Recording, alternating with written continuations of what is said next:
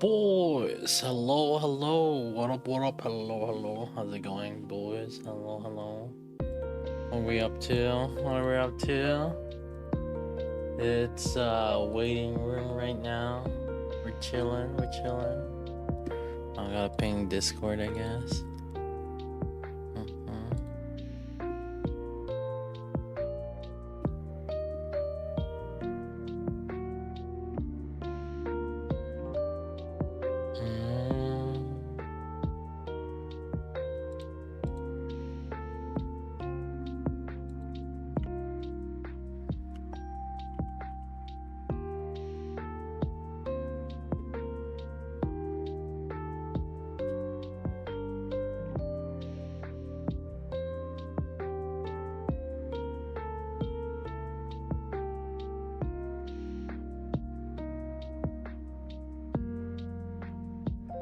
Yeah, if you guys noticed, oh boy,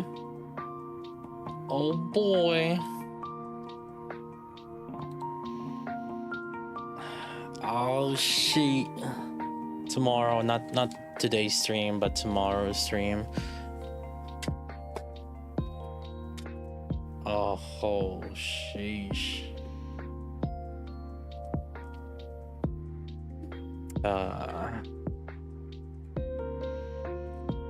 Even make Twitter post. I could do Twitter or I could do YouTube post. The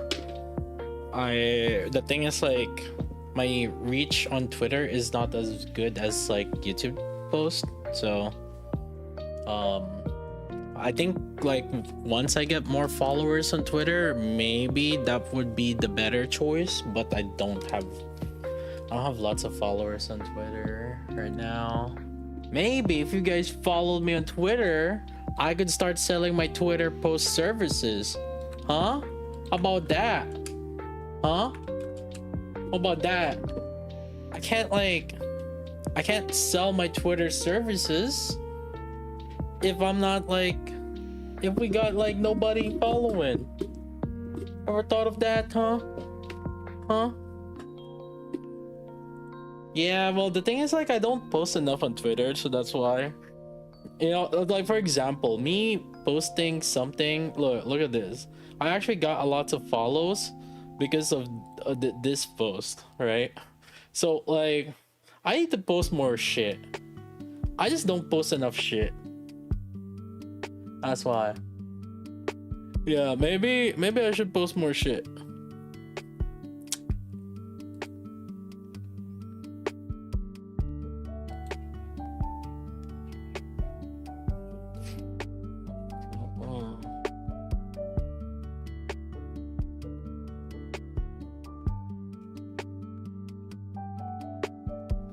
Yeah, tomorrow's stream we'll be doing some snow break.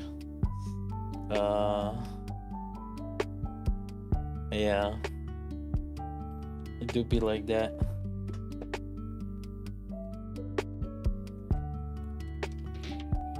We're gonna make a vid for the sponsor. Yeah.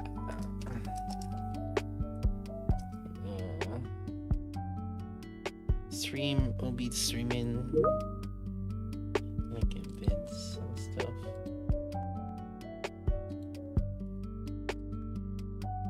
Do I play Wua? You know what's funny? Right before the banner ended, I spent like $80 on it, and then I didn't log on again. On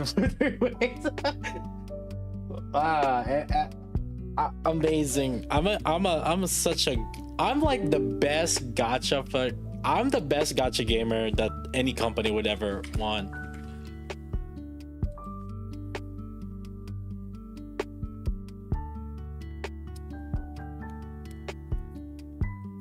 Let me log in on Wowa, I guess.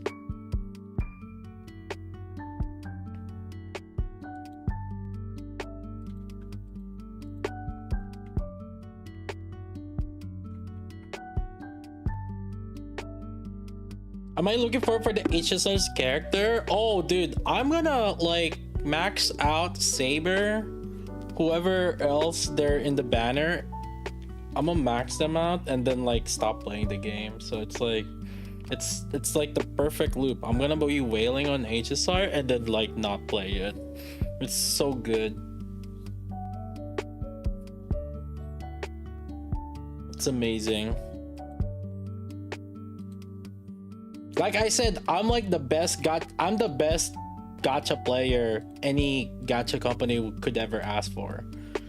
Don't play the game, still spend.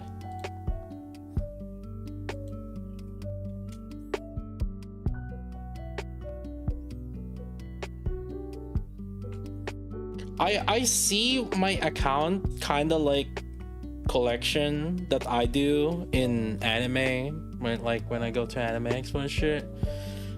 I just buy it for collection.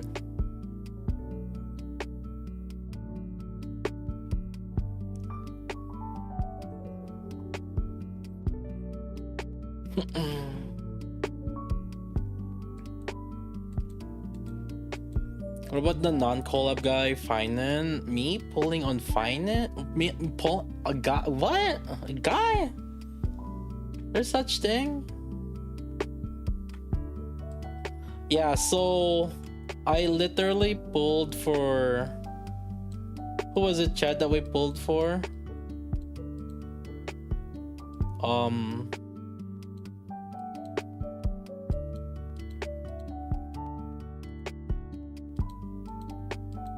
I don't even know who we pulled for. So I got this girl, and I got... Was it Zanny and Phoebe? Okay, so I got Zanny, and then I tried to spend money to pull for Phoebe, and then there's still level 1, and no. Can I review my account but via Google login? No, I don't like Google login because like it makes me log in on Google and then like it's annoying to log it off because before I can even remove the account on the things that I could log onto, I have to like sign out every single thing on my account. Basically, it's inconvenient for me, so no. Yeah.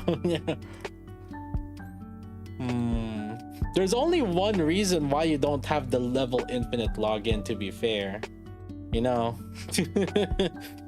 Usually, there is one reason why you don't have the level infinite login.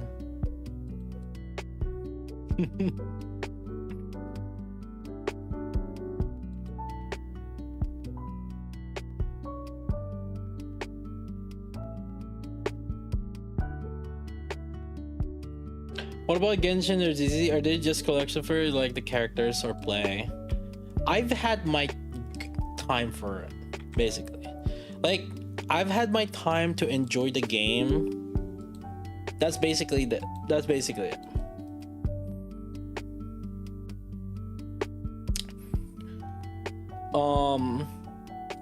Like realistically speaking, am I gonna dedicate my life into Genshin like I used to? No, not really. Cause like I don't have time anymore, right? Like we got so much things to do, and the thing is like I don't like just like jumping in there and then like doing nothing. Okay, hold on. See, I have 470 hours of stream time in Genshin. That's not including my offline things, okay? There's about 320 different streams where I stream Genshin. I actively played this probably until for like a year and a half. Well, actually, once I reached level 60 AR, which I finished within like the first year or 9 months, I think. 9 months or first year, I got to level 50 AR or 60, whatever the max AR, 60 AR, and then I kind of just like just stopped playing. Stellasaura, does anybody want to give me an account access for Stellasaura? I mean, I'm down to play it if I have access. I just don't have access. You still haven't finished Sumeru? No, like I basically like Inazuma was the last one that I really bothered, and in particular up until really, yeah, before really the Watatsumi Island. Yeah. See, I only have 60% on the Seirai. But then see, if before then I have 88%, 81%, 86%. And then by that point, I kind of just tuned out of Genshin. Like I was just doing dailies, I was doing events, but then like yeah, that's really all. And then it got to the point where I was like doing the events like the last day, and I constantly have. You guys know this, like for the early ones that like got into while I was still like early Nikke when I was streaming, right? Like oh, Genshin event about to end, like I streamed that for like a few hours or so right before the events end, just to do them. I do that right now with all my gacha. That's exactly why I just like at some point I just kind of gave up. I used to not miss any I always get the Abyss. I always get like max stars on it, and like every single, like since the first week of Genshin, okay, maybe not the first, the second ever iteration of Spiral Abyss, I think I got 36 stars, and then ever since then for like 3 years, 4 years, I was constantly getting like max stars on it. But like yeah, I kind of just it became too much for me, right? Like, and the thing about it is, it's more like I got other games like that I want to play or have more priority.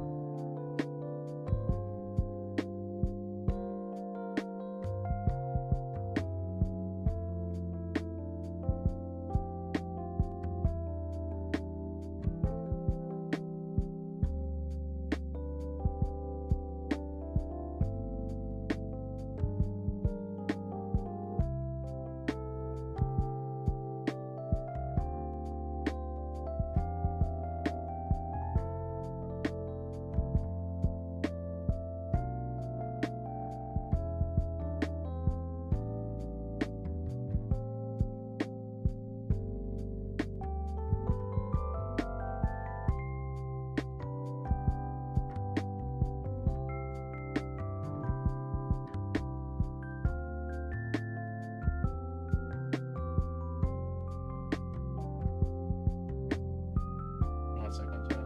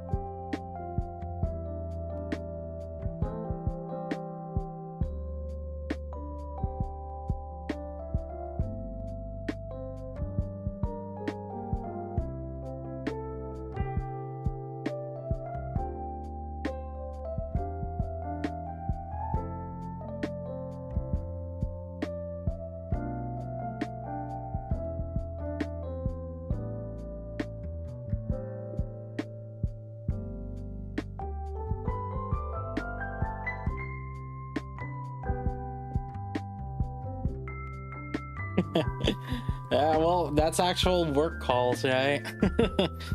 What's this new leaderboard thing? I don't know. What is this new leaderboard thing? You guys have experience points now in YouTube? Wow. Maybe it's like ranking. Wait. What's the place for fans to stand out in the community? Top 3 get special badges in live chat. It resets every stream, so you can always try again. You'll need to collect experience points or XP. How do you get them? Send live chat messages, send super chats, and super stickers. Oh, chatters. I see how it is. Okay. Okay, whole or you can pay to win, chat. Time to pay to win. Chat. What the? Oh shit. You guys tryna? Oh fudge. Wait a minute. You guys are PvPing now. There's a solo raid ranking in freaking in YouTube chat now. Holy. Yo, what the heck?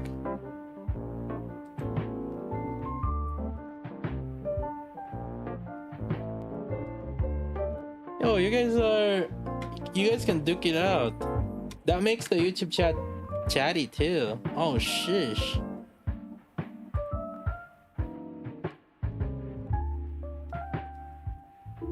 Even watching need leaderboard nowadays. Hey, you gotta type, dude. That's basically, you know what's that basically? It's this, because that's basically what this is for you guys. You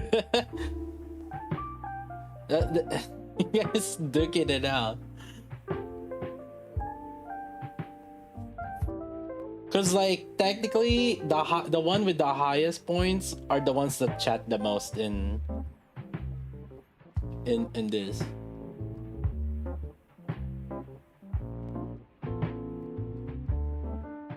Hopping on that pay to win on YouTube, yo, real. Thanks for that 5 super. Oh, he's trying to pay to win this. Holy shit. Wait, did that push you up?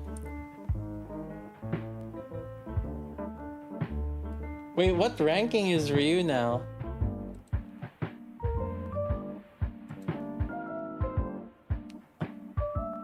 Well, you gotta keep pushing, man. From what it seems like. I think you need to chat more. You can't just like, yeah.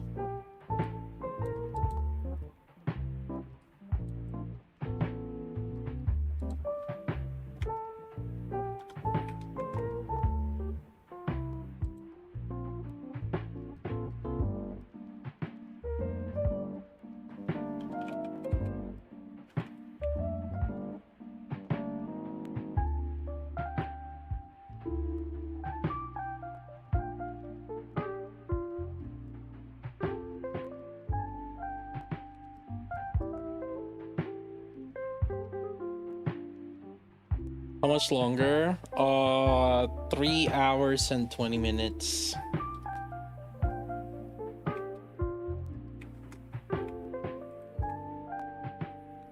Let me do my Gunsmoke hits.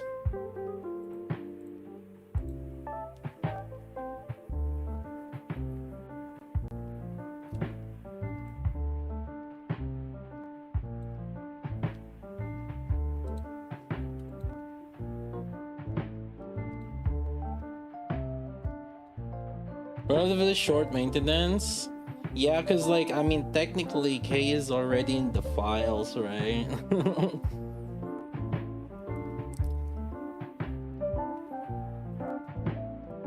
Server coming back early. Sometimes, usually they go live like 30 minutes before the maintenance was supposed to end. Is enhanced reception event a Bible buff? Probably with Diane or Macchiato. That's the main thing about it.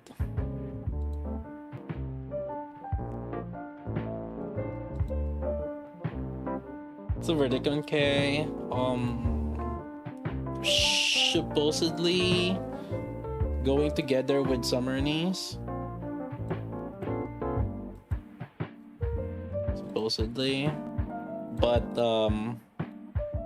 yeah, I mean, it's like, it's just another essentially Privity, maybe with more damage and more electric friendly. That's kind of how I see it.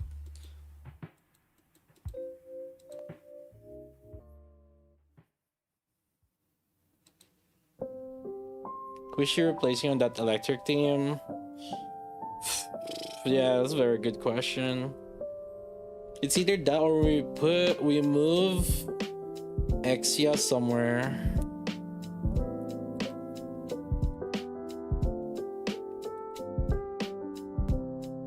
Oh, she's not replacing the main electric team. I don't think she should. You don't want Cinderella to have less ammo.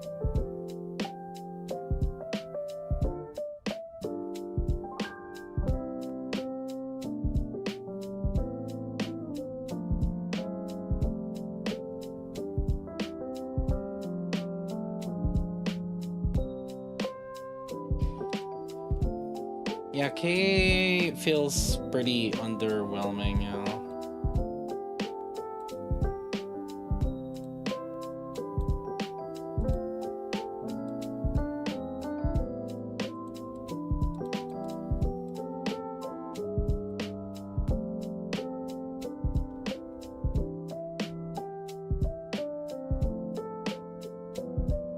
Turn your gacha game Memento. Oh, I saw a gacha gaming post on Memento.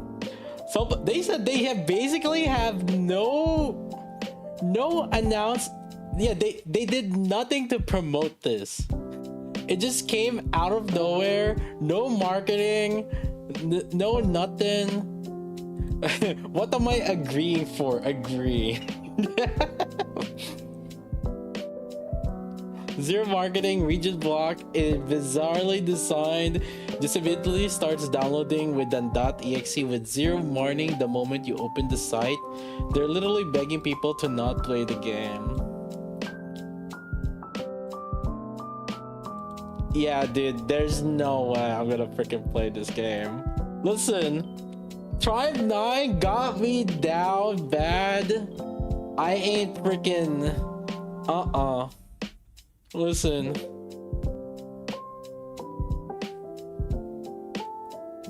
There's a limit, okay? There's a limit of goodwill. What the heck? A 54 minutes full beginner's guide? What the fuck?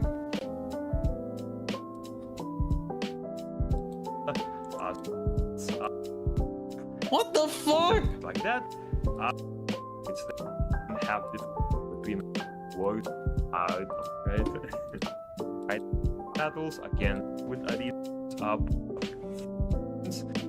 now just get from there.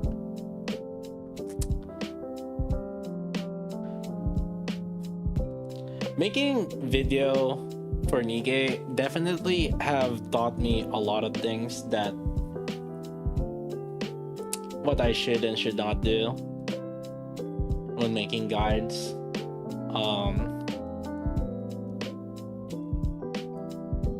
Definitely, like if I look at like my old like guides and shit, over some things you'll find so different from what my current ones are, right?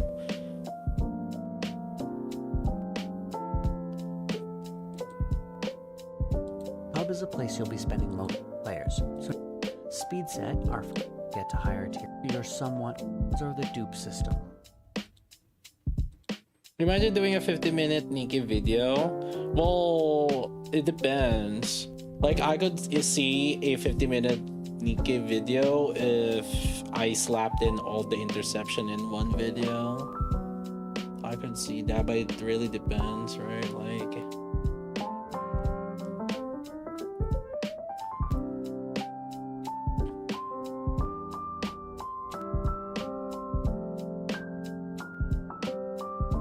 do you recommend the banner units? Oh, listen, for GFL, just just pull with your dick. That's it. Don't think too much about it.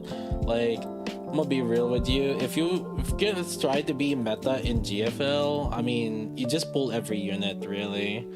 But otherwise, just pull with your dick. That's really it.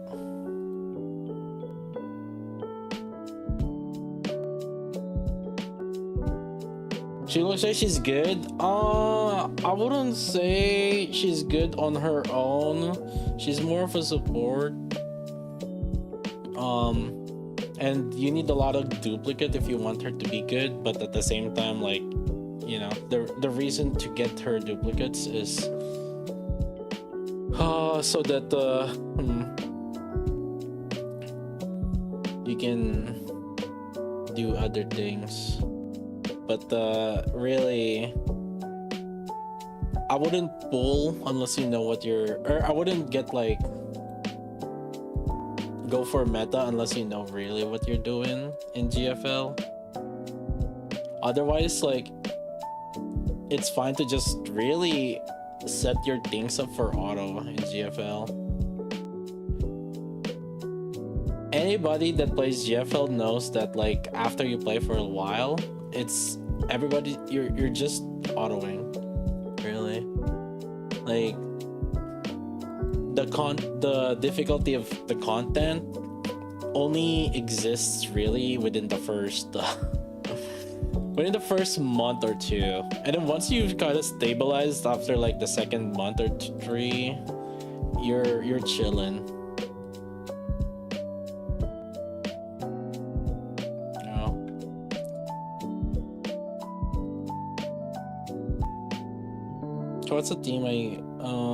What's the team we use?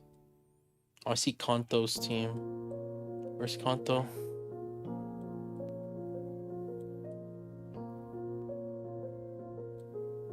So Yuhi on the ice with Chain Acid Swamp. Yuhi Diane on the, what's this? Limit Breaking Strike. Then Burn Drain Fire. Okay.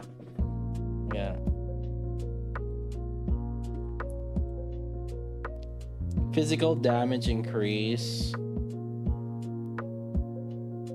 So Chain Acid Swamp is ice. Oh, corrosion is here. Okay.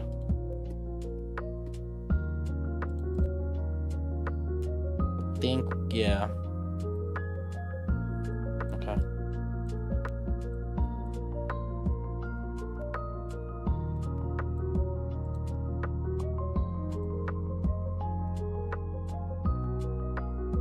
Only reason to not autos fulfill objectives, yeah.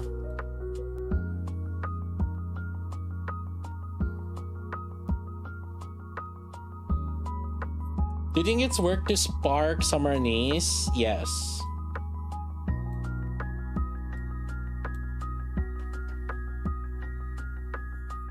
If you don't have Summer Knees, you should get at least one copy of Summer Knees.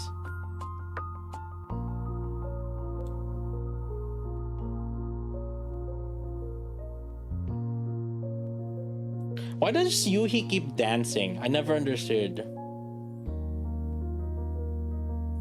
Like, is she spamming like her ult or something?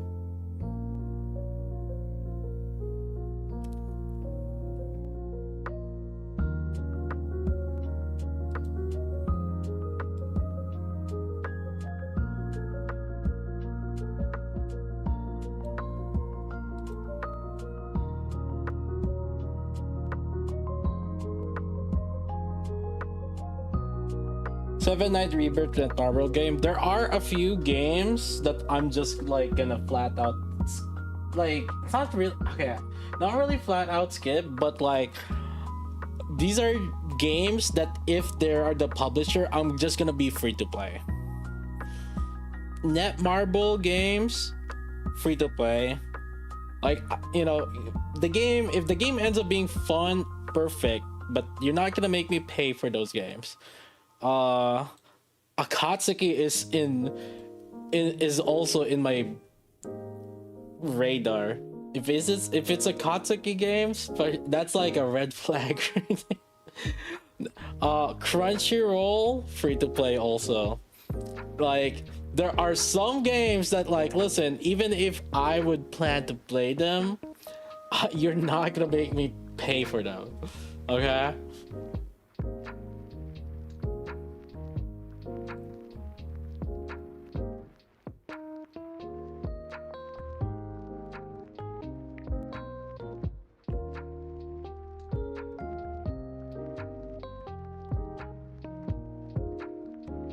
Wait, so is Yuhi buffing like Clue or something? Does the auto target Clue? Or how do I know who the auto's targeting to buff? So it's a targeted buff.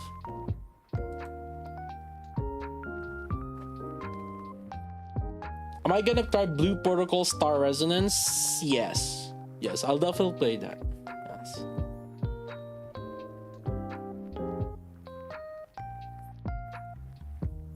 I do want me some good MMOs. There just hasn't been one that like really want me to just like sink my life into. Lost Ark was the last one. I enjoyed Lost Ark, but I played a little bit of Throne and Liberty, right? But it wasn't the same. Like I didn't like grind hard. Lost Ark was so good that like I stopped streaming. There was a I always show this thing, but there was a period of time right here. You see the purple. That's when I streamed, right? But then around here, look at this. Lost Ark is when Lost Ark released, January 2022, February. You see how there's like lots of empty slots there? That's the time I stopped streaming. See, that's how you know that's a good MMO, okay? When I just stop caring about shit, okay? That's how you know those are the good MMOs. Yeah, I did get burned out on Lost Ark. Playing alts, yes. Yeah, that's why. I did get burned out on Lost Ark.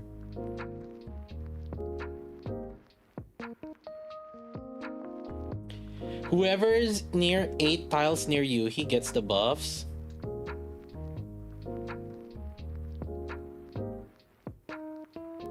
Oh.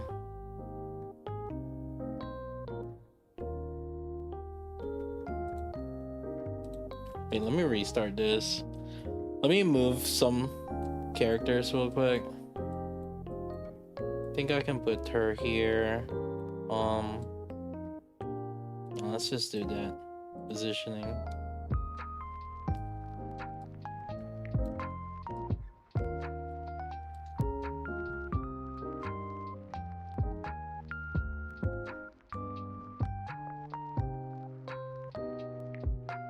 Yeah.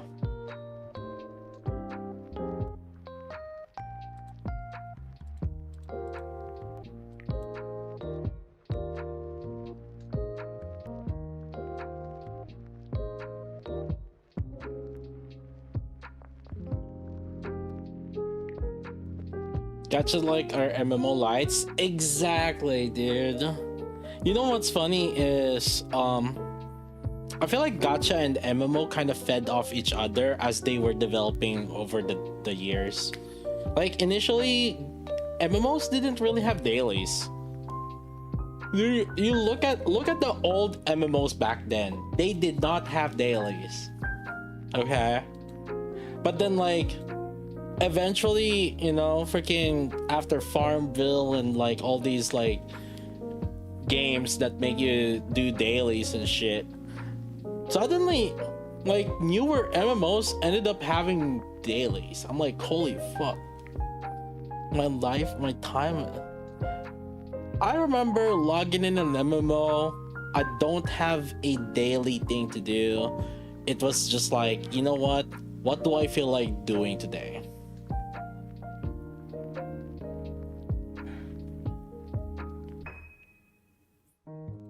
Yeah.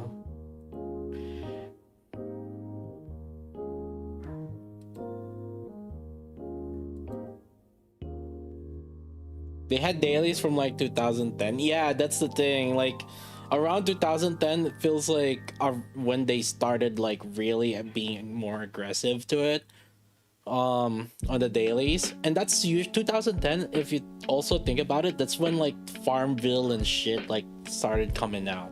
See, take a look. Farmville release date. You see that this is the thing that like really kind of started making you like come back to every so often after a while. Like, you know, you do something, come back later down the road and shit. Yeah.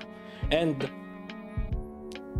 you know, they're really good. They're really good. But yeah, it's leaked out into MMOs and then like the gacha games. Although gacha games wasn't really as big until like maybe 2014. Like as in like yeah, on the smartphones 2015. That's when like gacha games are kind of just like a little bit more pop.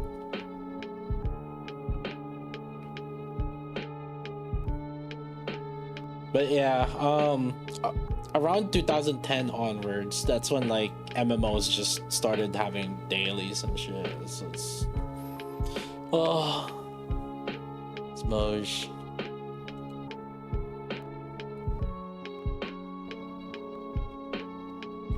I miss the times when we don't have to do those. Farmville was gacha. No, it's not gacha, but it's one of those like light games that you can play. It was from Facebook, and like you are hindered by progression and stamina. I think Farmville was probably the start of like stamina based system.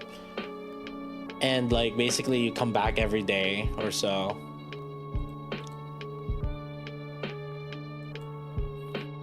I believe I watched like Josh Strife Hayes. Like he made a video about like the different things. Maple Story was the one that, let's see if I can find it, that started the gacha games or gacha. I don't know if you guys have seen that. Hold up, where was it? It's gotta be one of the more popular ones. Let's see, this one, What Went Wrong with Gaming. Holy shit. Oh god, gosh, the 32 They've been my main hobby for most of my life, and now I make videos about video games, which is great. But recently I've been analysing new games and critiquing new systems, and I've noticed a slow but insidious trend. There's like a game that started some trend of some sort. There's always like some game that started some form of trends. So there was a very simple relationship between the game, the money. That's why Ghosts and Goblins would do what you would.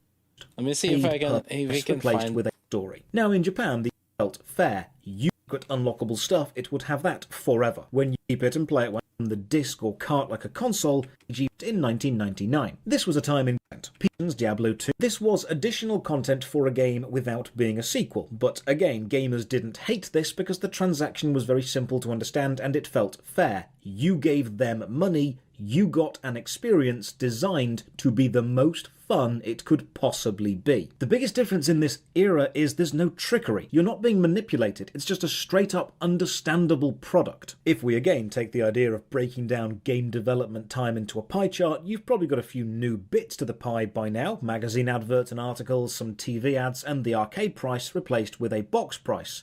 But it is still mostly make a good game and you will make good money. Then in 2004, online gaming really started to kick off. 2004. What was I doing in 2004?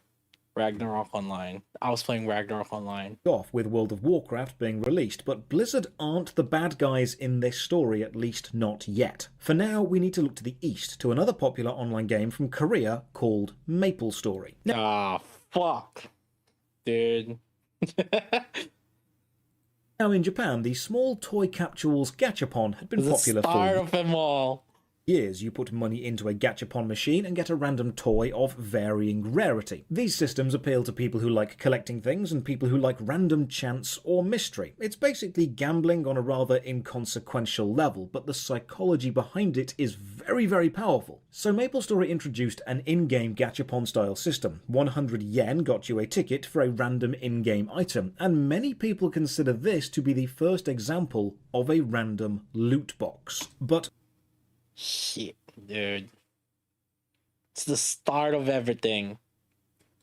more importantly, this was the first moment in mainstream video games where you could pay money and not know what you were getting. You were no Yep. Blame MapleStory, dude.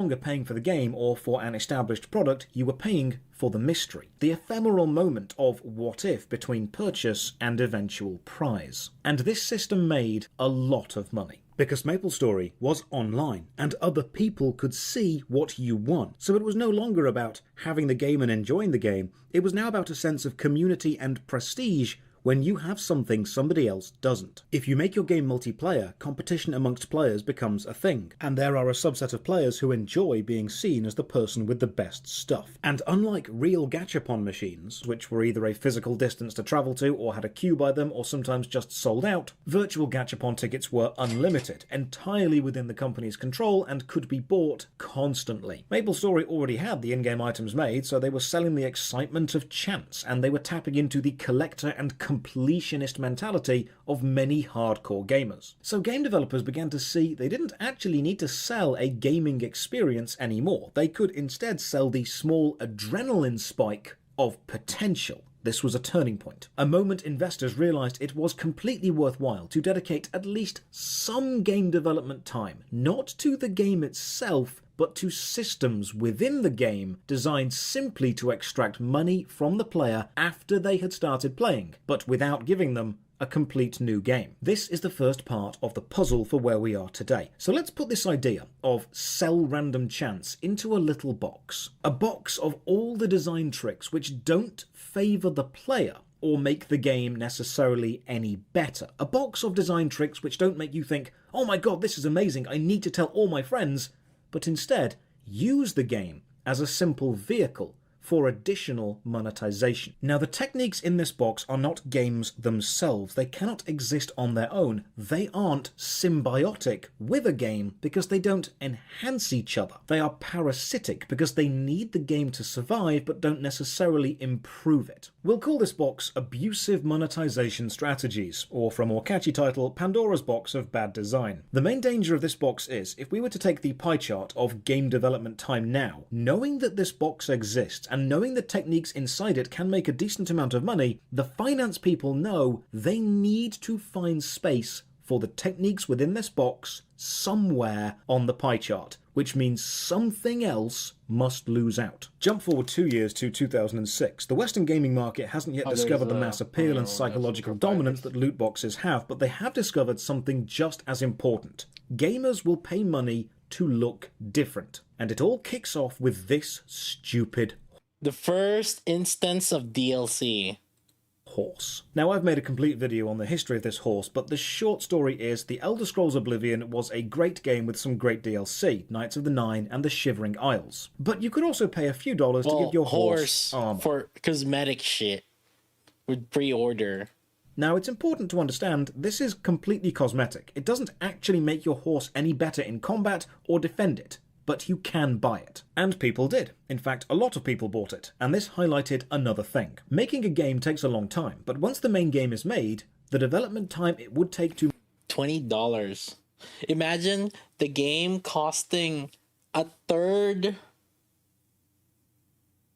The game, or the skin costs a third of the game. On a $60 game, you get a skin, $20.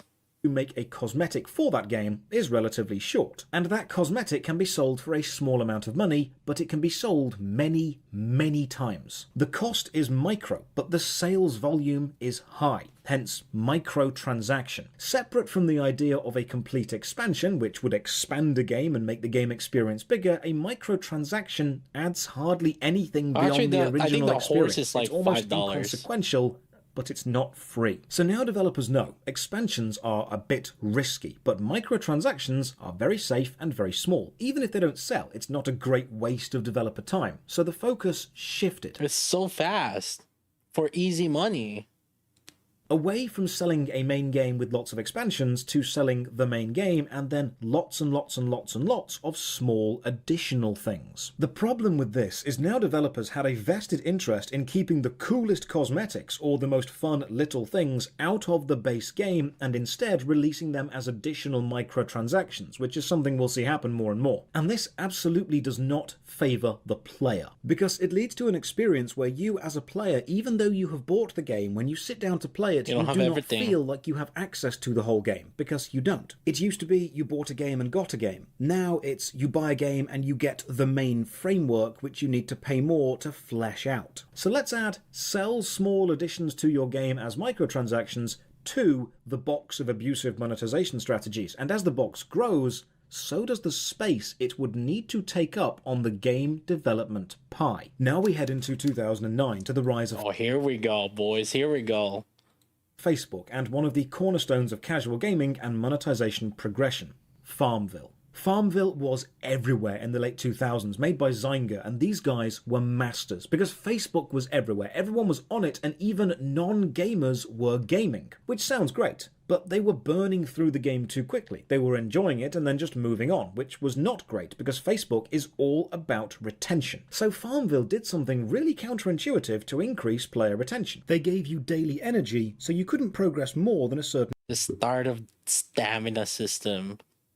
amount every day. Now these games were mostly played by people on phones and laptops, and people got bored pretty quickly. And one of the best ways to prevent boredom is to limit your time with something. Absence makes the heart grow fonder, as they say. So energy systems limiting what actions you could take, or timers connected to growing your crops or building things and you couldn't progress them quicker. By making the player progress only in short but intense bursts and then wait for their next fix of game, you either force them to pay more money to gain more energy or to skip the timers, or you make them return tomorrow. And this is game design focused on the formation of daily habits. The psychological power of the habit has been studied for years. Motivational speakers talk about... We're fucked, boys. Everything has an order. What's this? Gem packs. Oh! Wait a minute. Step. Bonus points if it makes you convert the currency to multiple other in-game currencies, which is almost completely impossible to track in your own mind. So you need to buy the currency. And this is the next trick. The currency is usually sold in packs, and these packs are specifically sized to either be just under what you actually need or very, very close to the next best thing, making you consider the next pack up. For example, if you need 100 gems to buy something in the game and gem packs are sold in packs of 90 or 205, you may as well buy the 205 pack. But then there's a really good item in the game for 210, and you're only 5 gems short. But the next pack contains 500 gems. But there's a mega item for 505 gems. And you're only 5 gems shy of that now. You're not thinking about the number 505, you're thinking it's only 5 and then only another 5. Much smaller jumps for much higher jumps in value. You'd be a fool if you didn't take them, right? So that's going in the... You're losing money if you don't get the best deal.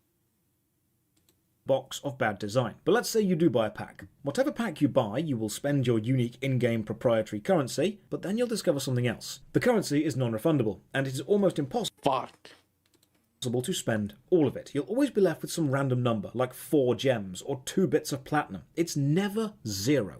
And this will bother you, because in your mind, that's a waste, and you don't like waste. And if you don't spend that currency, then the game is keeping it, and you've paid for that. But the only way to make this useful is to buy another currency pack. I mean, you'd be a fool if you didn't do that, right? You can't have premium currency just sitting there in strange, unspendable amounts. It's annoying.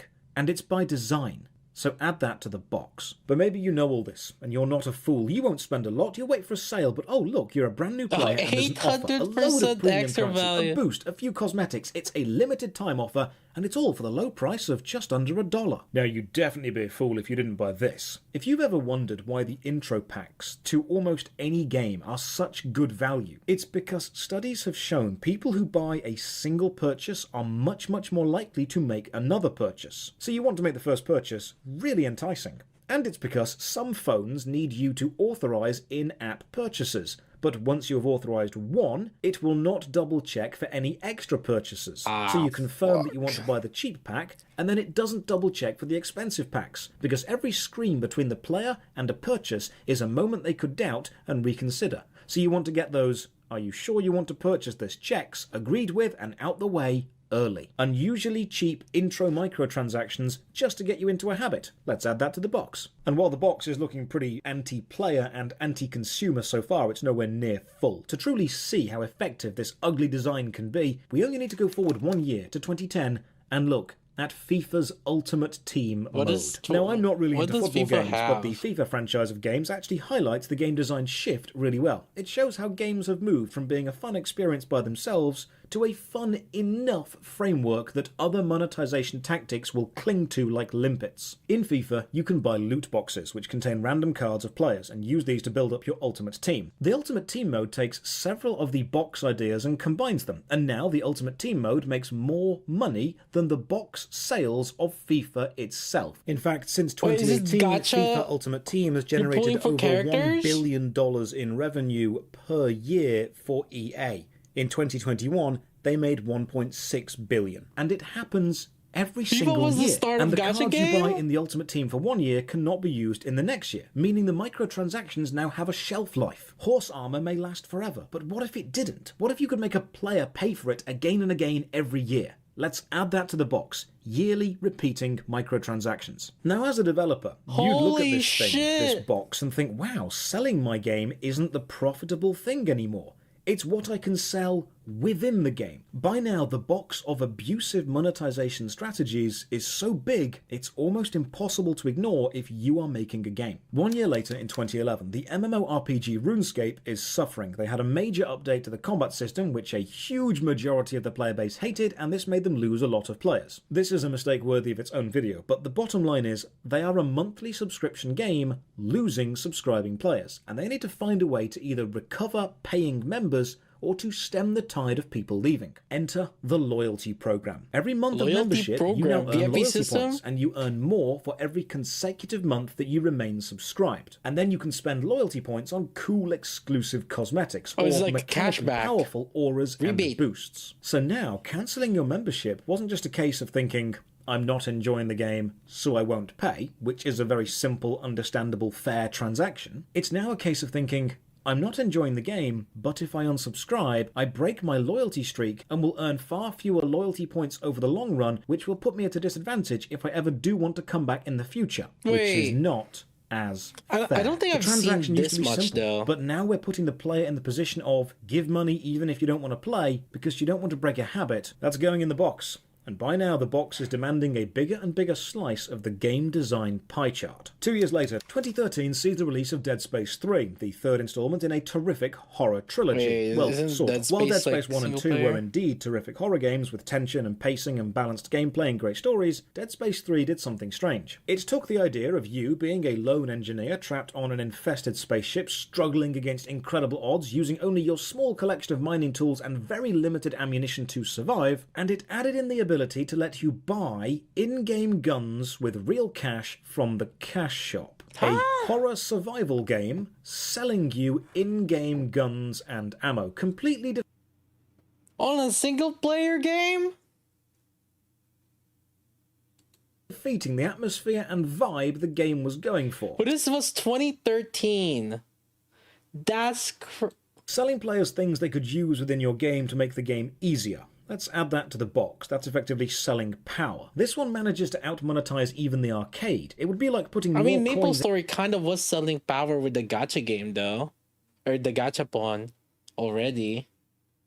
into Time Crisis and getting a rocket launcher, or removing the time limit in Crazy Taxi. It sort of defeats the purpose of the original game. Along with Dead Space selling guns, we now see the MOBA game Dota 2 release what many consider the first major Battle Pass system. Now, when this craze started, Battle Pass was Dota 2?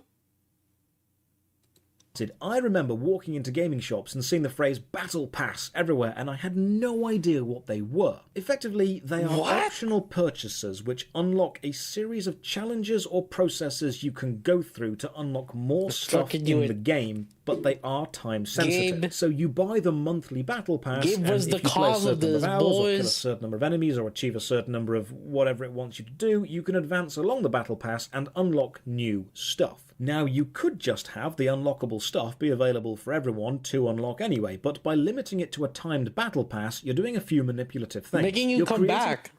a fear of missing out, or FOMO. Yeah. As players know, if they don't have this month's battle pass, they may never get the full experience or that rare cosmetic ever again. So you are encouraging Got me.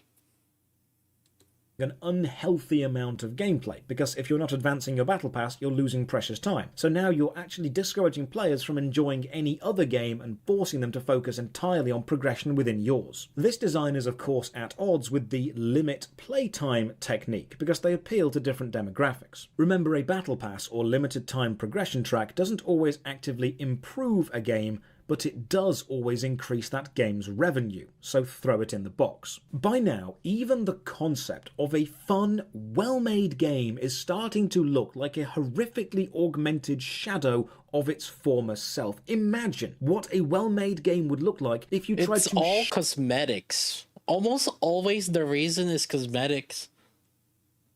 Aside from power, I guess, which there are... I mean, it's either power or cosmetics, really. shoehorn in all of the techniques in this box. And unfortunately, eventually, you won't need to imagine. We're seeing it more and more. Later that same year, one of my favourite games comes out. Assassin's Creed Black Flag, a fantastic pirate game. There's also the convenience ones. There's just one problem. Unless you own both a PlayStation and an Xbox and are willing to buy 2 copies of the game, you can never experience the full game. Black Flag featured console-exclusive levels. Dude, Pokemon featured Pokemon exclusive per cartridge. They've been doing it since since the beginning of, like, I don't know, the Game Boy.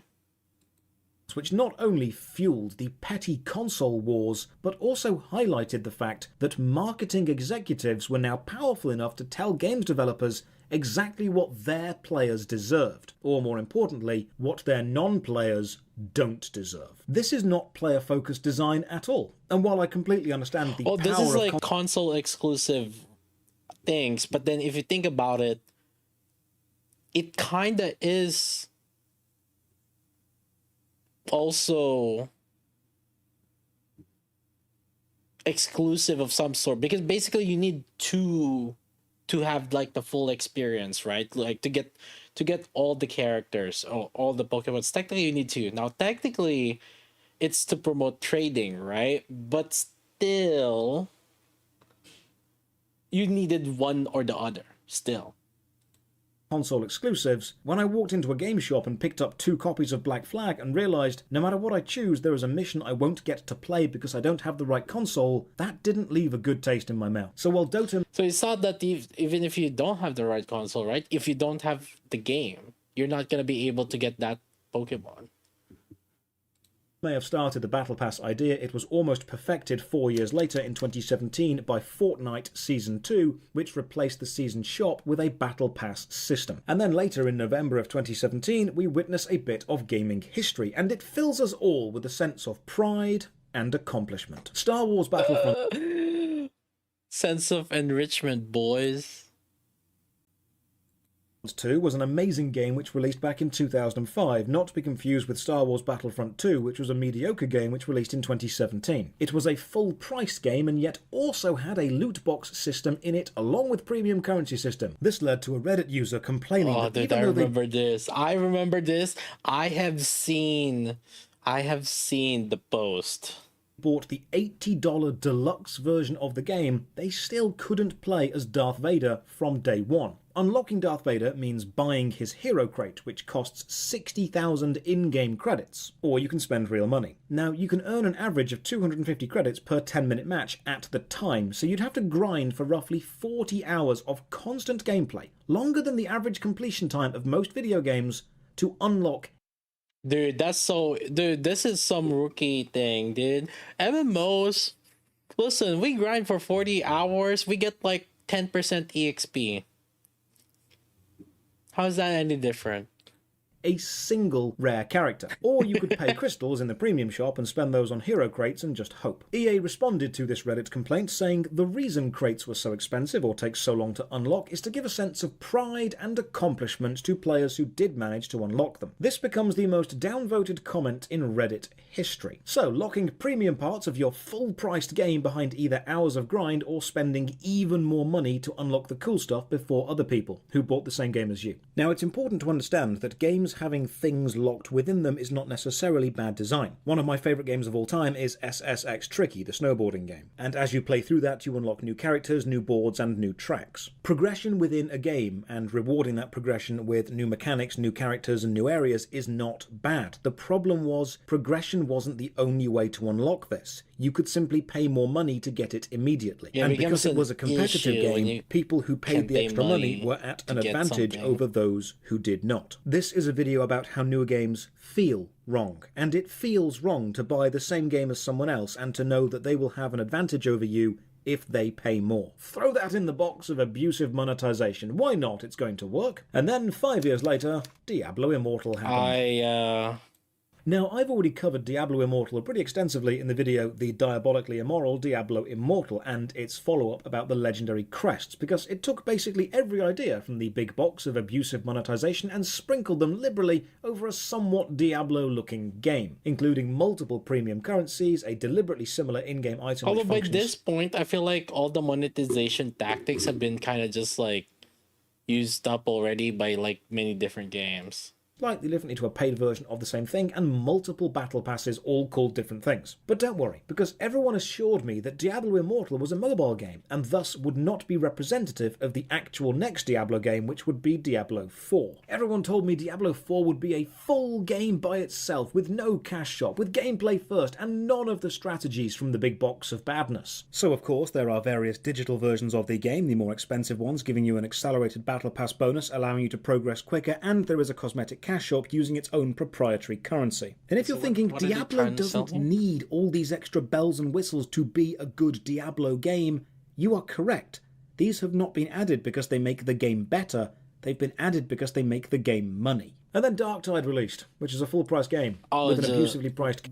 Basically, why make a gacha game out of... Why did they make a mobile game out of Diablo when Diablo 4 existed anyway? It's because they wanted to make money out of it. Cash shop. Or you can grind for hours and hours and hours and hours and hours to get some of the cheap things in that shop. And now we're here. So why have games become like this? Simple. Because games are businesses. Games have been businesses since arcades. Since consoles allowed you to buy the game and have it in your own home. They have always wanted to make money. But up until now, the best way to make the most amount of money was to make the best game you possibly could because people would buy it. And that was it. The transaction was finished. It was fair. The best way to make money on modern games is to make the best framework as a holder for these strategies. And companies have experimented with various methods to increase income over the years, from gacha loot boxes to pre-orders, console exclusives to battle passes, energy systems to just straight up selling power. And instead of hiring game designers, they hired psychologists to build habits, to reinforce addictive behaviors, to design gameplay loops which encourage spending. The problem was these techniques were never about the player having fun. They were about the... We ordered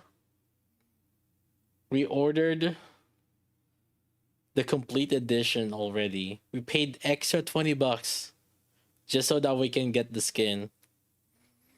How about the people that don't even want to play Stellar Blade? How about the people that that wanted to just play the expansion? We're cooked, boys. the user being monetized. And when a marketing executive pictures you playing a game, you aren't pictured smiling and laughing with friends. You're pictured opening your wallet and reaching for your credit card, because that's their goal. And eventually, the Pandora's box of abusive monetization strategies was so full of proven, effective techniques that making a game is often no longer about the game, at least not for the people in charge of the money. The game is now simply a life support system for as many of these systems as you can design into it. The game is a host, and the parasite of monetization has begun to take over, and the unfortunate reality is this works. Even with a breakout incredible success like Elden Ring, which won Game of the Year and sold over 18 million copies as of this video, at $60 a sale, that's over $1 billion in sales worldwide. Still not like Genshin though. That is still slightly shy of how much money Genshin Impact made.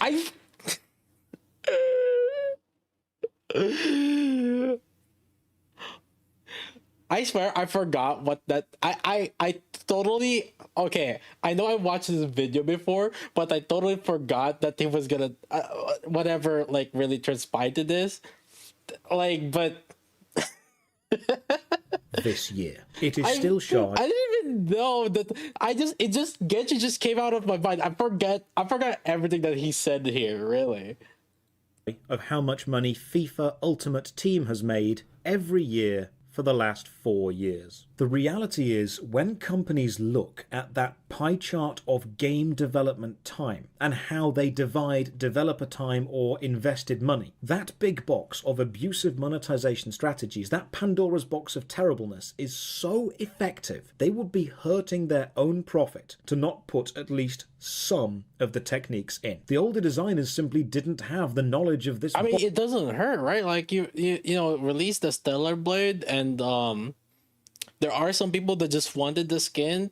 They're forced to pay $80, even though they don't want the game, right? So or like the people that just wanted to buy the games, but then box, and even if they they didn't have the technology to act on it at the time. Modern design often puts the player into an awkward position where the game has spent more time focusing on the manipulative abusive systems than it has on just being the best game it could be. So what is the exact choice which makes games feel wrong? Is it MapleStory's fault for adding Gachapon?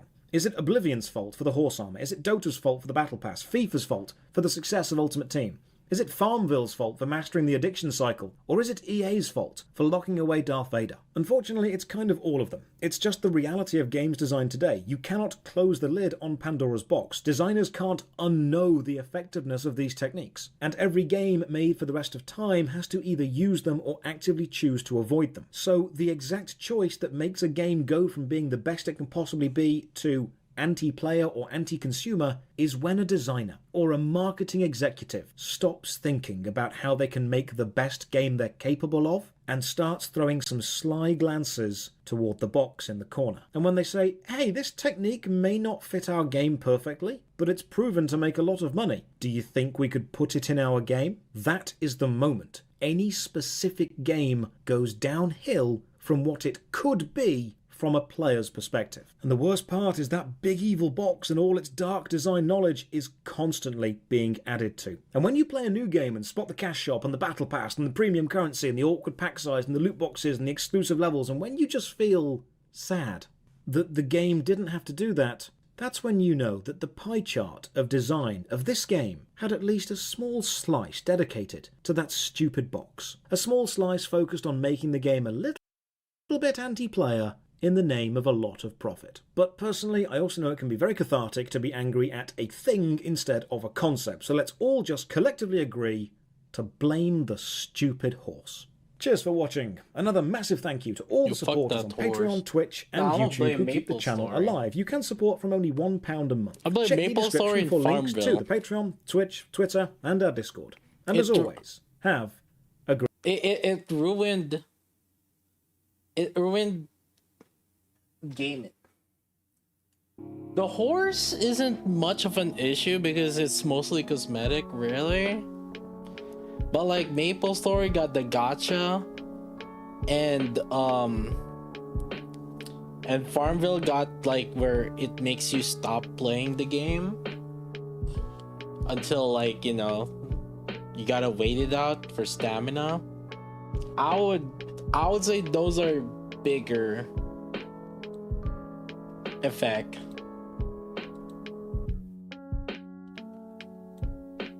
I think generally majority of the people I feel are okay with cosmetics for the most part. I think it feels like it's generally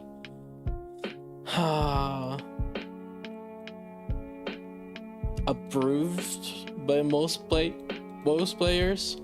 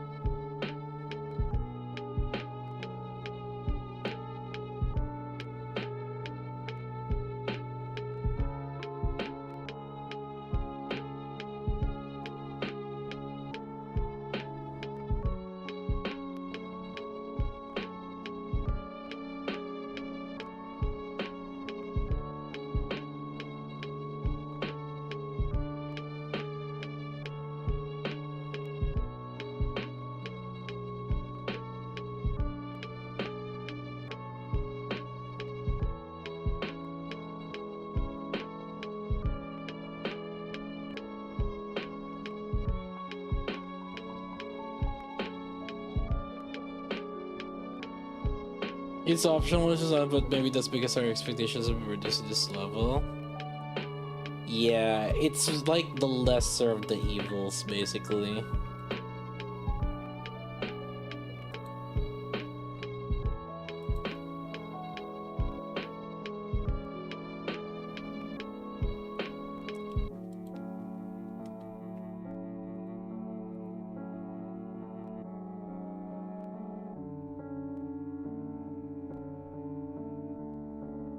It do be like that right now for our life.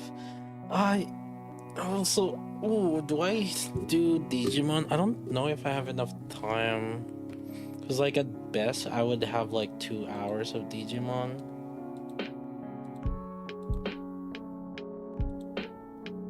If I start now, yeah, I would have only like 2 hours left of Digimon.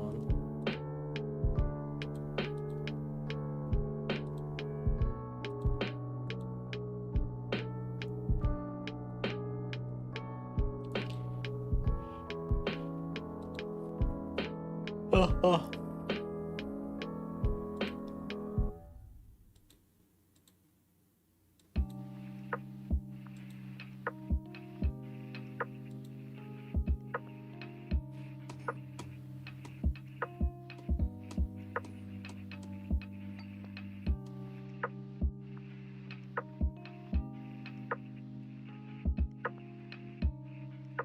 Did I play Expedition 33, chat?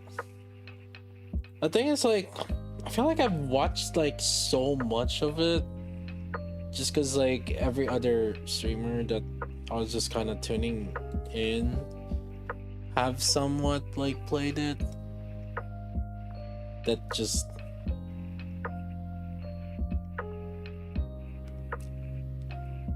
I don't know what I can still even play it at this point.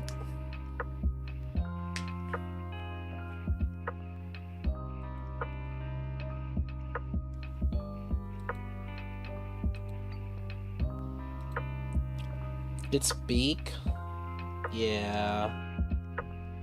Some people are saying it's like game of the year right now, but I feel like, I mean, it has a lot of like basically standard JRPGs. And I think people are just not filtered out by it because well, it has like a very realistic. I mean, obviously, there's the parry system and stuff too, right? But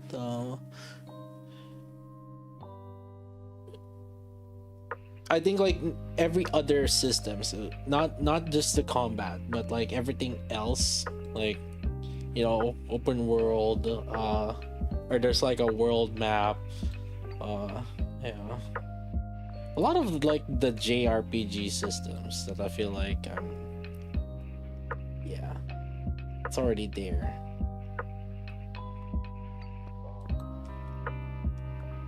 But then a lot of people that never really like played or touched JRPG because they get filtered by the anime style. Finally, they get to see what like a JRPG experience is.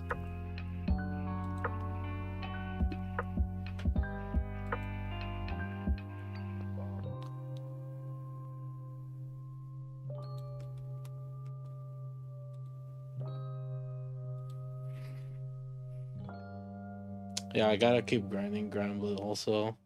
The event's gonna end in like a couple hours.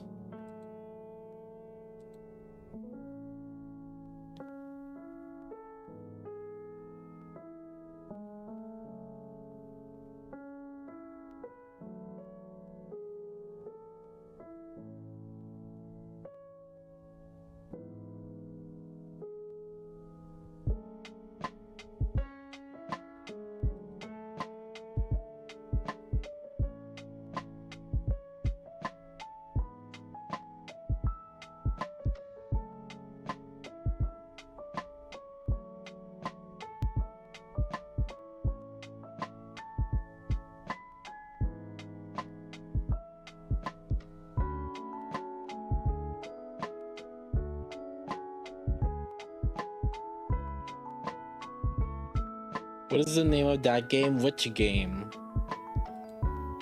The right is Grand Blue Fantasy, the left is Girls Frontline 2.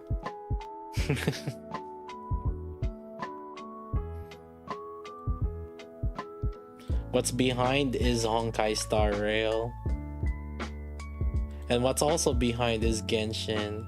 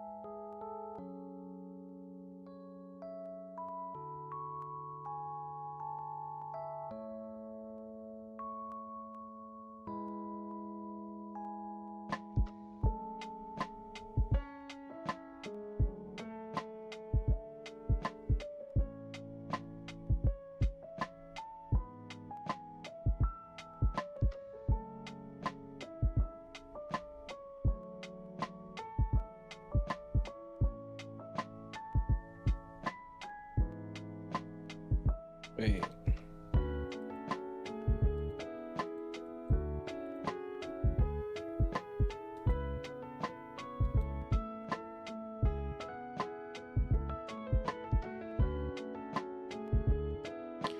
What's this 3? Select one allied unit. Apply spin.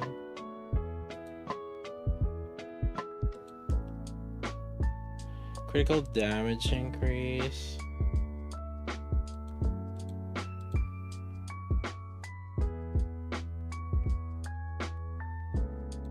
Do you just use skill 1? Which skill do you use here? Shelter.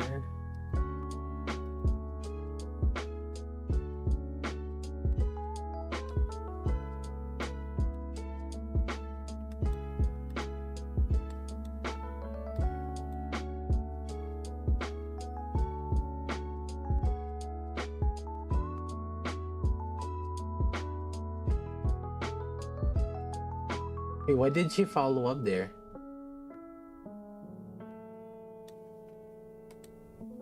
Huh.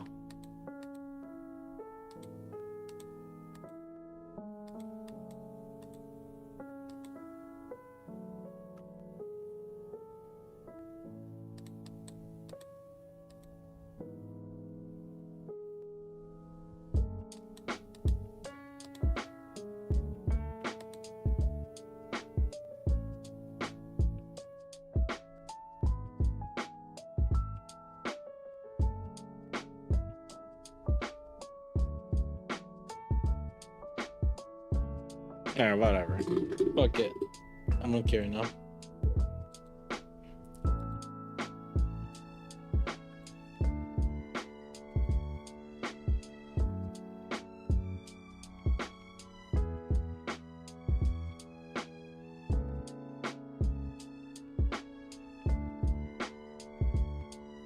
Playing Stellasora Beta. Is it restricted to one PC? You can't like share access? Does anybody have spare Stellasora access? I don't think I got in.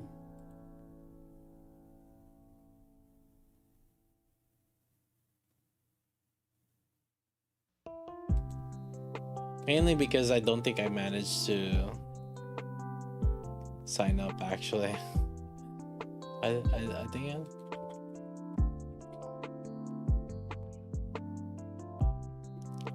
yeah, I think I just forgot to sign up.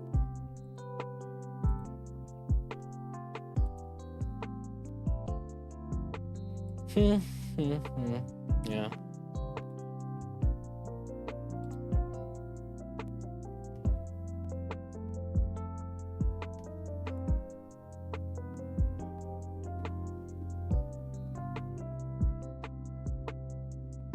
Is it possible to get 5k points? Yeah? Lots of people in my guild get 5k points.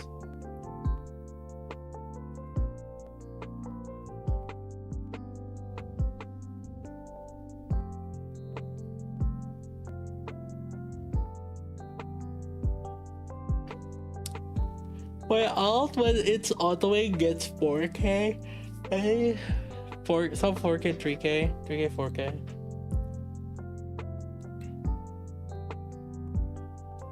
Some Morns get Morns as skin.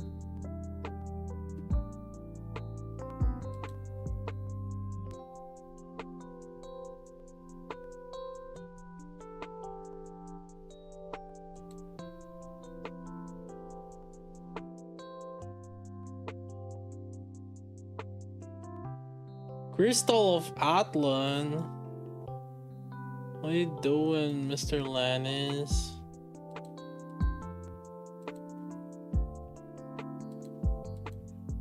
You're gonna drop that in like less than a week. Okay.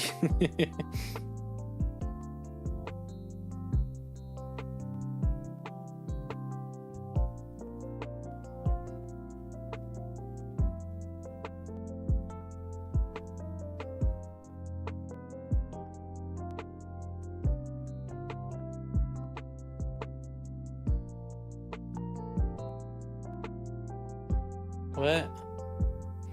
Oh, is this a baseball skin? Wait, what the fuck?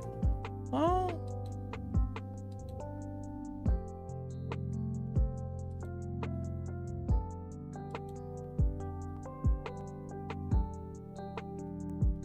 Oh, is this the monthly pass?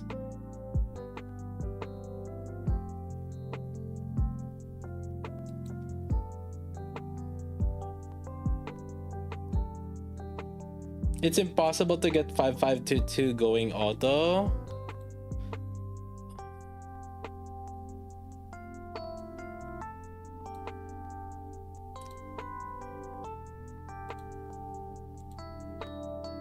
Oscar said he got full auto 5522.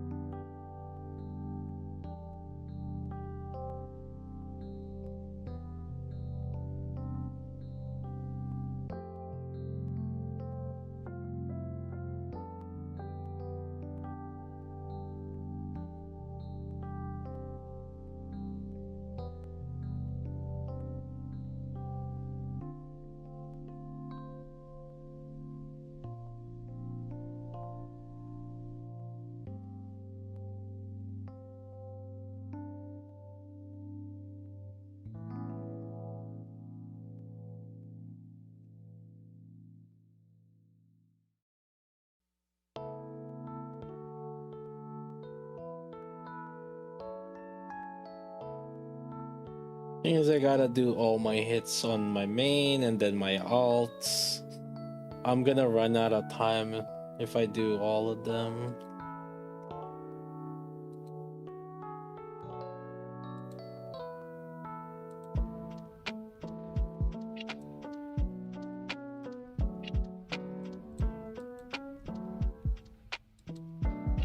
And especially if I do them manually.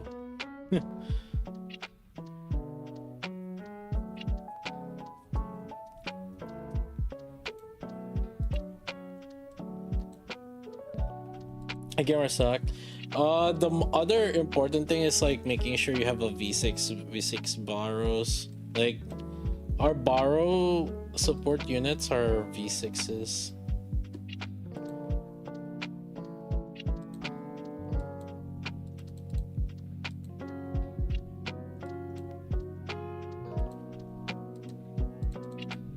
They can't be shitty borrows.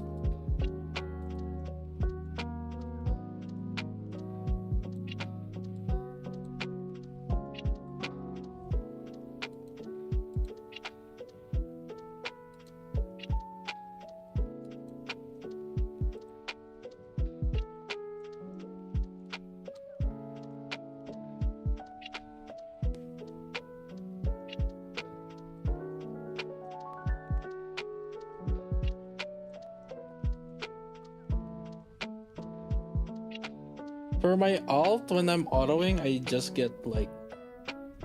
I get between 3k to 4k.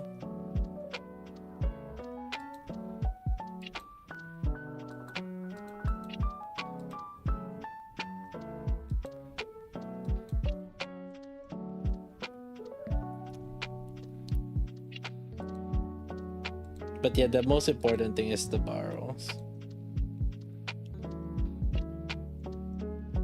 Because like if you have shitty borrow, then you're not gonna get that much DPS.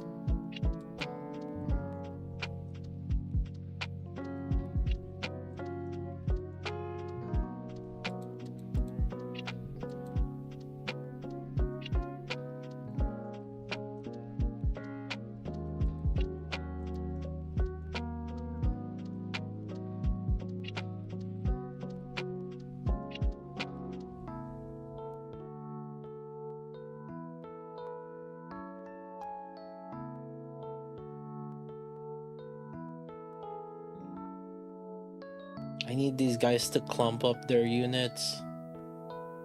Please stop. Yes.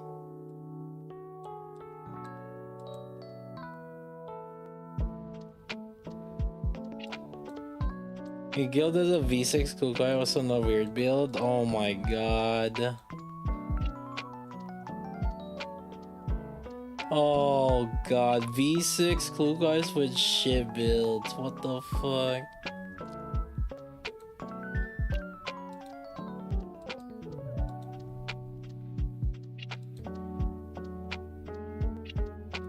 Yikes.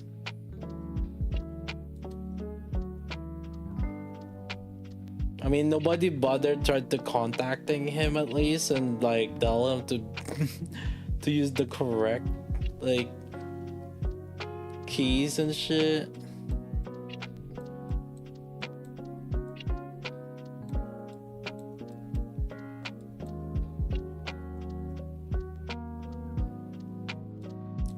They make good skills for units that barely see play. I mean, Moron gets used in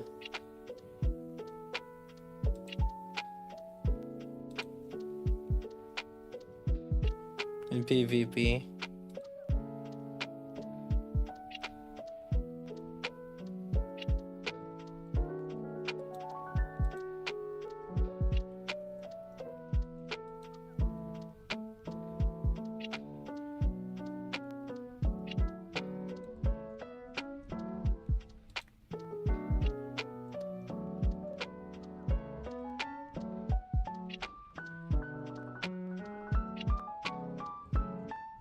What do you expect for surface mode? Would have been what I expect for surface mode.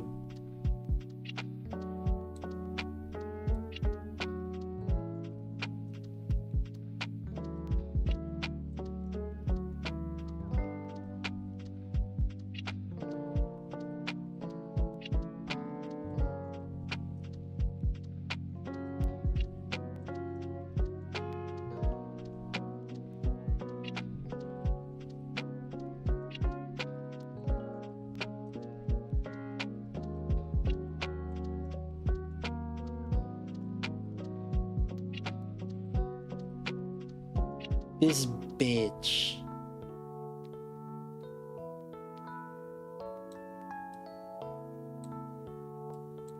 Try fucking hard.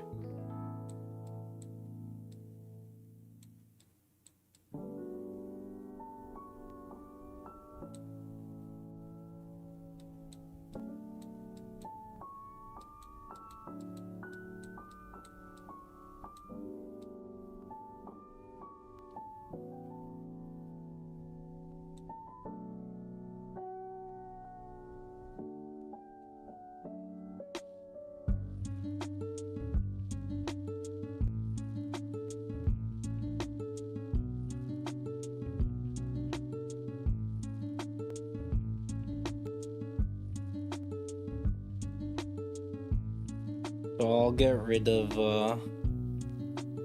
Botswomin Macchiato so he doesn't have a shield. And then what I'm gonna do is I'm gonna counter him.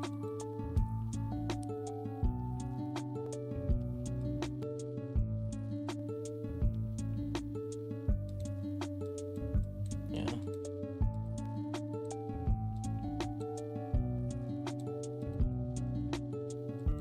He should get countered here by Macchiato when his clue's about to ride the bike.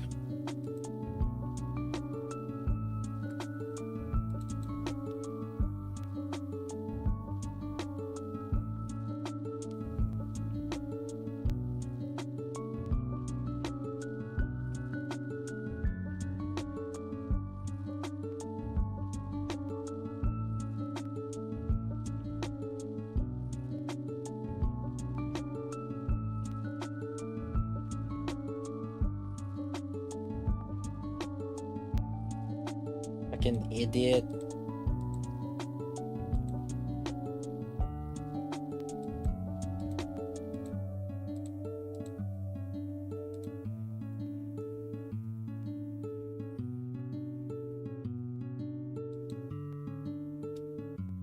Its glue is like useless, especially when you have Suomi shield.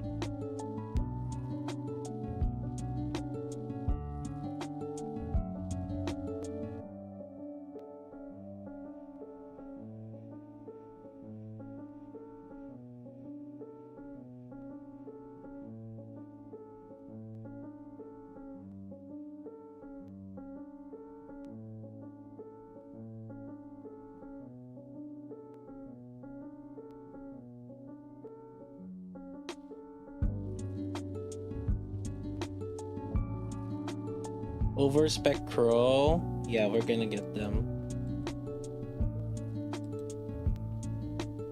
For sure.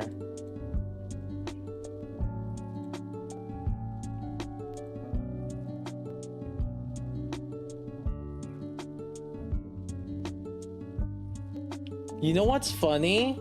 I feel like people are copying my sing. Because I remember I feel like I'm the only one that puts Diane and then like everybody else is copying it. I don't know, whatever.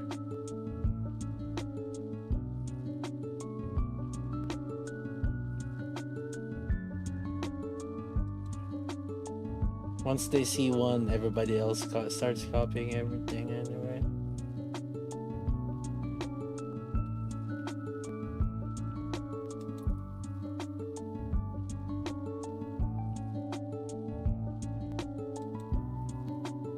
So who's the next overspec that we're gonna get? Because apparently Mattis and Absolute aren't overspecs, which doesn't it frankly didn't make any sense. If overspec was the reasoning for overspec, but it's a story reason. But then wasn't the Mattis and Absolute for story reasons why they got like those new outfits? So I don't understand.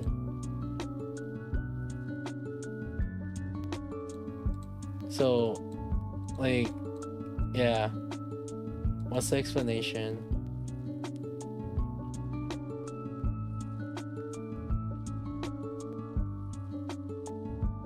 The dual core?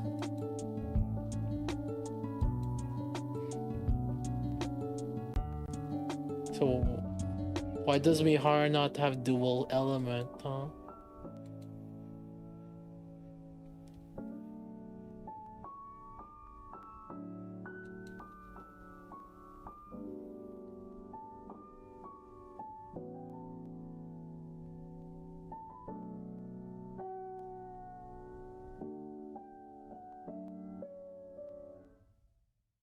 She was water before and then now she's fire.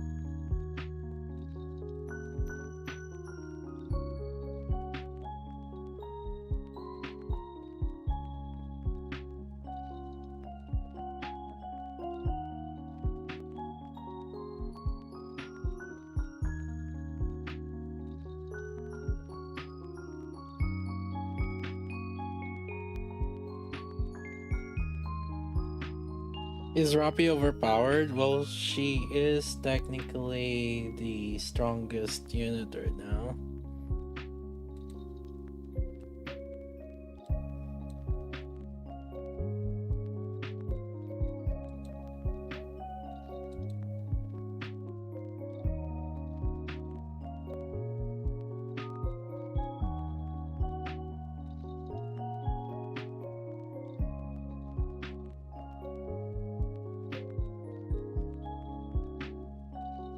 Yeah, 2 element, that's true.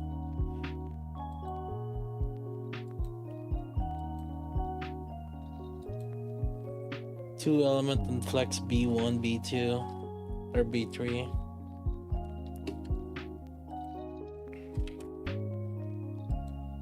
So, like, you get so much value.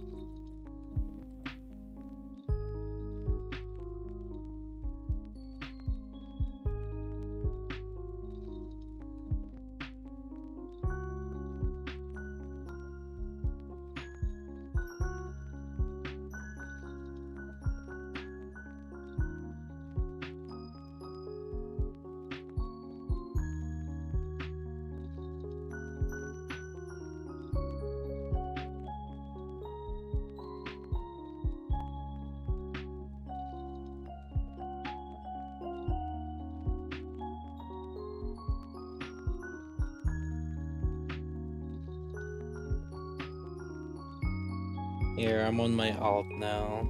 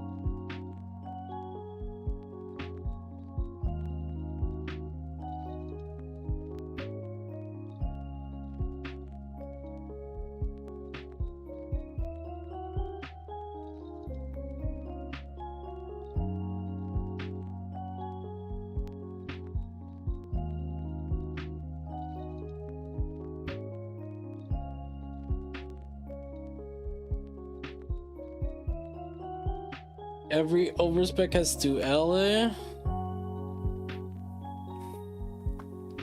I think 2 LA was too broken though, to be fair. Because like, you get double the value for investing on that unit on top of them having a DPS that's like basically top tier.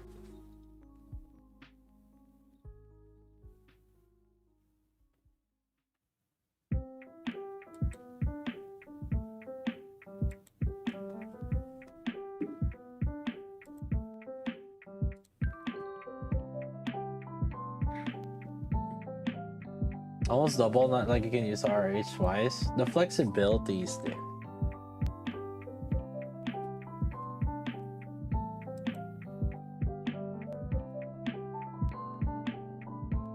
And also you can use them as B1 or B3. The whole point is like they have longevity and use. I mean, look at SBS, she's losing her value now because to reach her damage she needed technically some form of charge speed buffer, whether if it's Alice or what's that called, whether if it's Alice or mana, right?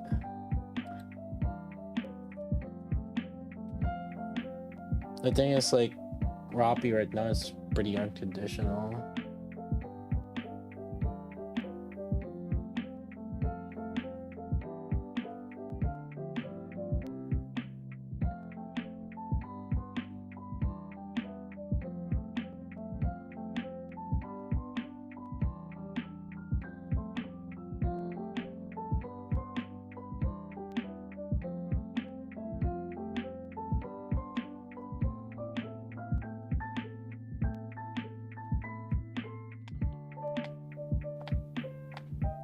think release or Mihara's is a mistake.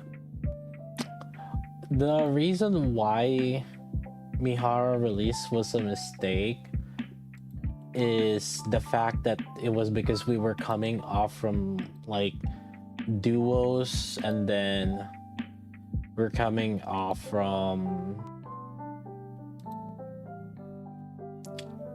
what do you call that?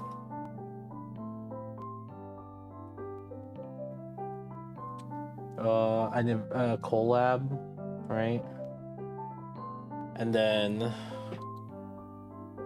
yeah, it was from January. When was Mihara? Or Mihara was announced April, so it was like only 3 months. And then we also just only had it felt just like a non-stop thing. That's why. One after another.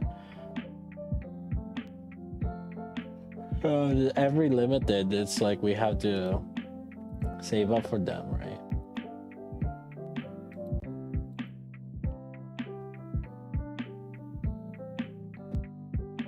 So it's just a lot of pressure for us.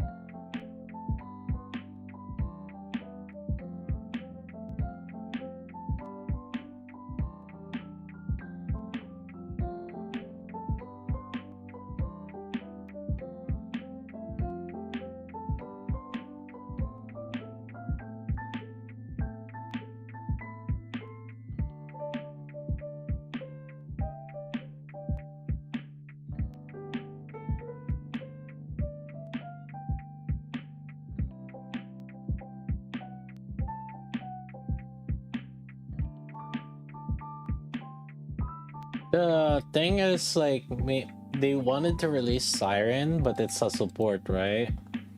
So they wanted to get money out of it because she's a support. But seeing how Shift Up is right now, they want to make sure they're releasing at least like one elemental advantage DPS every month for the solo raids.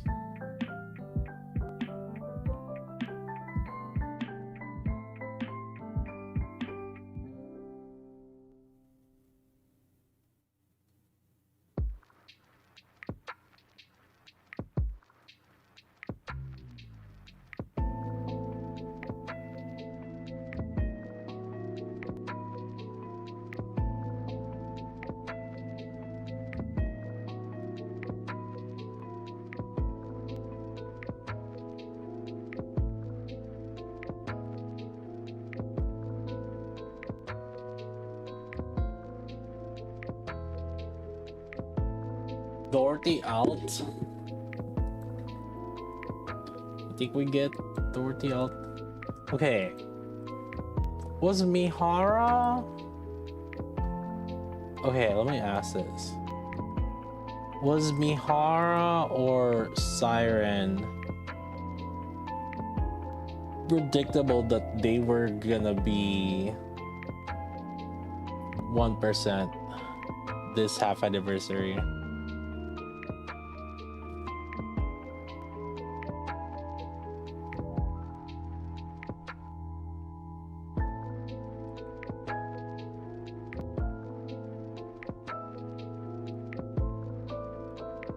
Yeah, I guess Siren was kinda hinted. And I guess since everybody's like looking for Siren or looking at Siren, nobody expected a double release.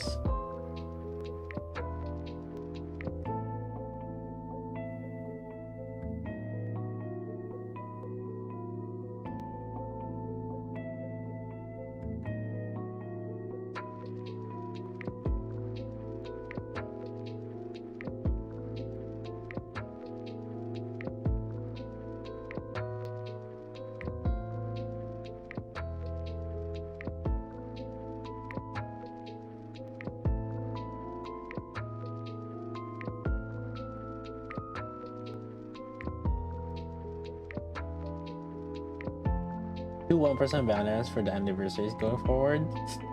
Really? I thought I was expecting the full anniversary, not half anniversary. I definitely did not expect double banner on half anniversary. I thought, okay, double banner on anniversary, sure. But double banner on half anniversaries? Or yeah.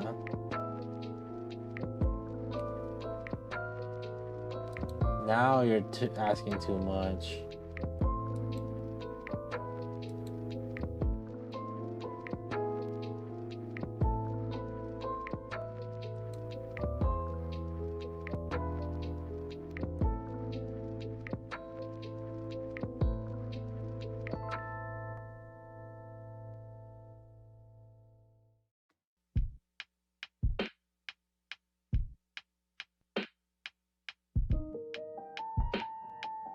I think what felt worse also is Mihara was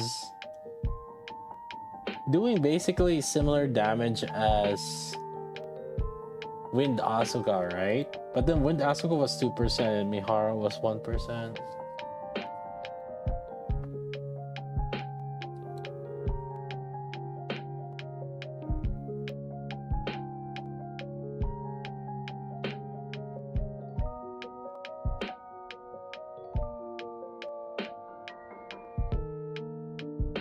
And didn't help that they used machine gun also.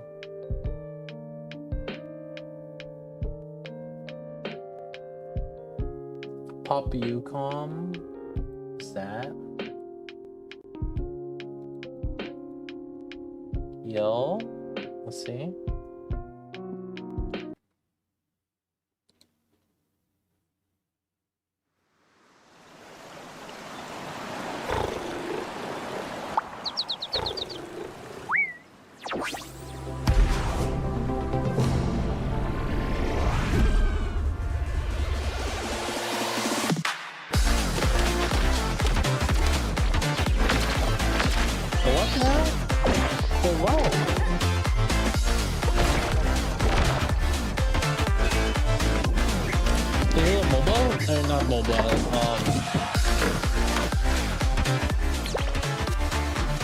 Console game?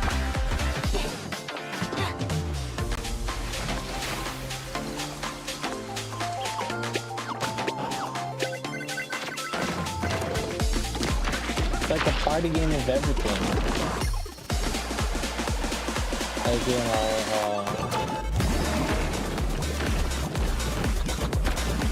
we're playing Splatoon now.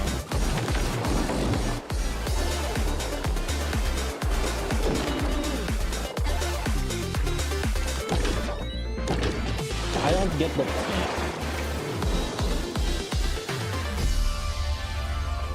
It's like... what? Yeah, Aster bought it. That's what it kind of felt like. It's on Steam.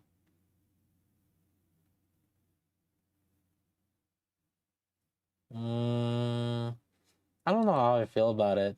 Release date June 1. Huh? In 3 days?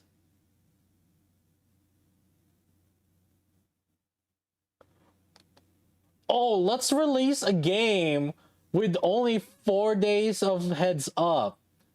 That doesn't inspire confidence to me. Huh? I'm gonna be real with you. I'm gonna be... Was there even any other release before then? 1 year ago? Oh. Okay, I call bullshit on this. 2.1 mil views 1 year ago?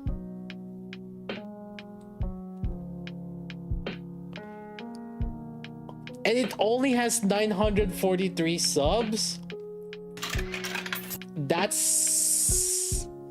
45 comments, botted fucking views.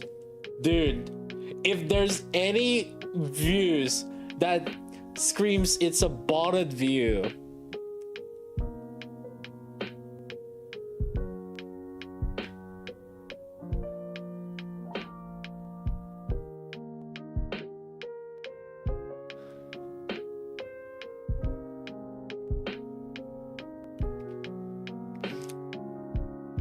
people who make Expedition 32's first game too. Yeah, but then like it felt like there's no, I don't know, there's like no hype for this game.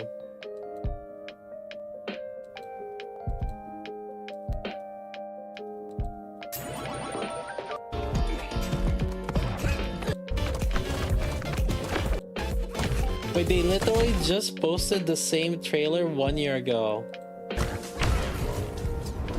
Well, kinda, sorta.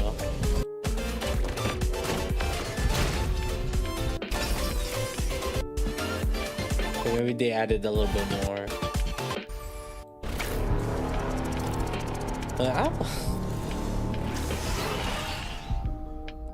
Yeah, it's like Splatoon Astrobot, whatever.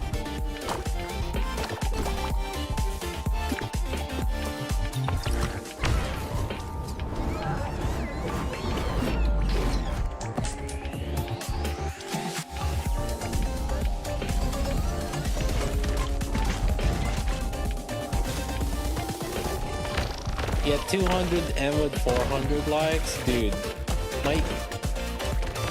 My 10K video has more likes than in phase 2 is for each. I have more likes on 10K views.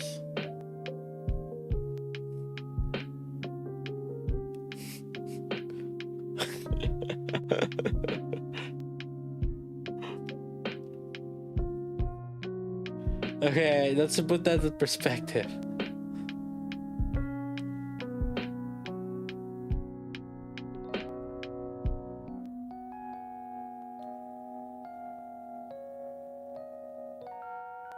Yeah, the thing is like YouTube knows how to call out like botted views.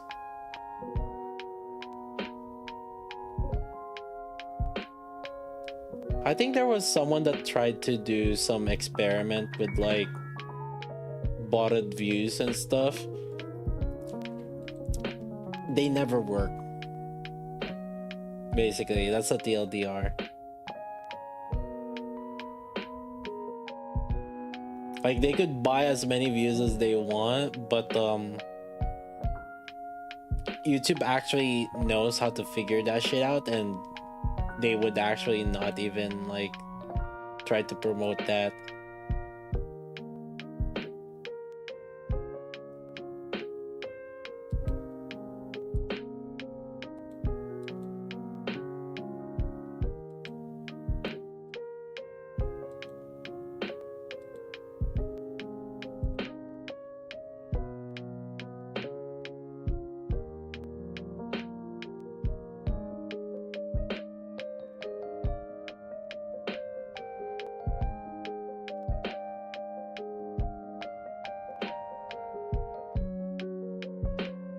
Yeah, view time, watching behavior, what device, things like that.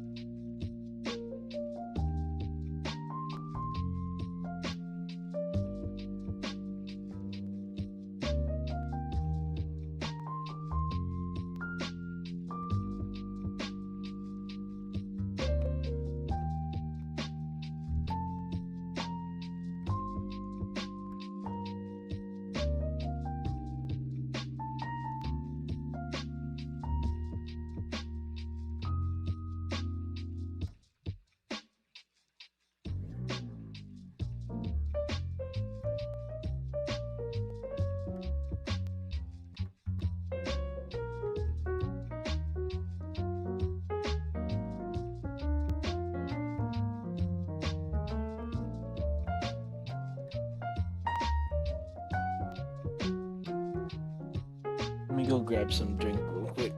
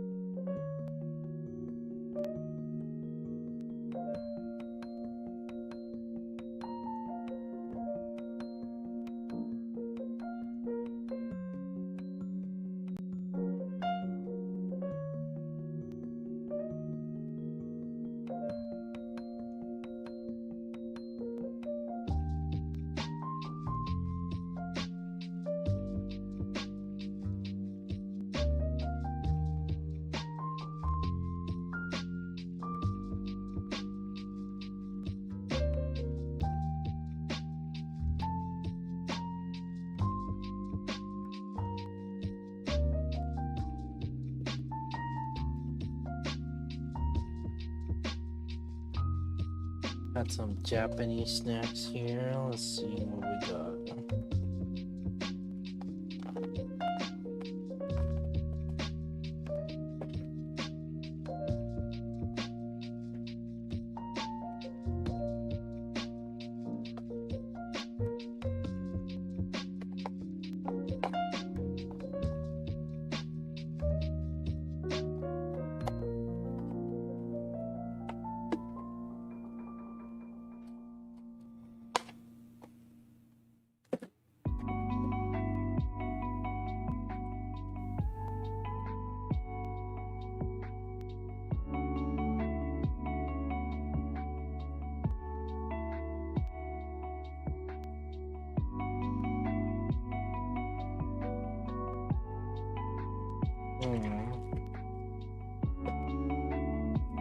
Some matcha flavored chocolates.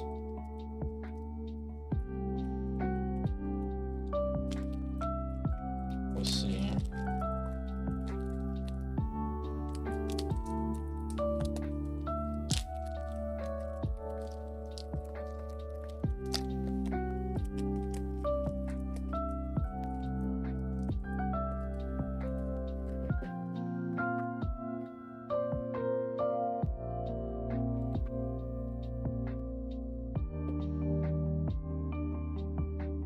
Oh my god, just a few more.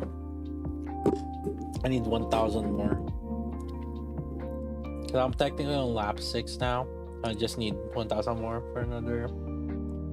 And then I'll be done. And then I just need to do nightmares after this.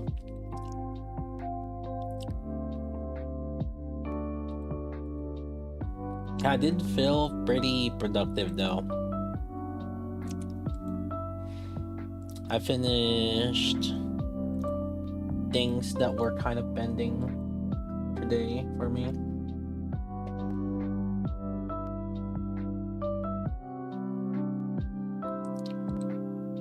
Feels good.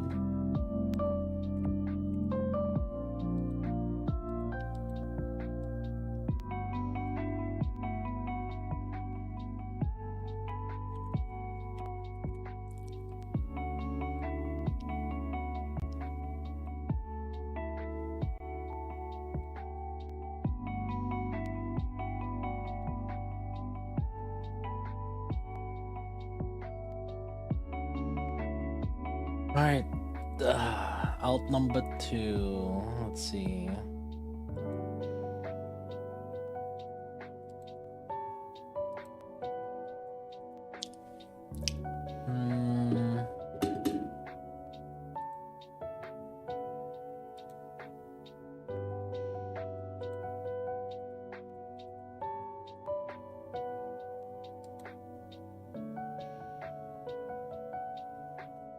This shark.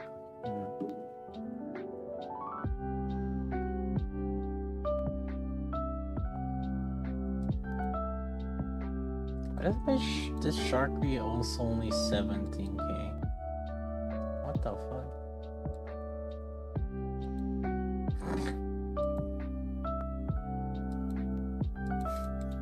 So useless. What the fuck?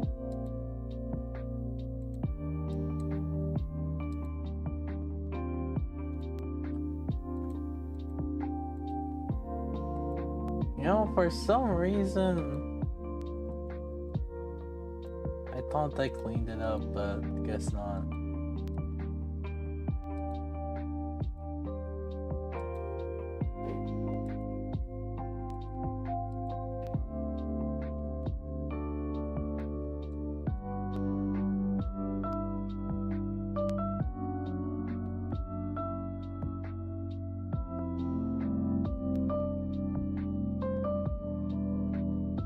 Something good attack. Hurry.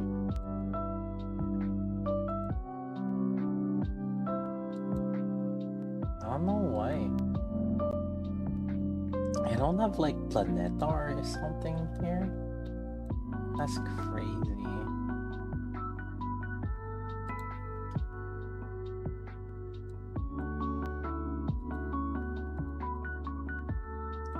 A survey will be conducted for 2.5 anniversary.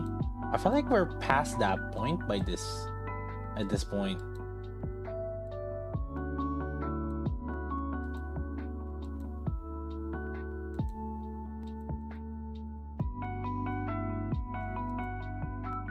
We've kind of passed the point of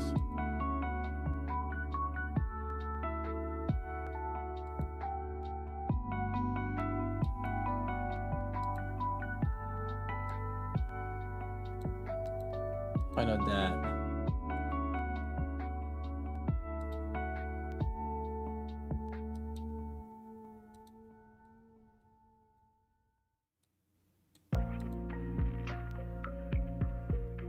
She has gear, no?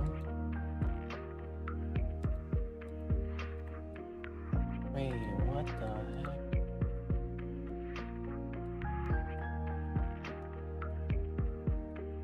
How did this account not have Planeta?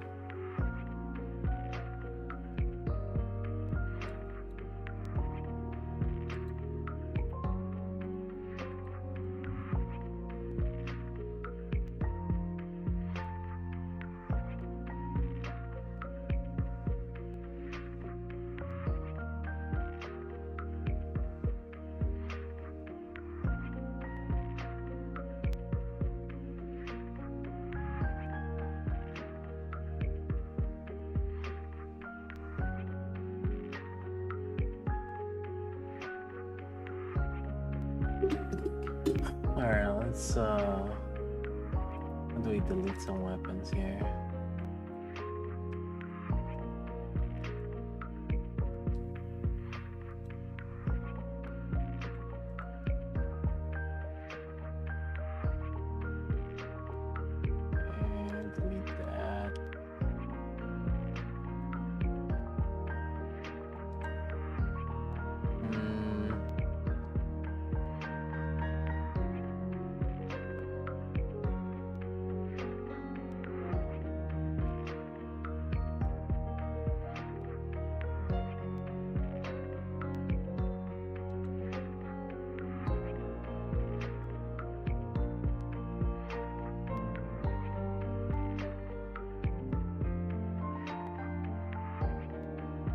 my Dush had gear, but then not my.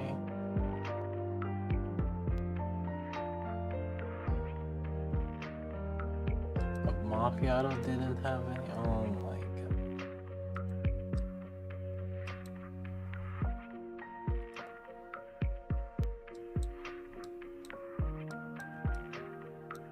Alright, where's Sharpie? Yeah.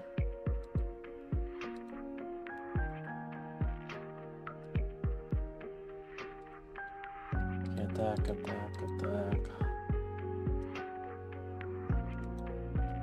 Oh, full max.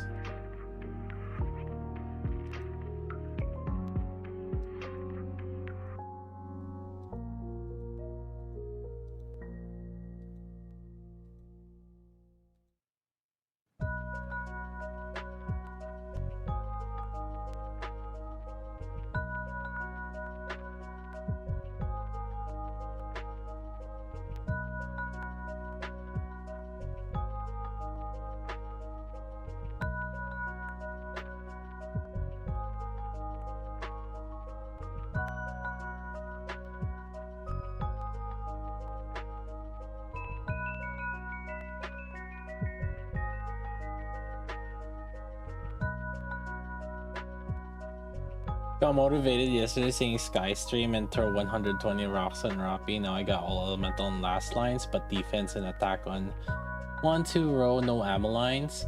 I mean, you got the first line or the biggest important thing. If you got the third line, wait, so you got third line, ideal line. Honestly, I think that's like a super worth. Like the ammo line will appear, but like you'll just have to do a single lock and reroll. But you have last lines at those values. That's really good actually. Yeah, I'd say worth.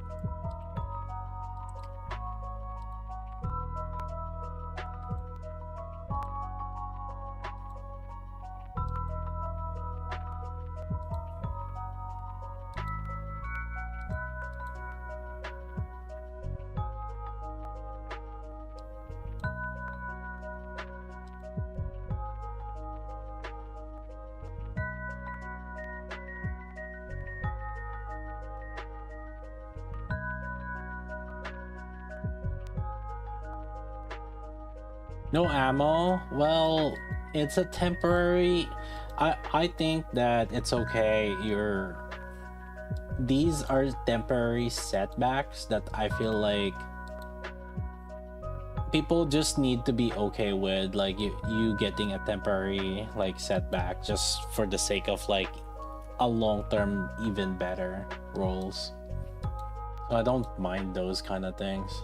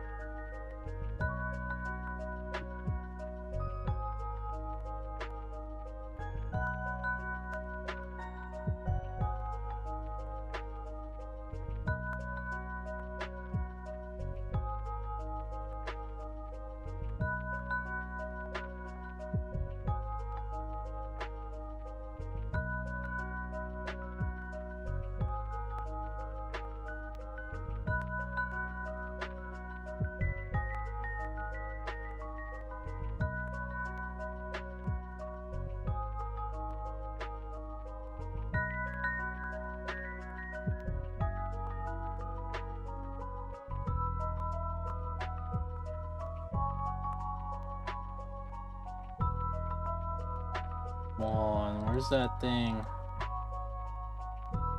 Got my dog start barking. Oh no. You guys even hear that? Holy Jesus. It's a dog barking.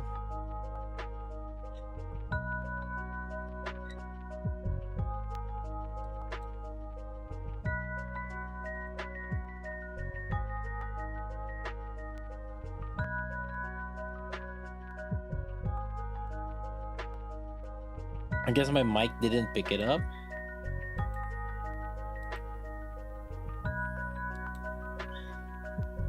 You guys not hear any the dog barking at all?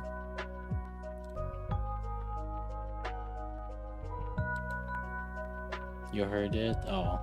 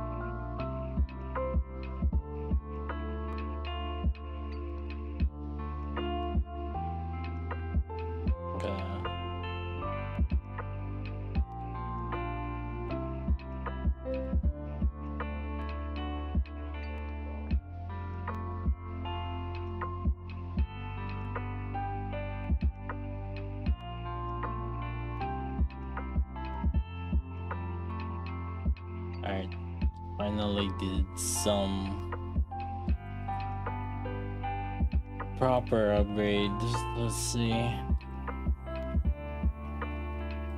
Okay, let's do the fire.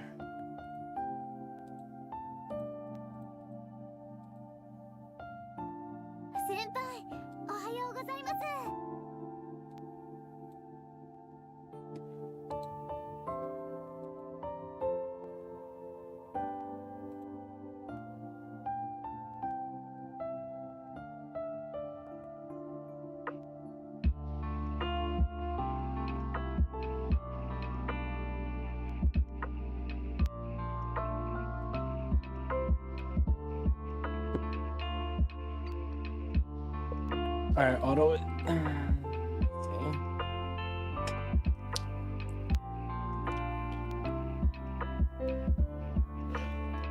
Oh, did you start using Helm on the CN server, Kryder? Dude, Kryder, why you go on the foreign servers, man? You went to the JP server and then now you're on the CN server.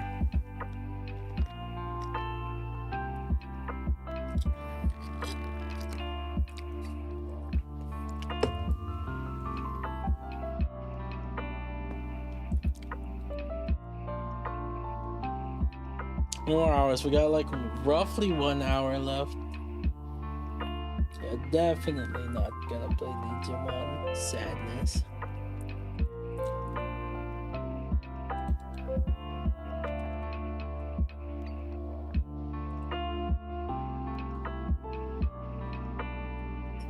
Because I'm not American. I'm not American too. Well, ethnicity wise, I guess.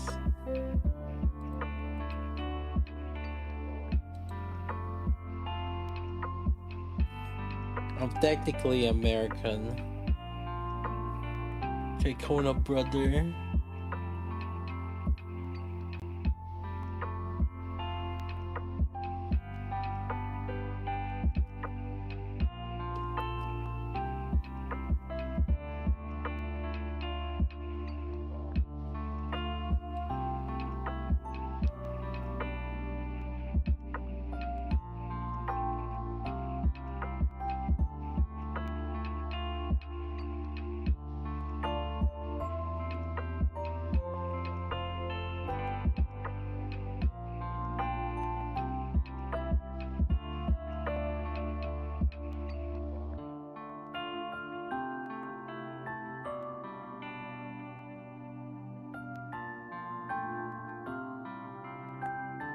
JP server because I heard that going to a union in JP is convenient. Wait, so where is your appropriate server? Right there. Are you global C or like or NA? Like where would you be appropriately?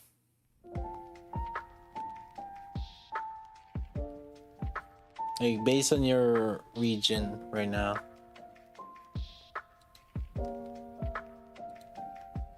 You're in Canada, so you would have been NA. This motherfucker.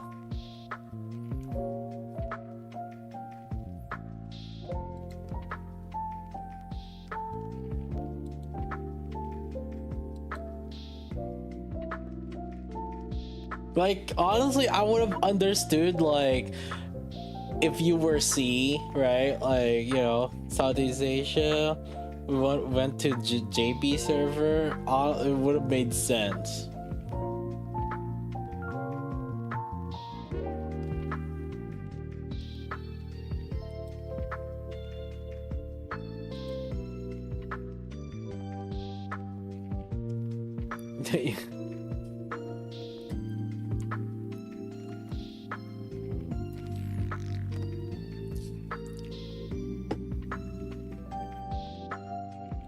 Yeah, you did get scammed.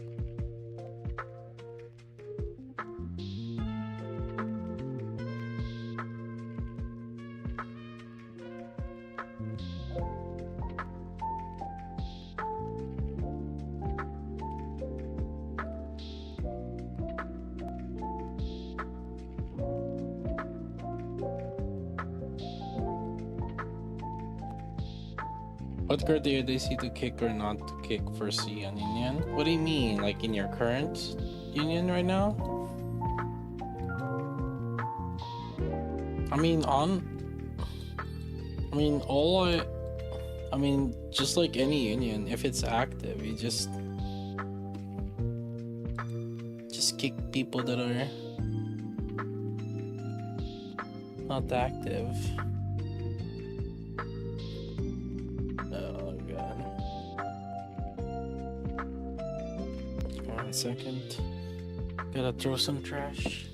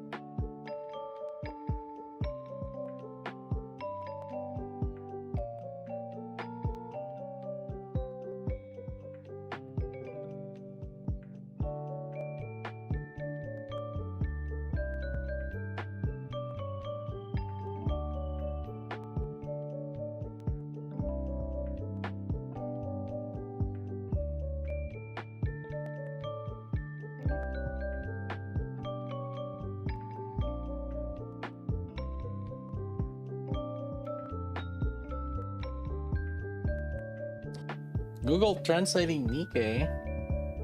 Why do you need to Google translate Nikke? Hmm?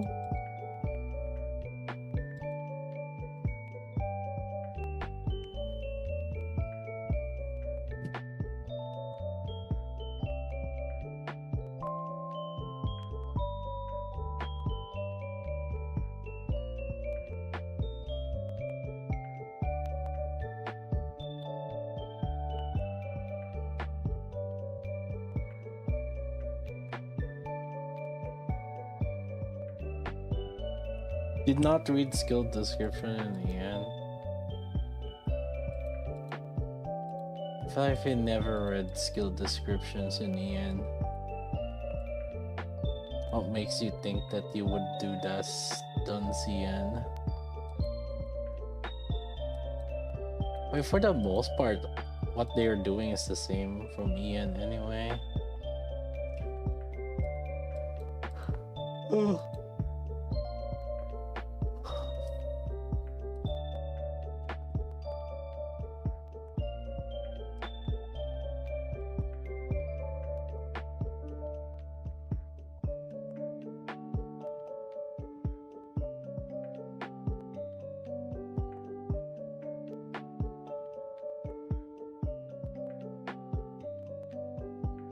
Translate the change kits?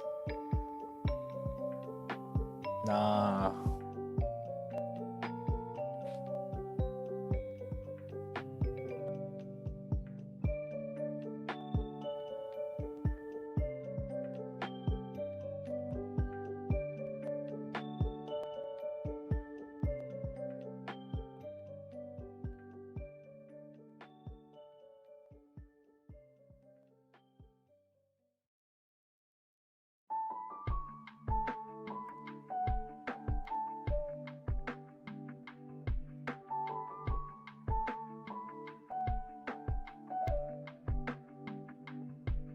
Okay.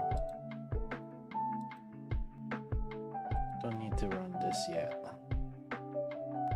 Still need to farm EX.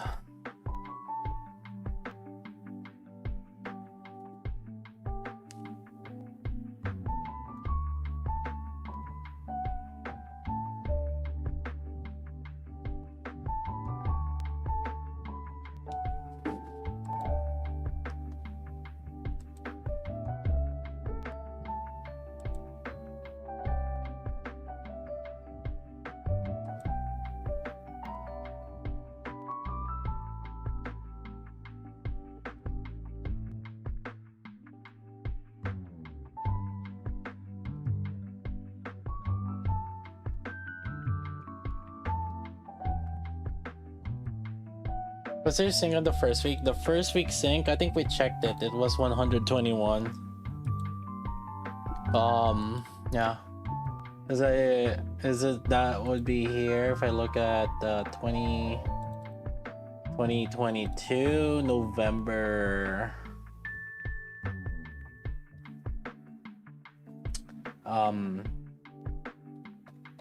November 10. Because like Nikke came out November 3, right? So November 10, right here. Was this one? That was Synchro 120. Star 5 then jiggle. Yo, dude. But I wasn't also the highest in terms of progression. I remember there were some other streamers that were higher level than me. 122. Yeah, I wasn't like hyper crazy on the packs. I mean, I wailed for pools, but I wasn't wailing for levels like that crazy. Yeah, so like your progression is also just faster. Mainly also because you guys also got a lot of other just power spike level ups. And like you got your borrows also, so you can kill the bosses or anywhere you get stuck.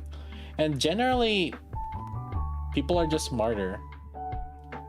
Like progressing is just a lot easier when you know the mechanics. We were holding left click back then on an emulator, okay? The game was running at 1020 FPS. And I'm not kidding when I say 1020 FPS. It literally was running at 10 or 20 FPS. Yeah. So it's just, yeah.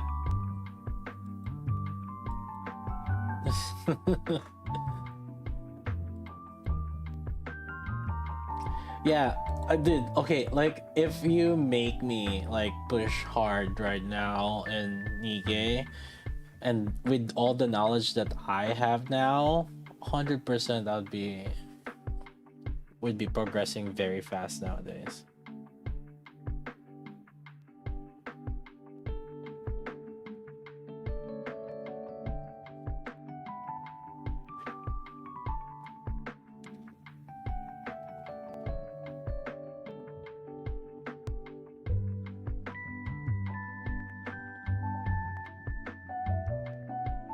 And people would be the same way for the ones that played JP on Uma Musume. They would have... It's still different for someone that has been playing it every day for like the past like year or two.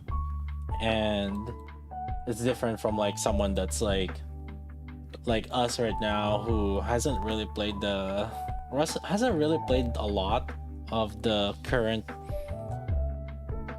systems that they have and didn't experience the changes that it went through. I would be a whale, but at the same time I'm probably not gonna be as efficient as like some other people that have been playing that game. So when Uma Musume comes out, I'm like not very... we'd be behind the people that actually have been playing. Oh, it is what it is. I still have to go through... Yeah, I still need to start reading that training arc.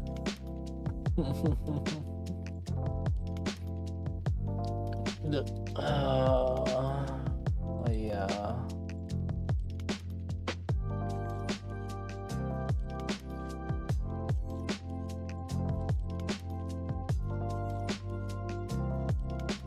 No summer needs is K worth it? Probably not.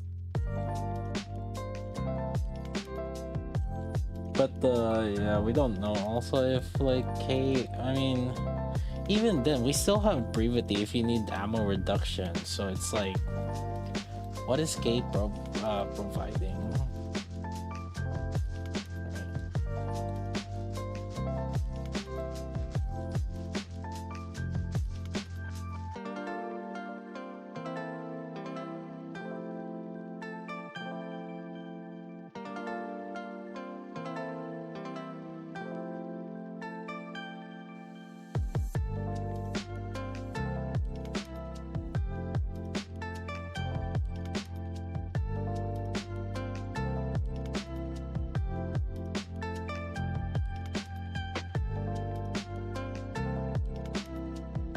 I'm gonna play Stella Sora. I don't have access. If you guys give me beta access, I'll play it. Well, actually, I didn't have access.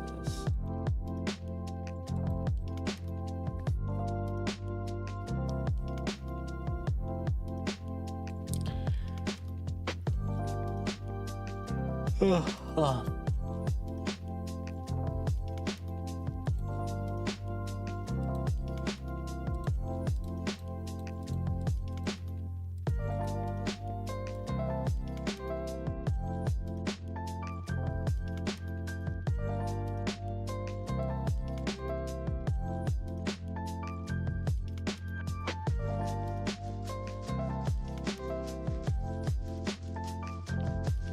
Does anybody have extra access for Stella Sora?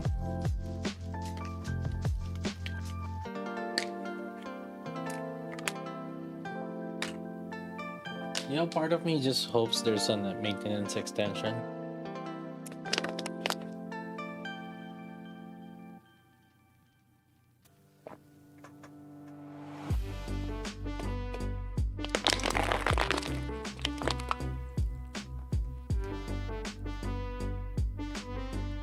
Nikke opening between 30 minutes to 1 hour from now.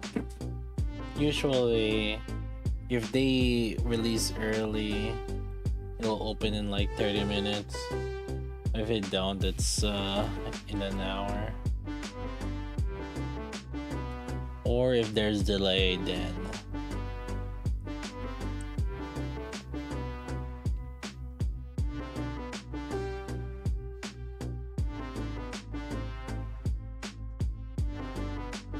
what do you mean that early? Huh? We only have the maintenance is only 4 hours.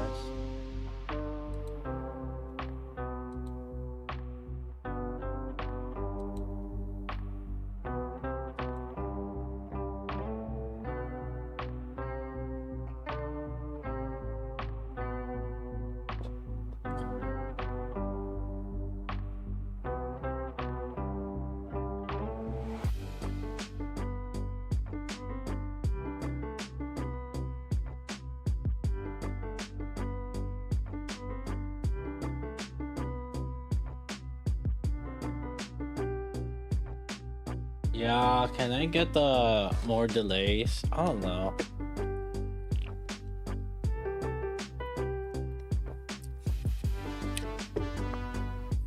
I feel like the K hype is non-existent.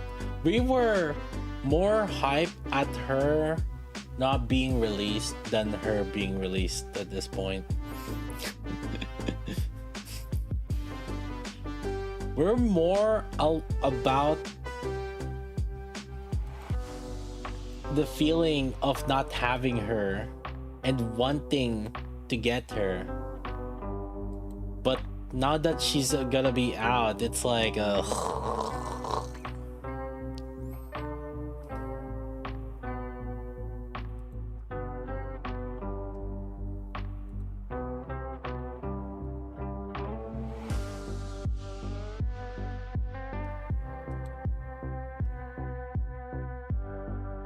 we want them released from NPC jail. Not gonna lie, K's design feels kinda outdated. I don't know, like just her looks in general, it feels like I don't know, like her overall like character design feels too basic, like an old. It feels more like the old character designs that are, I don't know, can't pinpoint it, but it doesn't feel that great anyway. I don't know, that's my take.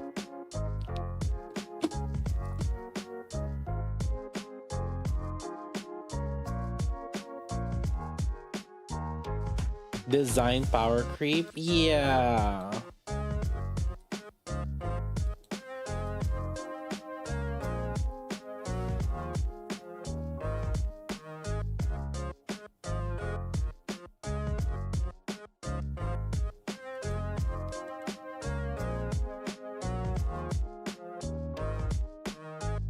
Would she have been used if she was released after D's banner? No, not exactly, because D came out before Summer Anise. So she would have been used after Summer Anise came out.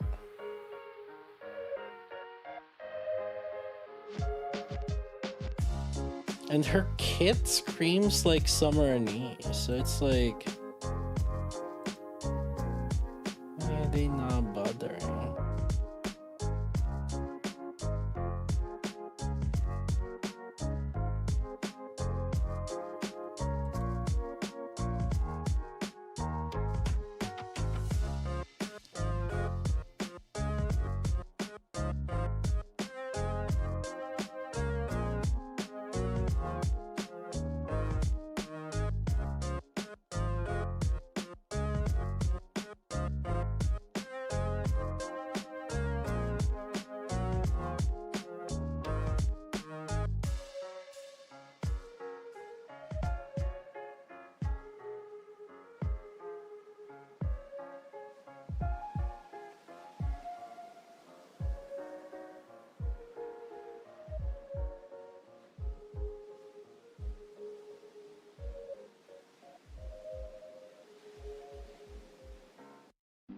I'll tell people if they adjusted there for what?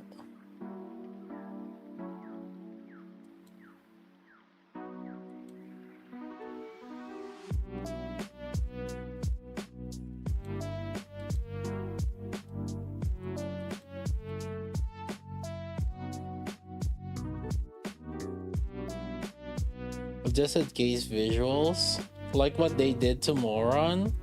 The thing is, like, when they readjusted Moron's visuals, it's not like she was already revealed.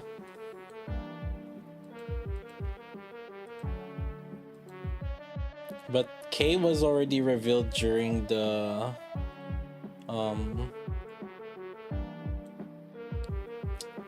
event, during the, so they couldn't readjust Kay's visuals anymore. And to be fair, you wanna readjust how a character looks, just put an alter. I mean, look at the Killer Wife. Look at Winter Ludmilla.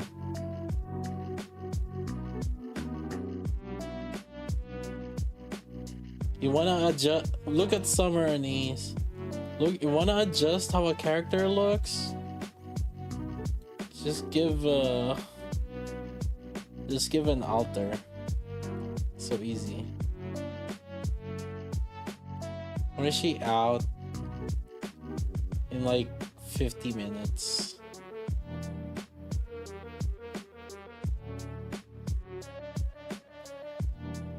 Look at Summer Neon. Yeah, no one cares about Summer Neon.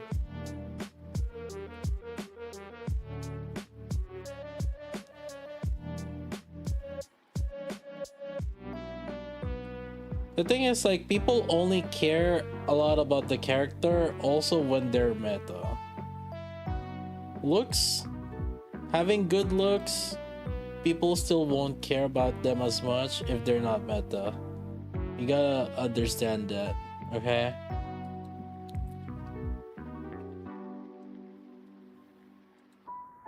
If the looks don't match,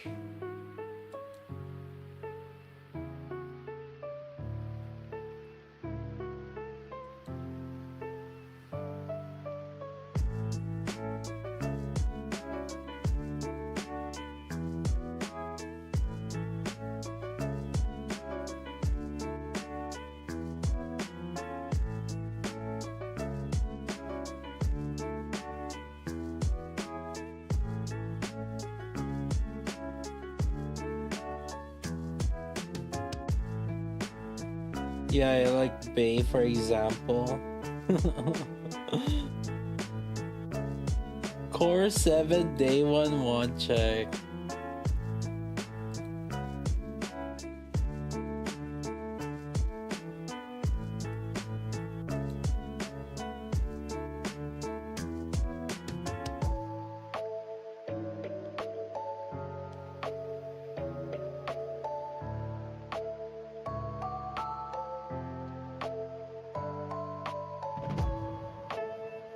Appealing looks plus okay kid is fine.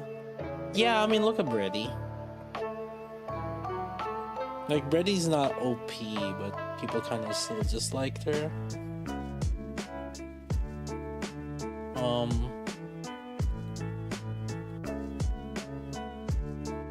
Yeah.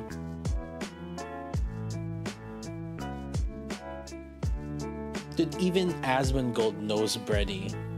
That's how far Brady has gone through.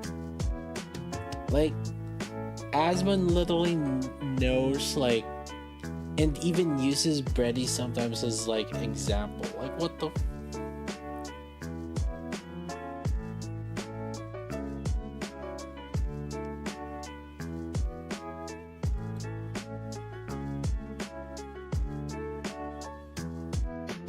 Why are you using Nemesis?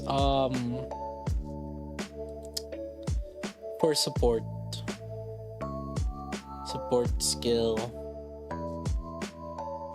so that my clue can get. I mean, I'm just autoing. This is for my alts, and they don't really have a lot of like the units, so can't really expect much from him.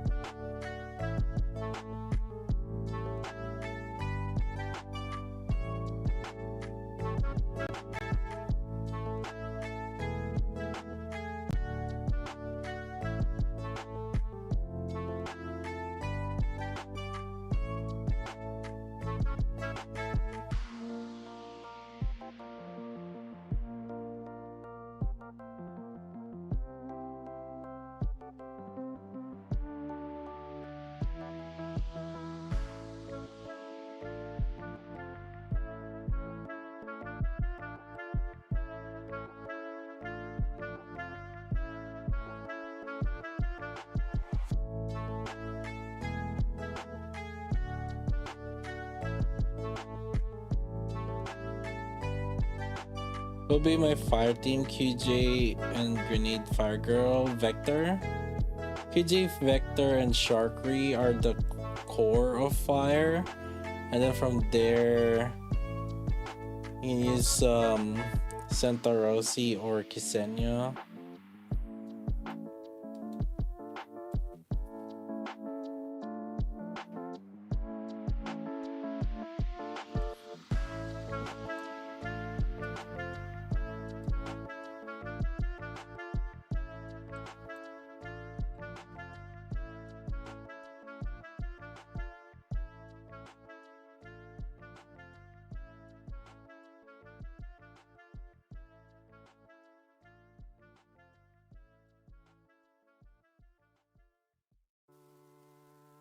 What team is K gonna be in?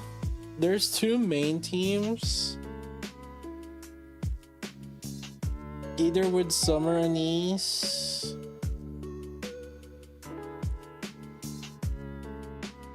or with Maids. And the thing is, like with Summer Anise, it could be infinite ammo with Crown or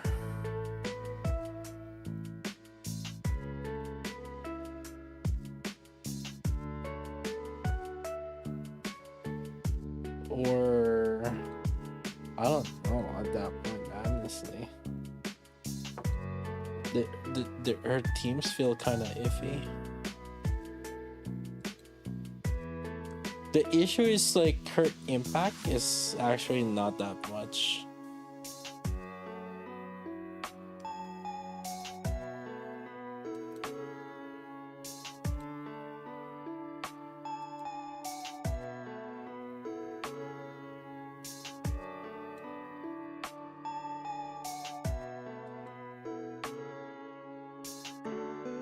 Oh god, I'm a little bit annoyed because like if I want to test her, I might have to invest a lot. Oh, dang it.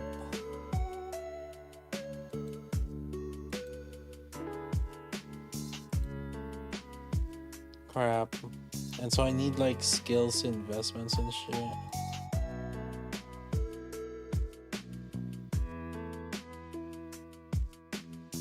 GFL take too long to update story. Yeah, consider GFL as like a side game, really.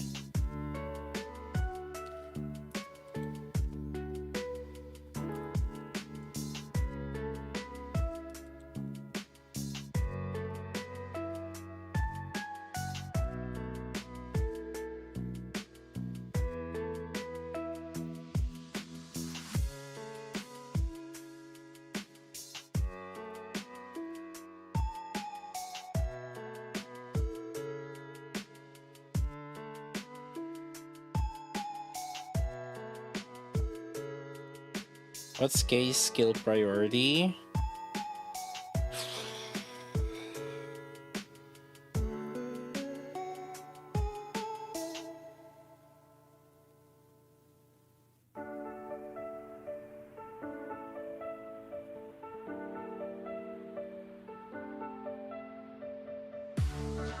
We'll see the scaling, but honestly, I have a feeling she might not really need much. I'm gonna hate testing her though, cause like, gotta make sure that she shoots a last bullet before burst every single time.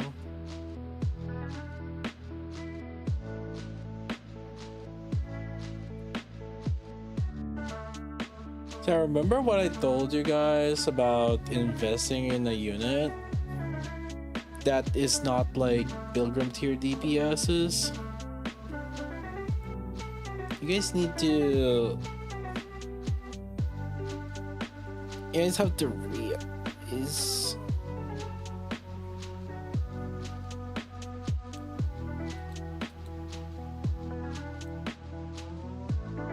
You don't want to waste resources. I think I'll make Mini Sky upgrade K though. Not Cheeks. I think Cheeks can save resource here.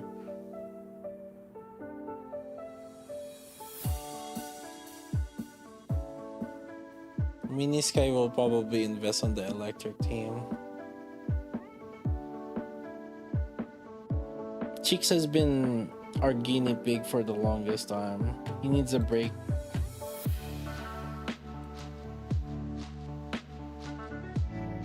Does Mini Sky have Maid's Crown and Ace?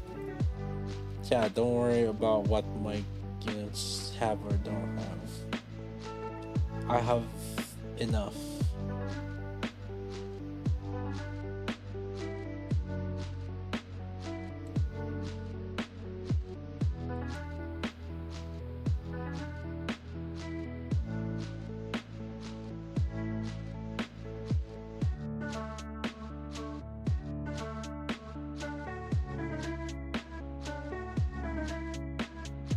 Mini Sky clutched the maids on last solar raid though. He didn't have maids, and then I used like molds and tickets, and then it got it. Easy.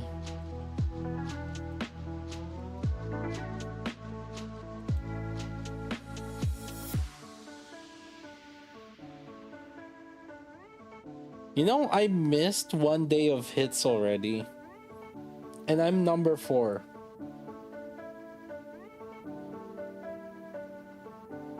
I missed 1 day of hits.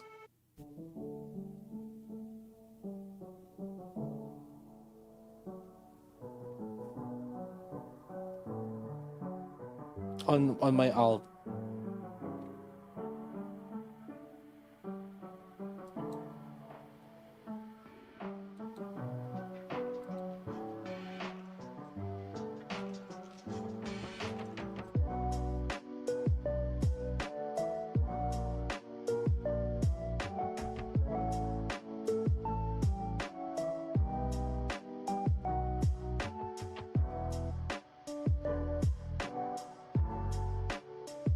There's some people that does skills. Look at that.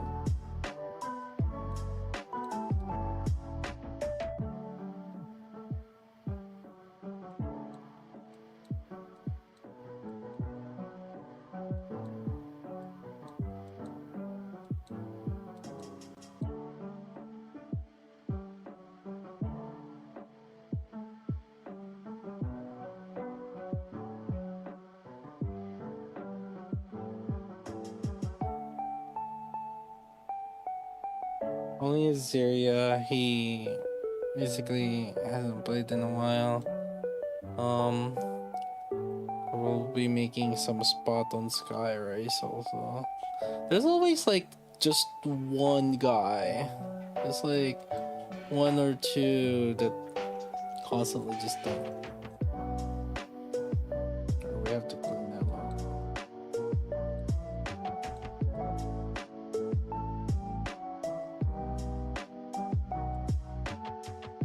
We're almost always like perpetually just always one off from max.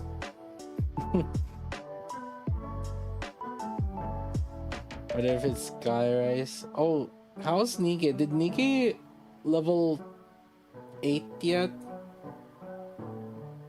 Is this like Union Raid? Yes. Except, so Gunsmoke is Union Raid, except there's only one boss. You have to use 2 or 3 teams to hit. You can go, the third hit is like you have to spend like extra 50 gems.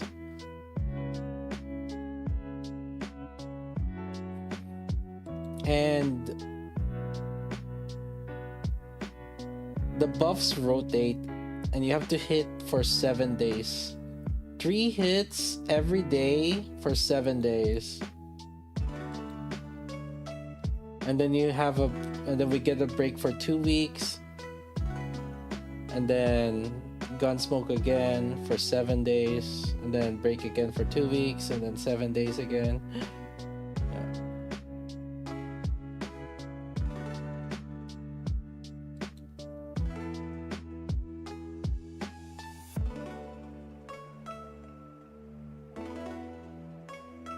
The issue is it kind of becomes stale. They tend to repeat the same boss over and over again.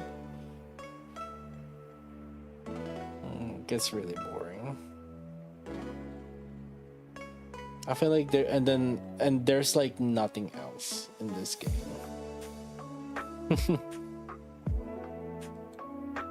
That's it.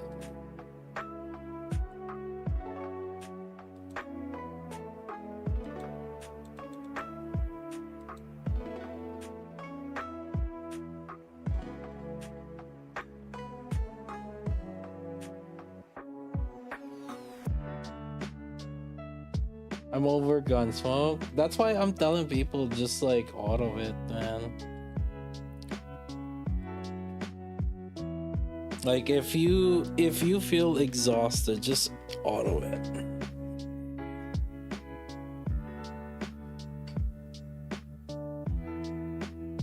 Cause like realistically speaking, is it gonna make our rankings change? Not really. Nikke is level 8 now. Nice. Okay. There's one guy that's like, we got like a new recruit coming in, and then he kept asking, he kept asking like, is Nikke is this guild? What guild is semi-comp? Cause like I kept telling him, and like, dude, how do you define semi-comp? I just tell him it's like, well, okay, I just tell people to hit 3 times on Skyfall and then hit 2 times on the other guilds. And he seems very allergic to casual guilds. And I'm like, buddy, they essentially are all casual guilds. Most people are autoing now. Yeah. I think even the other guilds are like autoing. That's a thing. Even the other guilds are autoing now.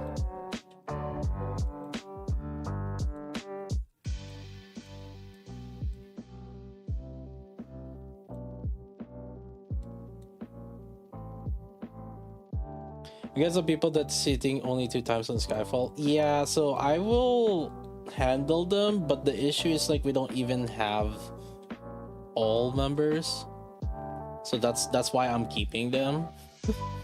So, and those 2 though, however, are people that we recruited. That's in game. They did not go through the Discord, basically through the Discord recruitment. They leech. It doesn't matter. You know why? Because the rewards that they're getting is the same as like the rewards that the Skyrise and like Nikke 2 are getting, and Nikke. There's no difference on the rewards. There's literally no difference. So I mean, as long as they're hitting, I'm kind of sort of okay until we can find other people that are gonna reset. So, or that's more willing to reset ×3. Yeah, the issue right now is we just don't. There's not enough people that wants to do ×3. Some people are like joining in, and they're like, I asked them like, do you want to do? Are you okay with ×3? They're like, no. Literally, you guys see the recruitment like application? They're like, no. So it's like, is my team good for Gunsmoke and Skyrise? What team? Honestly, if you borrow V6 Clue, you're done. The team, it looks good if you borrow V6 Clue. This one makes sense. Fire team. Yeah, with the G Mekti, and yeah, this one's fine. These 2 hits.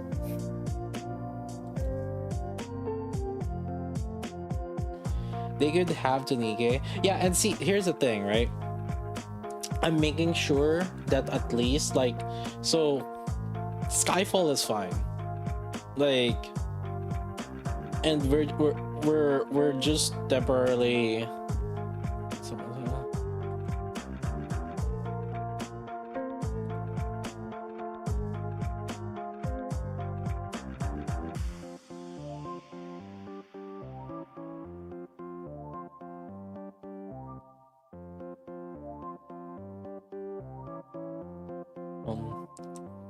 Yeah, Skyfall is sitting fine. That's the thing, and it's not like in a jeopardy for like not getting top 5%. The other guild is actually right now it's consistently top 2%, so it's actually nice. Actually, both Skyrise and Nikke 2 is actually close to top 100.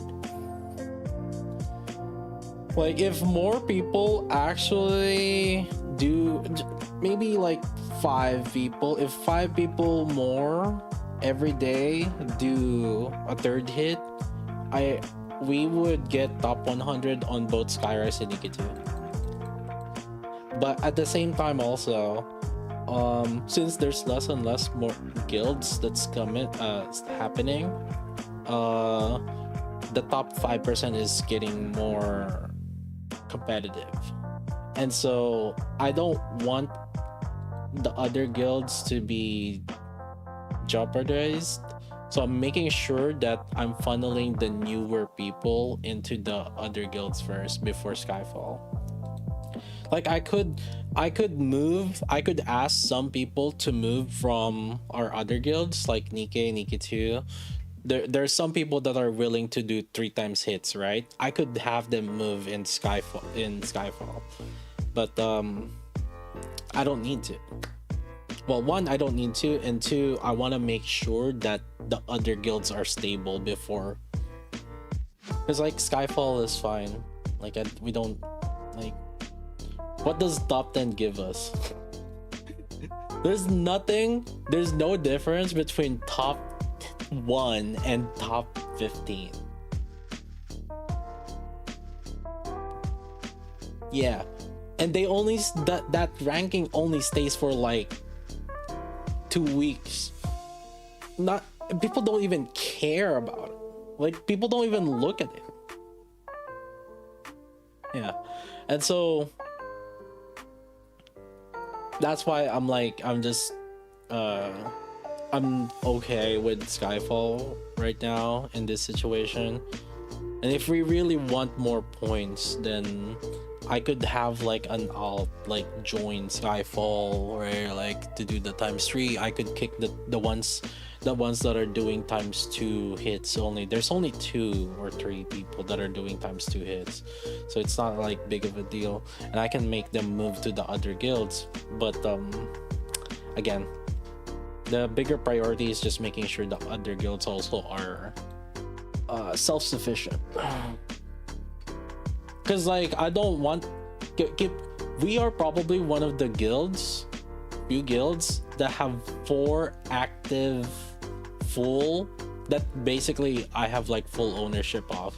Like the other guilds are kind of like different guilds like that are alliance. They're not really like one main guild leader.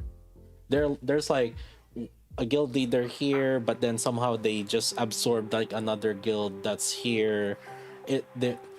There's like different guilds, different communities that are just somehow like grouped up or just decided to make an alliance together.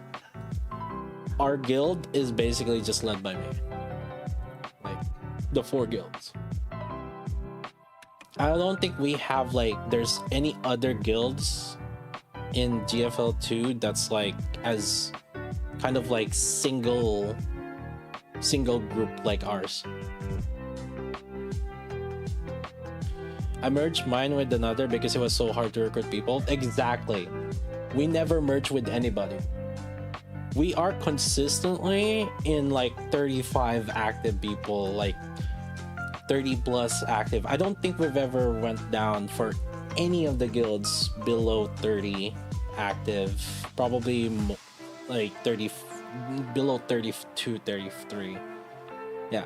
We're consistently, each of the guilds consistently have active that's like 34, 33. And so that's why I always only had to recruit like 1 or 2 every Gunsmoke. For each of the guild, I only have to add like 2, 3 at best.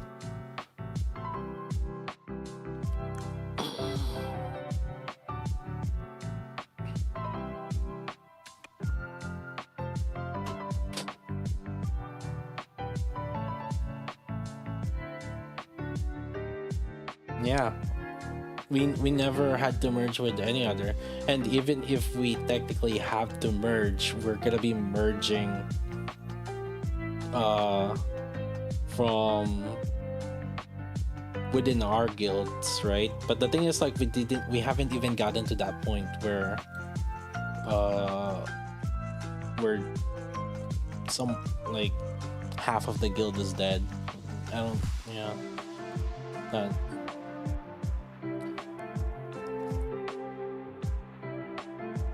Our guild's too big.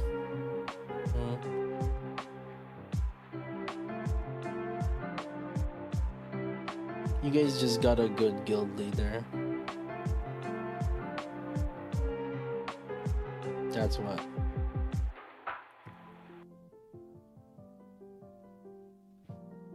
I just know how to lead the fucking guild, okay? I've led so many guilds. I've freaking been playing MMOs for forever, okay?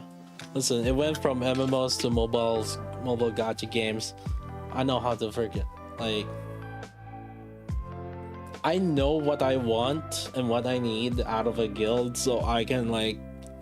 The guild dies when I stop playing. That's basically how it is.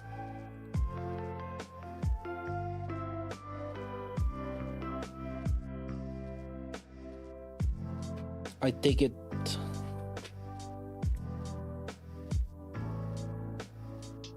How many guilds in GFL 2? We have 4. What do you mean? Skyfall, Nikke, Nikke 2, Skyrise.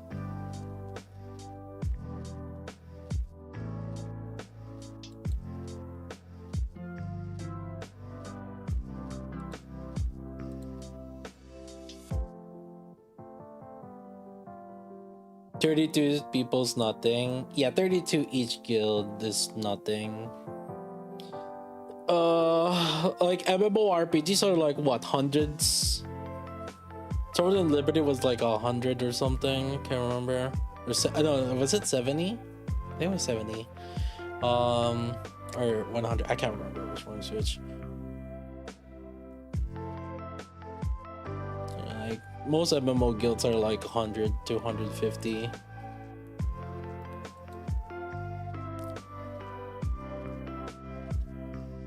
Is GFL 2 at the roadmap?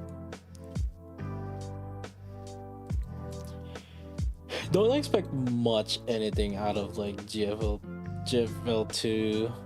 It considers itself as a side game.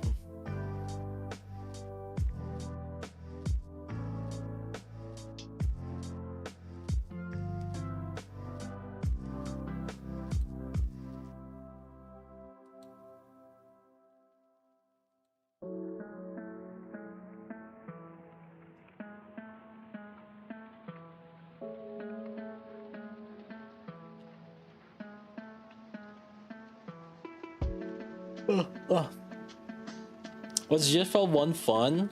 I played that game fairly competitively for about 2 to 4 years. Well, yeah.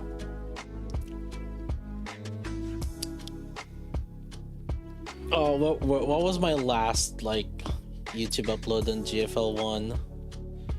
When was it?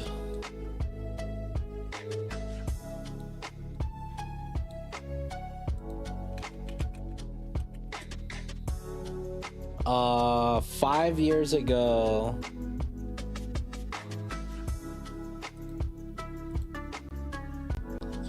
Which is April 2020, and I believe Girls Frontline release date is May. So yeah, I played it for 4 years. That's a freaking long time.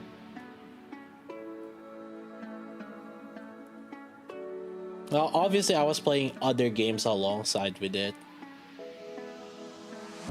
Did I ever play Alice?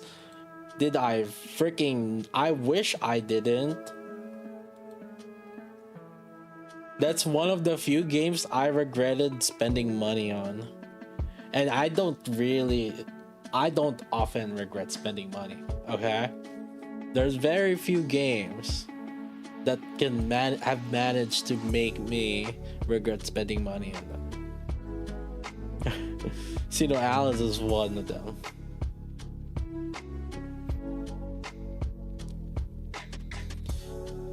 I was in a freaking top 1 guild, okay? I was in a top 1 guild. In Alice. Top 1, top 3. They hover top 1, top 3 in global.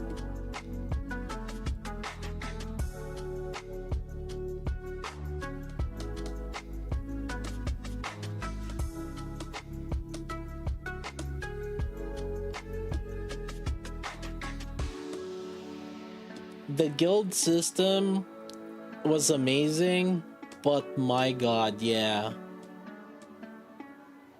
Glad Sky didn't play FGO? What do you mean I didn't play FGO? I played FGO before any of you fucks played FGO. I played day 1 JP, okay? For 3 years, I played that. I don't want to hear shit from you guys. Okay?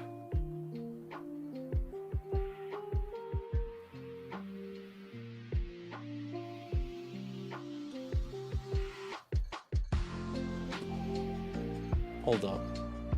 Do I have watch this. Watch this.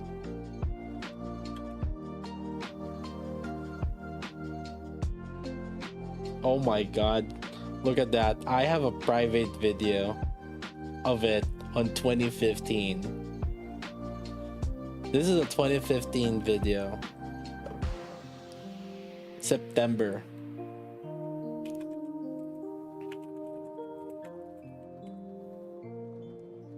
Yeah, I played it on... Watch this. On my phone! I'm recording on my phone with another phone.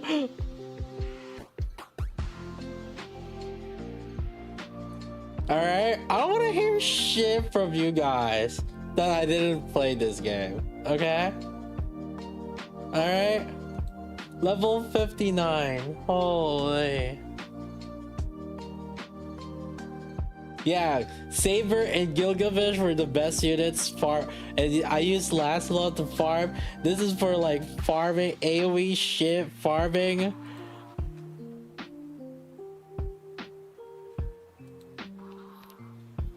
How much did I spend on it? Not much, actually. See, young Sky back then was a little bit more responsible on his like spendings. I don't think I exceeded $500 on JP. I don't think I exceeded $500 on JP. No. Total expenses did not reach $500. Now physical merch, we don't talk about it. That's like, you know, that's a different story. But in-game expenses, yeah, no,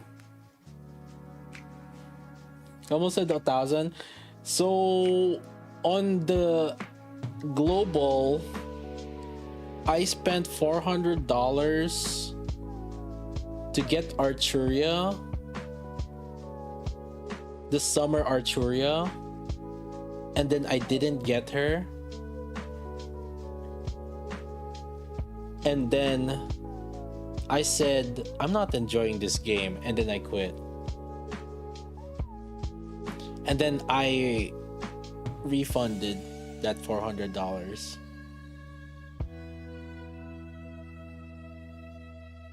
Yeah. That was the first time ever I have spent that much in like one go.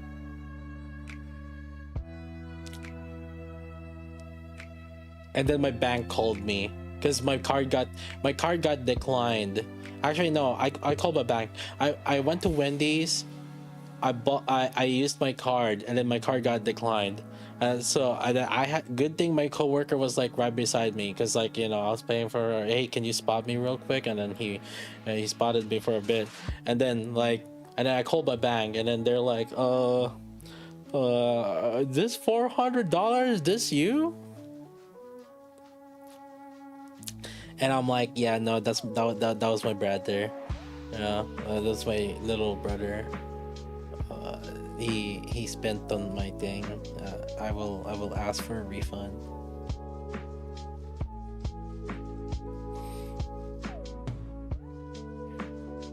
And I'm the youngest, so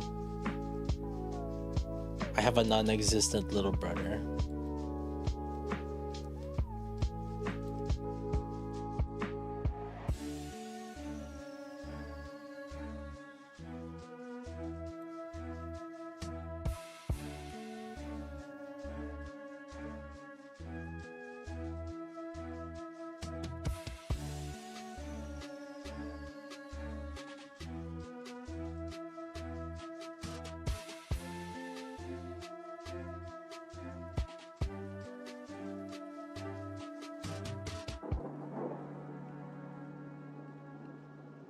Oh, I spend $400 every Nikke patch. You say that, but that's kind of true. $400 every Nikke patch. That sounds about right, actually.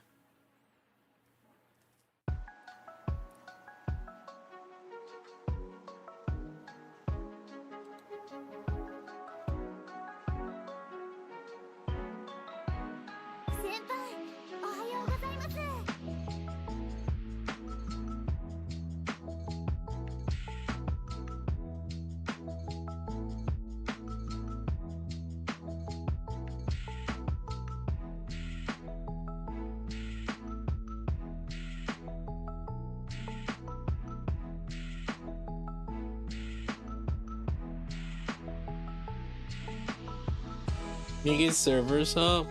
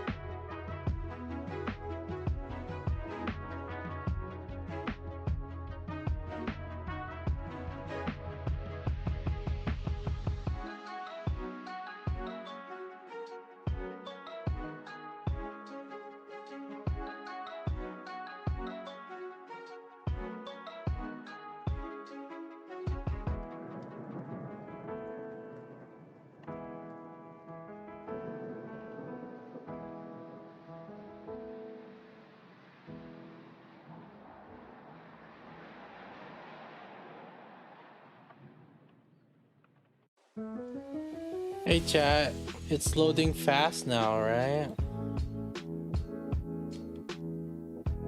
Is it?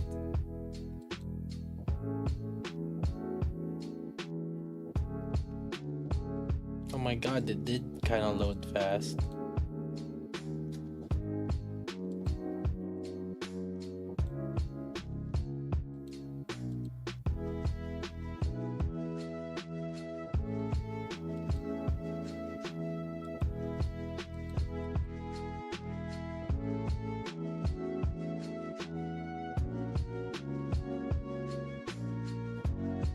Two-second increase. Wait, they said that I would be gaining time. 141 seconds.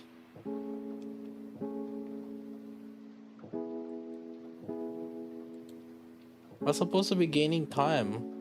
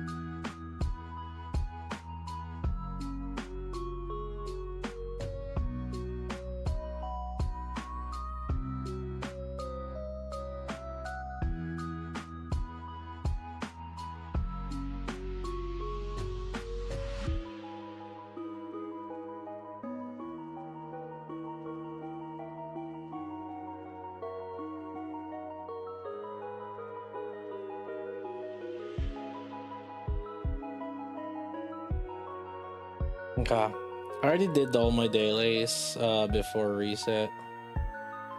Or not, I guess not. I did the simulation room and interception mainly because I was worried that they might delay it again.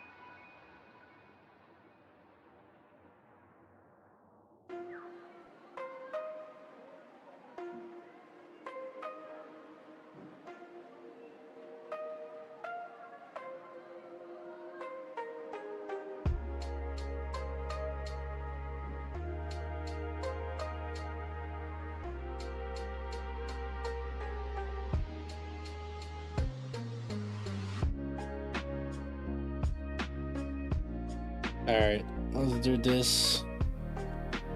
Let's do this, boys.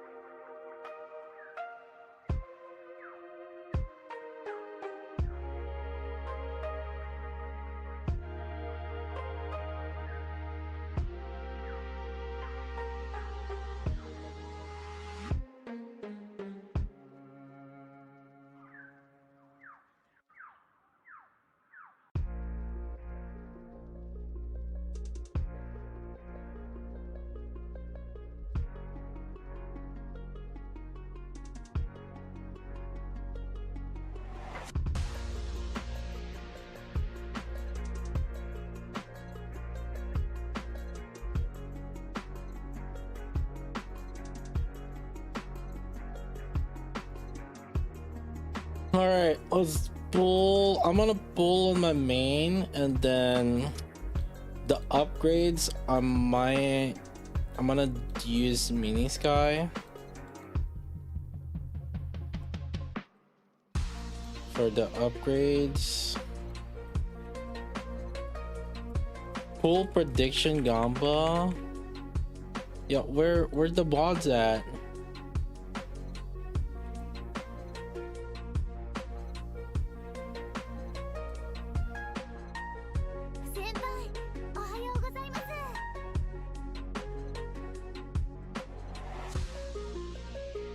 The mods at?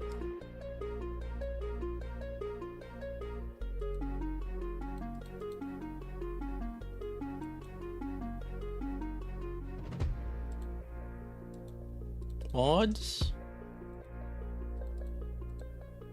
Mods? Mods?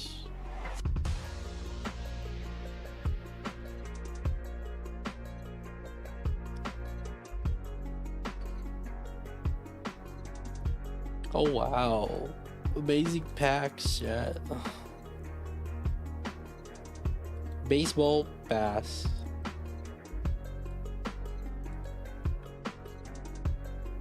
Wait, so her skin is a mission skin. Noir has the free skin. Oh.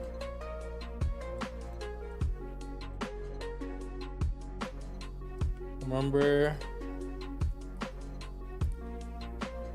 And then monthly moron.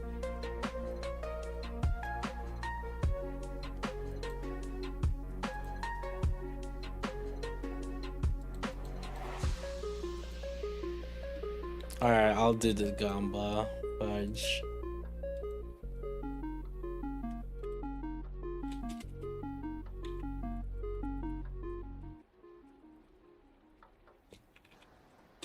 Here we go. Mods lacking, dude. Alright.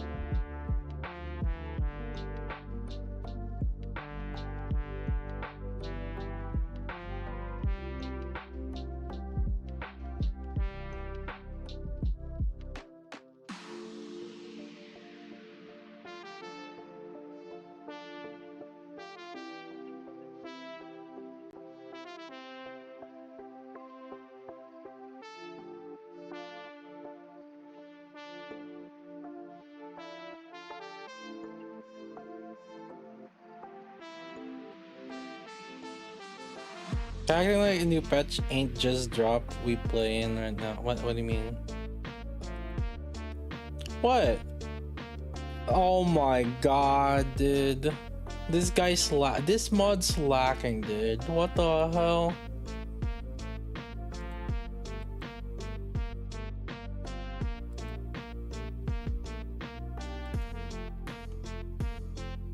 He dares complain.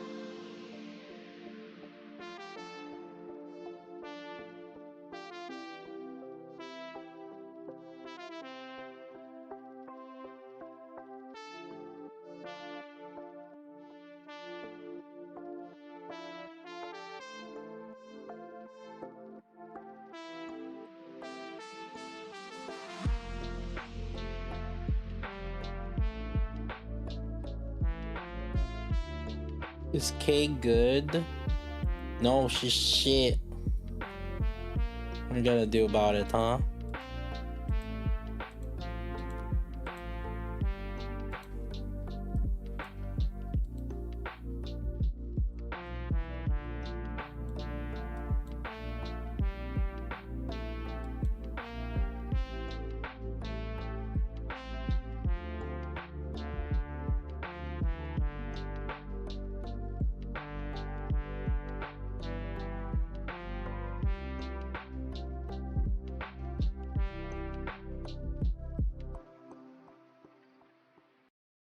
Am I gonna pull my main or alt? I'm doing both. We'll do my main first and then we'll move to my alt.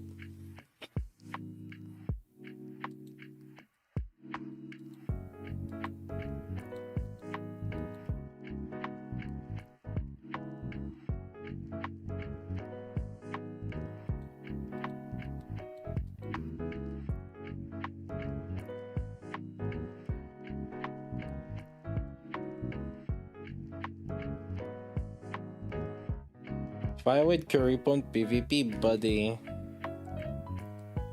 I will get smacked.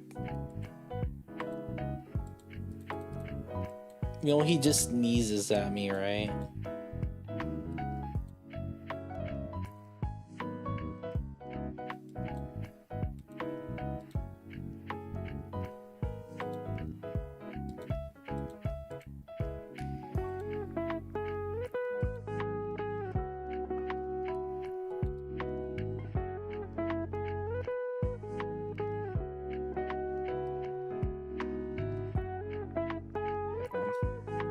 Alright, let's do this, fool.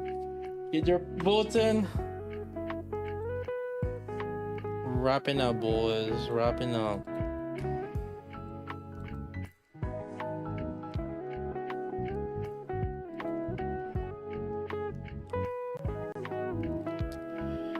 Oh.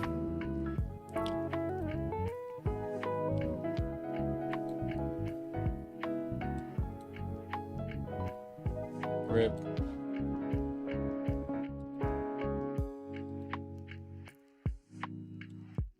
Two?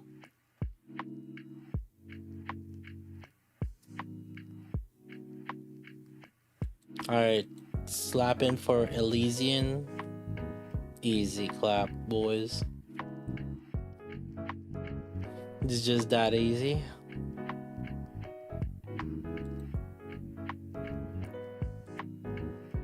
$20 hit and run. We just do a hit and run.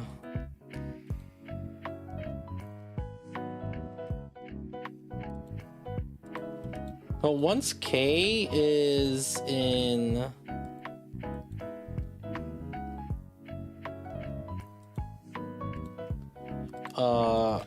sales, probably.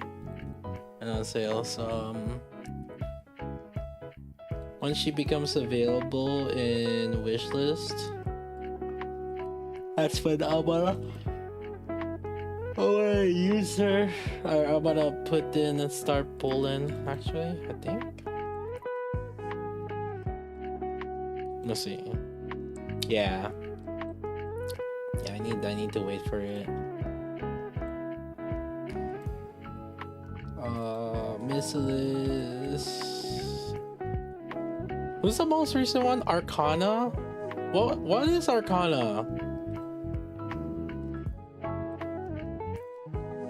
Elysian?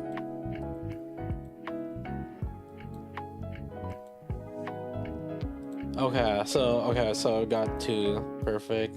Alright, nice. You know what's funny? After this, right? When K is also done, then we will have a patch for Stellar Blade, and that's when Arcana and K are gonna be available. Then that's when I might gonna start popping these.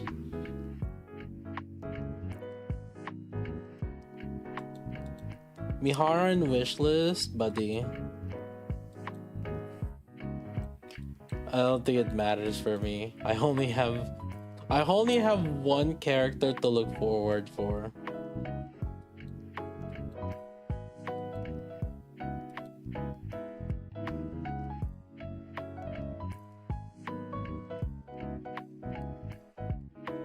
Actually, I would love to pull some Elysian characters, actually. Not even +7 Little Mermaid. Yeah. Yeah. I should have. Honestly, the Little Mermaid was worth more, but it is what it is. Rather than Mihara.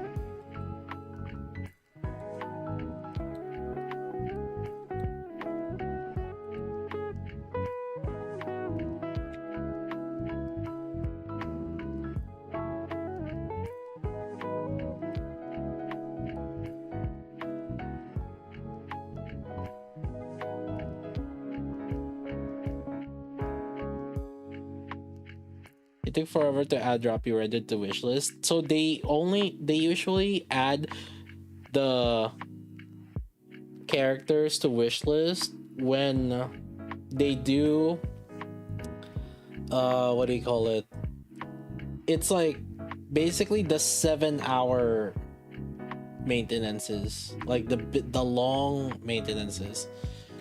So what we got right now is just a short maintenance. So it's not like as big a deal, but usually whenever they do the long maintenances, that's when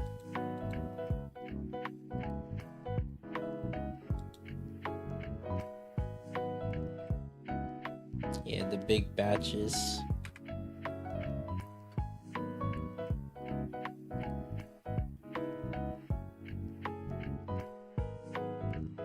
Let me finish this event and then let me log into Mini Sky. We'll pull K on Mini Sky. Didn't get her for 60 draws. Have you tried getting lucky?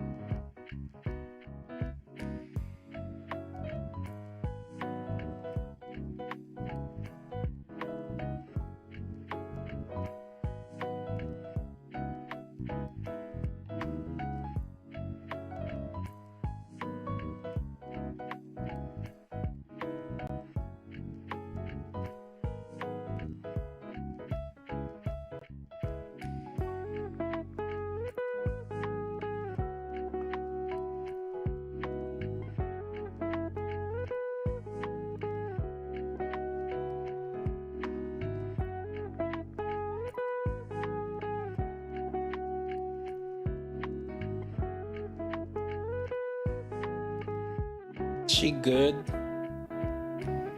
Your mom was better.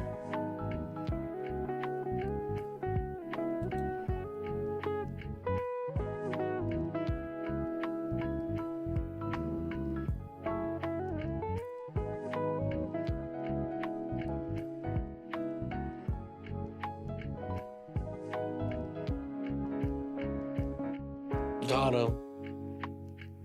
Alright, done dailies. Let me switch to mini sky.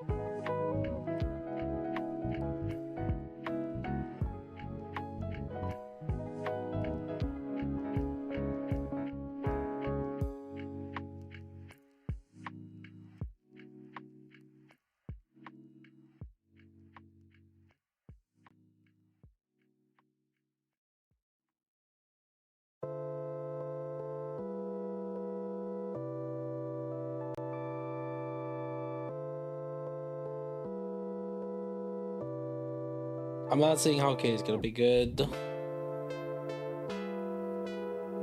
And you are correct on that.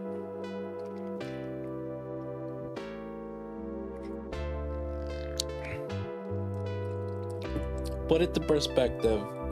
Yeah, what do you guys think about Summer Anise's damage right now?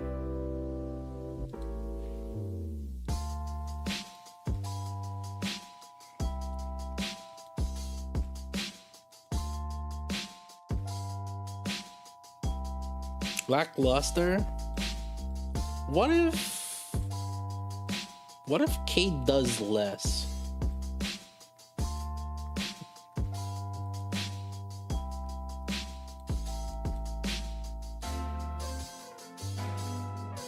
It's still good? Bro, what are you doing? How long have you been playing this game? What do you mean it's still good?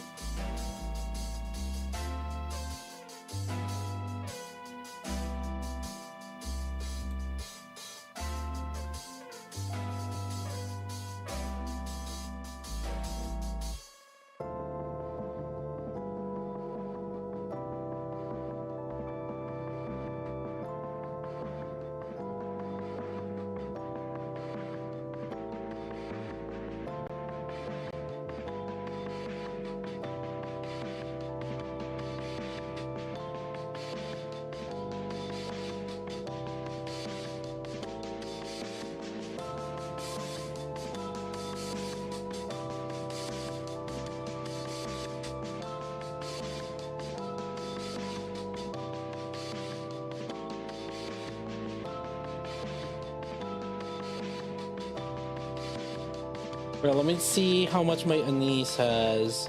I have 20, 20 attack, 26. Okay, so 3 LA, 1 attack. Okay, I can do that on my K. Alright.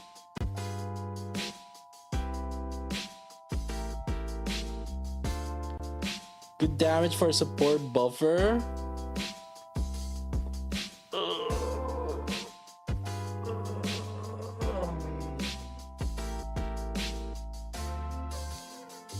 Shit, I might have to do it also in cheeks actually.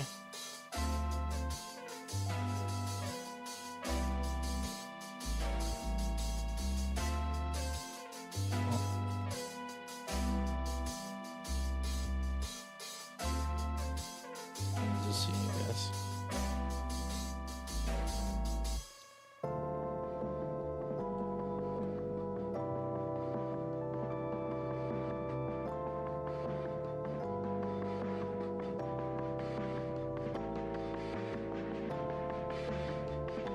Oh, this game sucks. Oh, also, I didn't give out the prediction for the first one, right?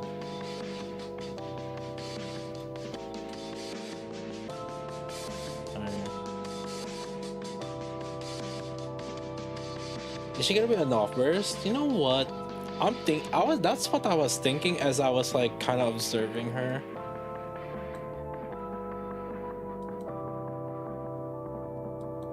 That's what it felt like.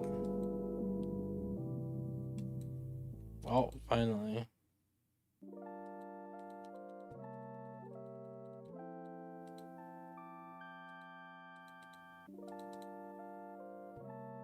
There it is. No! God, no!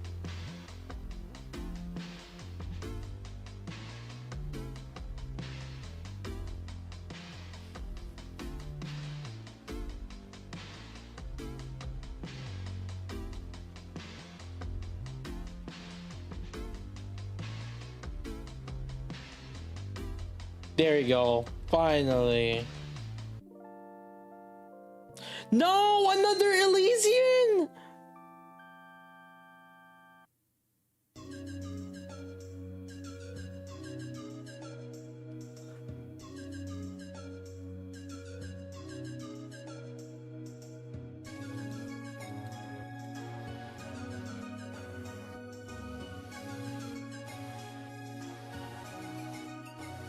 Please, please, this is the third Elysian in a row. You're kidding! There's no way we did 3 Elysian SSRs in a row and it's not freaking K. What?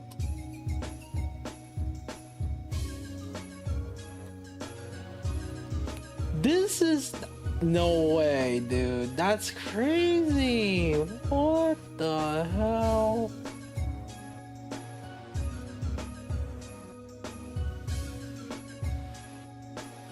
Oh my god.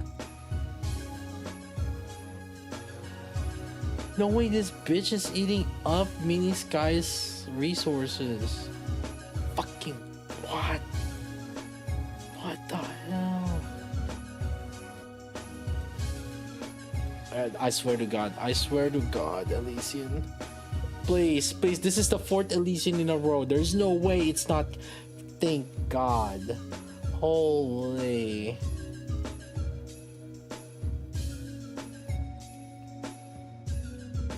Oh my God, dude.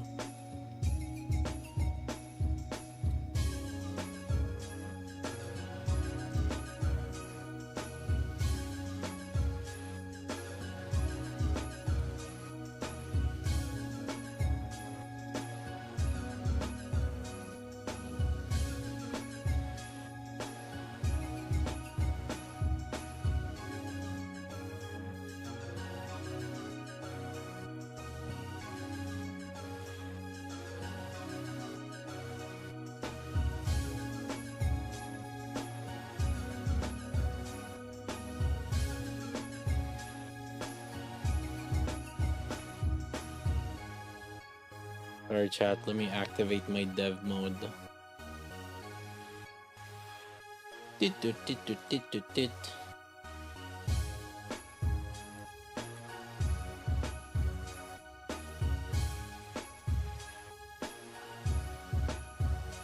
Tit, tit, tit, tit, tit, tit, tit.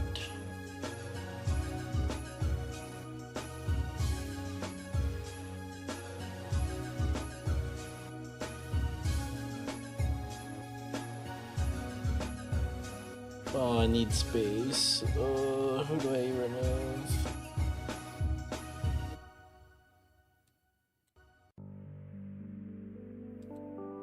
Peppa.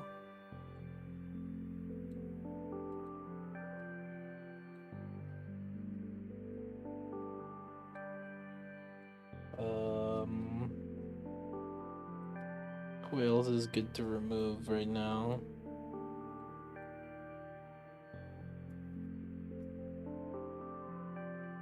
So we can remove Doro.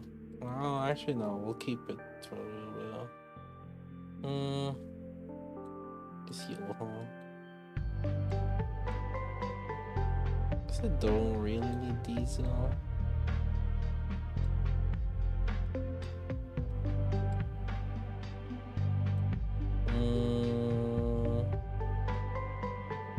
Yeah, we can stay with that.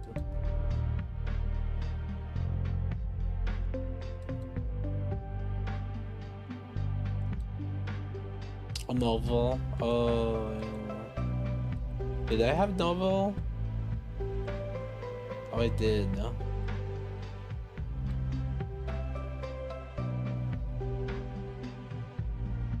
Novel. Yeah. This is the regular mast.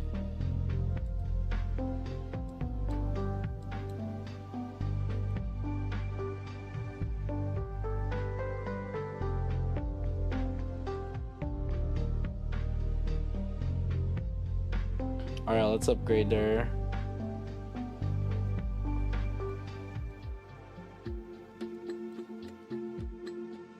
Alright, so I need 3 Ellis.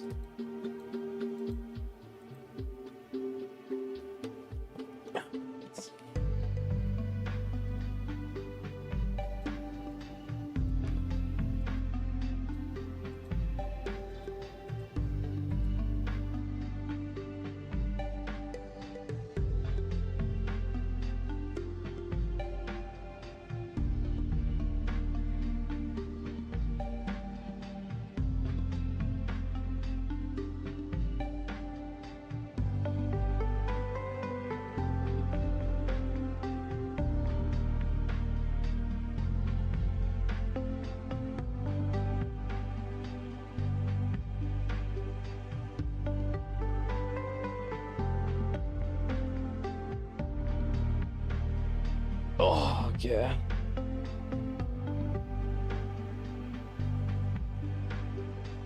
Let's do this. Defense hit rate. I love this game. This game's so good.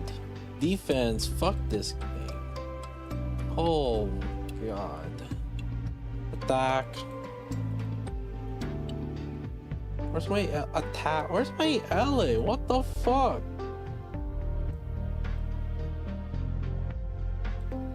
What the hell, dude? Ammo? Do I need ammo? I don't need ammo. Actually, you don't want ammo. No, you don't want ammo.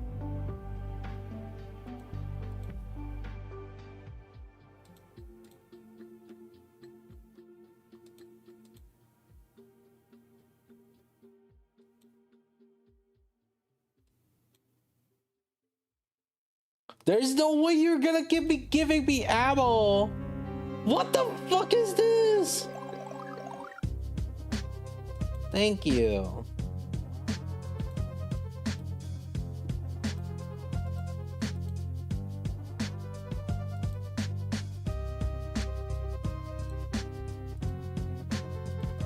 Oh man, gotta dip into my emergency rocks.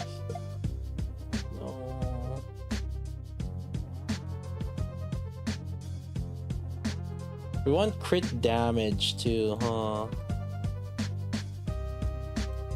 Crit damage, Ella. Where's my Ella though? There's no way this bitch just ate up 8 rocks and gave me nothing.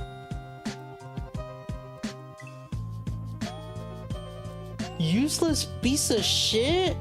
You already suck as a unit. Thank God I'm not using my main here. Wait, I'm not using my main. Yeah, I'm not using my main. Holy.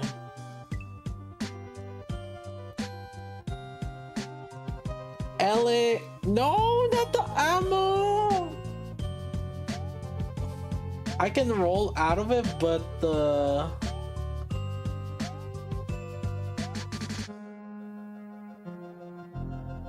what's cheaper? Rolling out of? Actually, it is cheaper to just roll out of it. I just custom lock this and roll out of it. It's cheaper than trying to keep it. Okay. I probably need one more LA. Stop giving me ammo!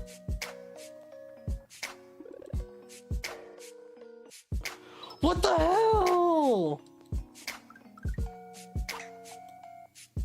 There's no way he's gonna keep me giving ammo.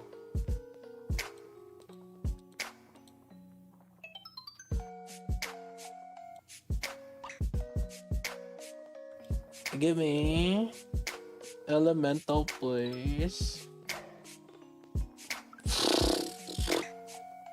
Okay. X3D. Okay, buddy. I get it 20% at least. Are you freaking kidding me? Dude, these are abysmal values.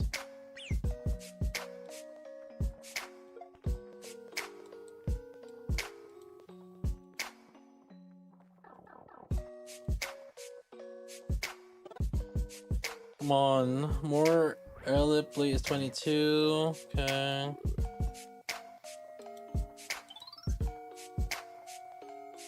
Dude, stop. What is up with this ammo? Thank you. Thank you. Holy shit, that took forever. 60. Okay, 64. Or 60, yeah, 64 LA. Okay. And decent amount of attack. This should be roughly equivalent to my summer anise here. Yeah. Which is like, actually, this one's, ooh, this is like 70 LA. Ooh, 70 LA and, well, this one's attack.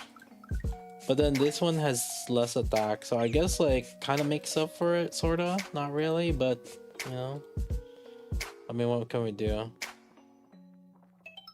Kinda, sorta makes up for it.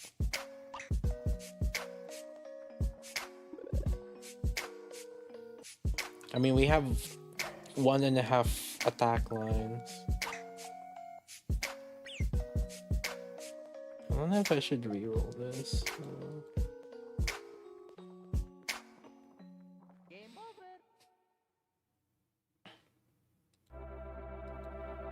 All right.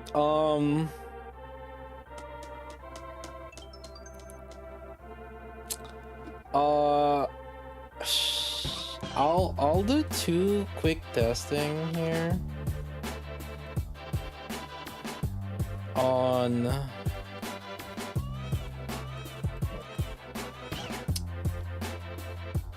I just want to see what her skills, like which skills are worth at the very least for her. Let's not use anise. Or not let's use. Let's use crown, maybe. What are you guys saying? Maybe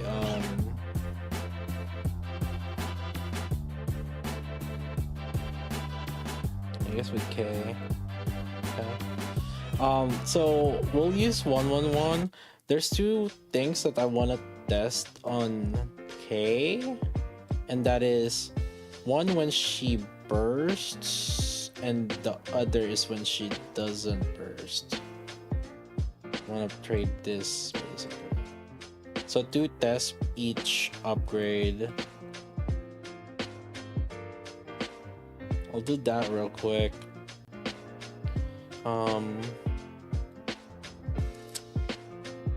Yeah.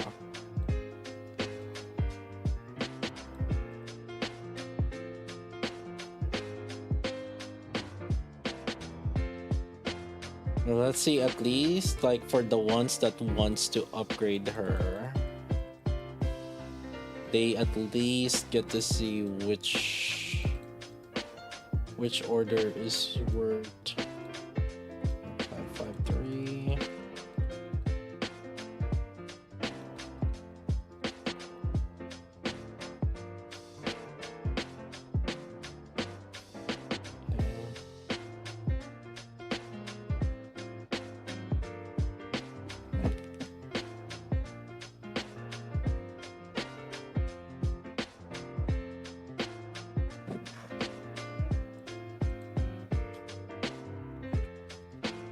Yeah, I'm just trying to make her even with Denise right now, so I'm like making sure.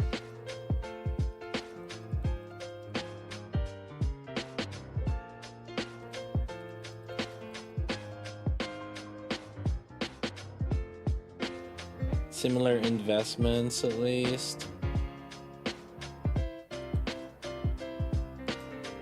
Okay.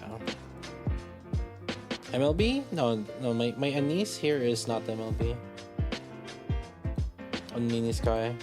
That's why I decided to use Mini Sky also.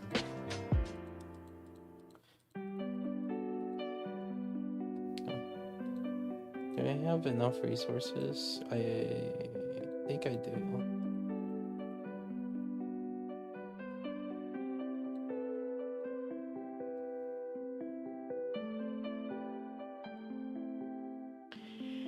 Okay. Okay.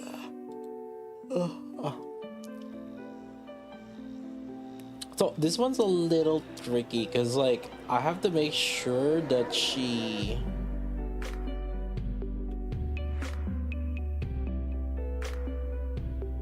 does a last bullet first before bursting. So my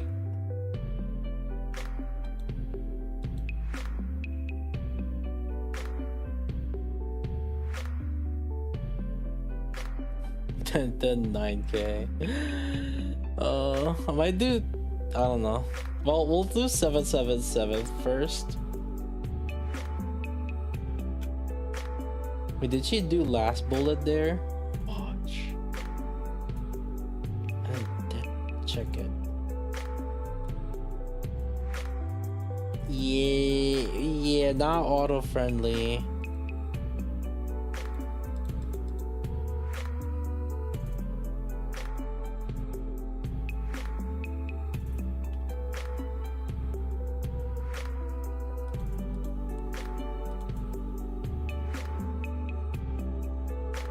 I have to check that she did the last bullet. Okay, she did the last bullet there. Her ammo becomes 999. What the fudge?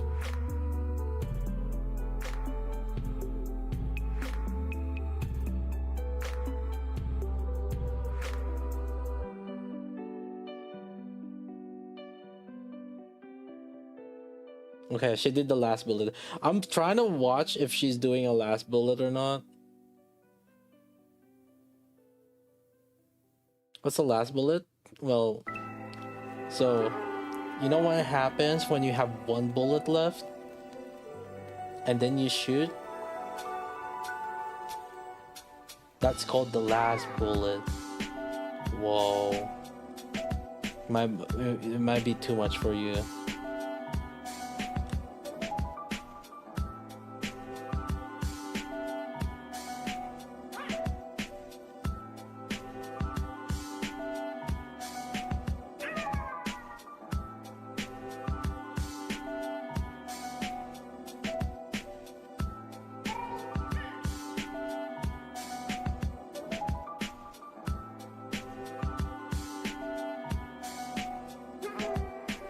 That's a part. Oh, that part. Oh, I don't think I managed to do a last bullet right before.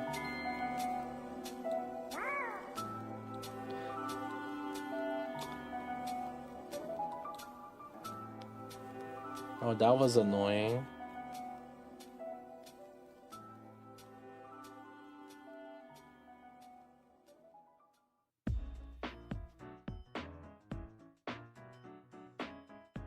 So here's the thing. The condition is like, see, after full burst, she has to do a last bullet from it. Wait. So I noticed this. Wow, the skill to scale. Son of a. What the hell? The ammo reduction has a scale, so it's. You have to increase the. Oh my god, that sucks so bad.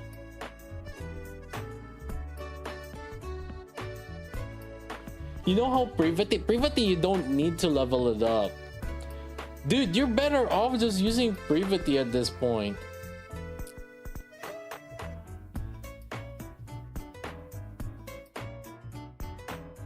Honestly, I want to do a sample where after upgrading K, let's compare it to using privity. So I'm gonna use K also as an off burst. You know what? Okay, I'm just gonna let it auto, and maybe there's like a significant damage increase from skill too, because of it. How am I number 1? I guess nobody really tests in. Nobody really tests in Sky Dawn.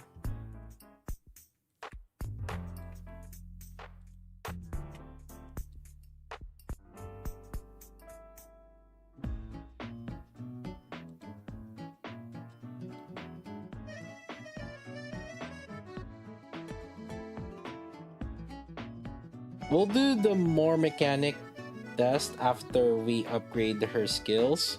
So right now I'm just doing a comparison of when we're upgrading her skills.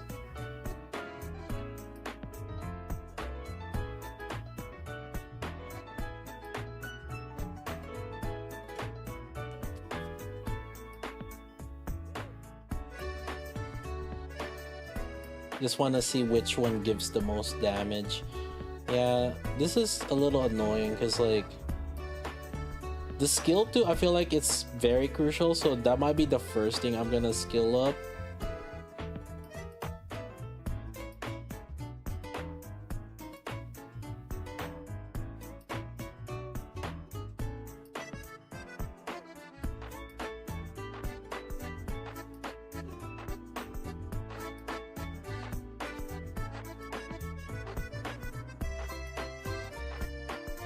No,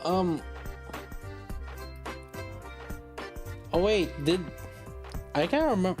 We didn't check what the ammo condition is on with her.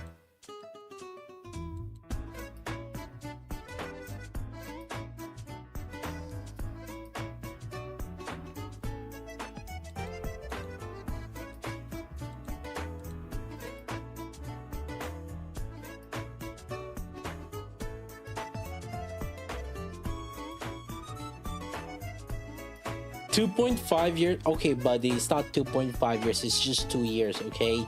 D came out 2 years ago. Okay? Alright? Nobody knew who K was until 2 years ago. Not 2.5 years, excuse me.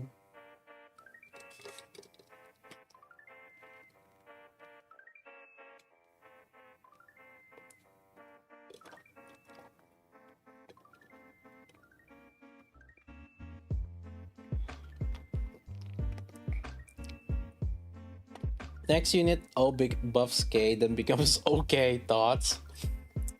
I think that's a good synergy. Holy shit. That's some crazy synergy right there.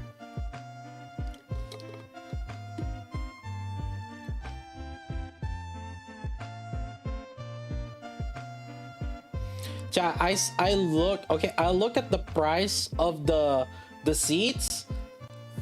Freaking expensive. $100 for you to stand. There's like a stage, there's the $100 seat. It's not really a seat because like it's a stand. Like you can only stand in like that area. And then the $150 is the one where you can choose for the seats. And I feel like all you're getting is just the limited pin blanc thing.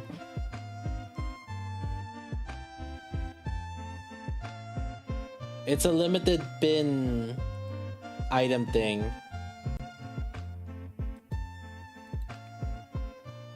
$100, yeah, if you want to yeah, okay, hold up, let me okay, I searched this. Okay, let me wait, also we did more damage not with her off burst. That's hilarious. Well, to be fair, she's not skilled up yet, so that makes sense. Anyways, all right, let me upgrade her skill. Where was it?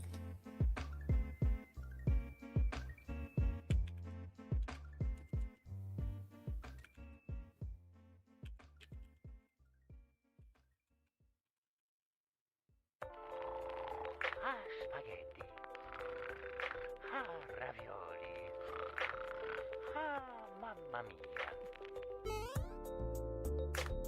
mia. Right here. Look how expensive this shit is. See, June 10 versus Dodgers. They gotta join the Padres.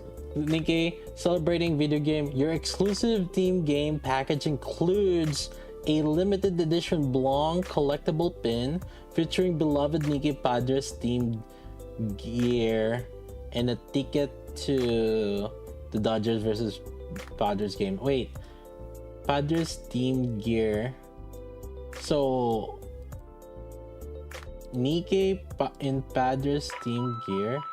Oh no, it's literally just the Blanc collectible pin. That's it.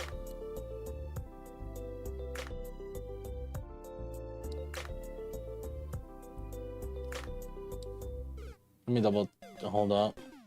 I just want to make sure there's nothing that shows up bad here.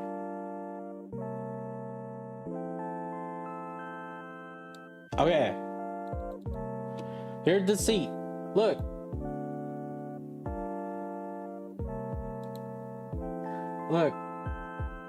You go by if you sort by lowest price. Look, the $96. The Gallagher Square.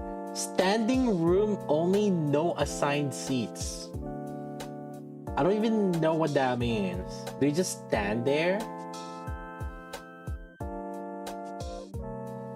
That's the $96. And then this one is the seat. 135 buccarinos. That's the cheapest one. Wait, no seats now. Wait, we're... I'm $141. Oh, wait, what do you mean no seats? It says there's like a seat available. What the fuck? Oh, the $150. You want to sit down? $50 more.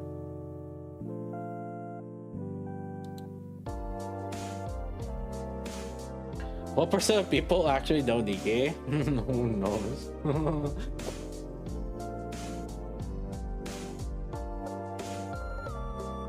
Sky would leave the stadium as soon as he got the pin. There's no way. Well, I guess you can go there, pay for like $100, and then like that's a very expensive pin. $100 for a pin, buddy.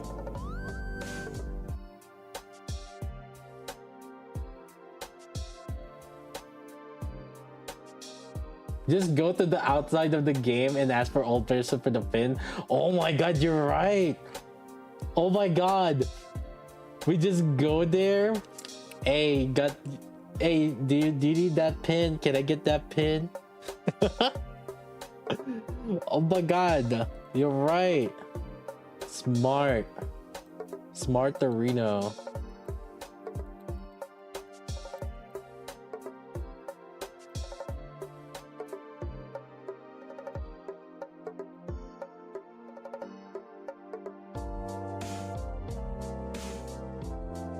$5, dude. Shit, dude. $5 for that? Don't mind if I do.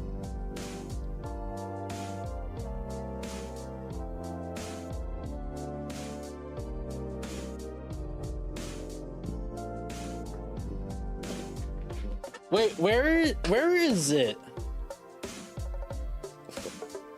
So I actually don't know where is it. Where's the game? I don't even know where the game is. Clearly, I don't play baseball. San Diego? Oh, fuck.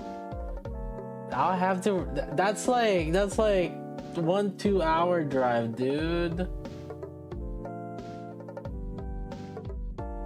Oh, dude, listen. I love me some Nikke, but like a 2 hour drive just for a freaking pin. Okay, to be fair, we did drive like 40 minutes for the boba place. To be fair. But I feel like that one was like more significant just because it was announced during the anniversary, right?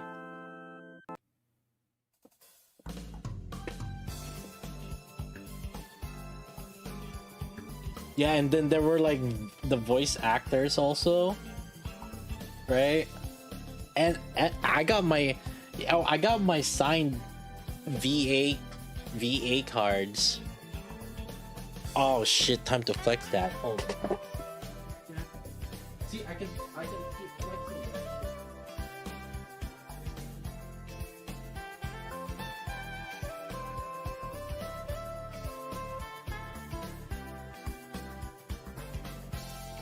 See, I can keep flexing that shit.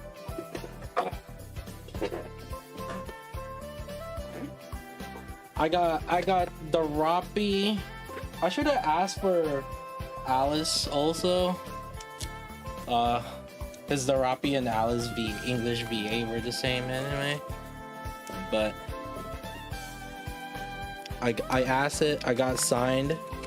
See, this is one of a kind. These are one of a kind cards. Cause they're signed. Don't exist. Just go to Costco, so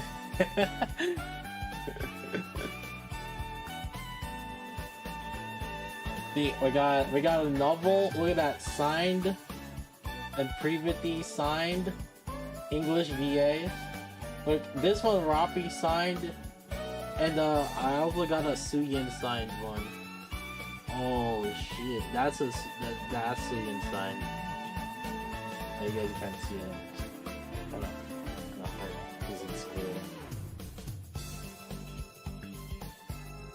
That's a lot of AGRs. That's what I'm saying, dude. These are basically AGRs.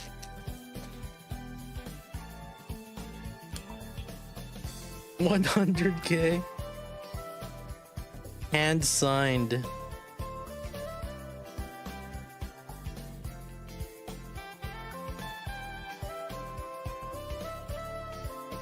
And the sign was all recorded on YouTube also, so you got authenticity there.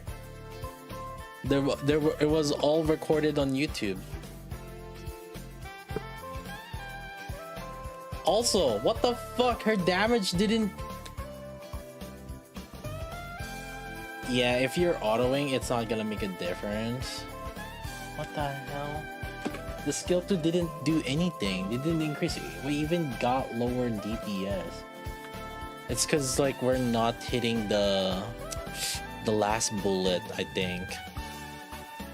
That's what I think was happening. We're not hitting the last bullet, so the skill 2 upgrade didn't do shit.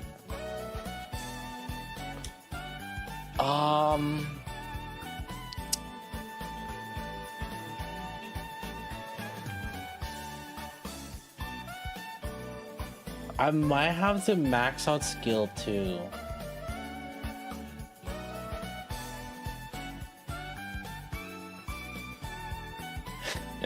I like how similar effects cannot be stacked. For example, when maximum ammunition capacity decrease effect from previously skill 1. Who else has maximum ammo capacity decrease, huh? Oh, I guess Summer Anise technically does have it. Case maximum ammunition capacity decrease effect will not be activated. Check if the effect is active in the battle pass screen. So it's making us... They're making us figure out what the logic is. Because they probably don't have like a very well-defined logic who gets what on the buff. It probably... Because I have a feeling that, like, you know, depending on whether it's on the left or on the right, or like... do you have the buff active at the time of full burst? Like, I have a feeling they probably don't fucking know themselves. Yeah, there should at least, like, for these things, you should have at least like some priority list. Oh, if this is this should go there. This was... Dude, are you freaking kidding me? Please check it if it works. That's like the word. What the...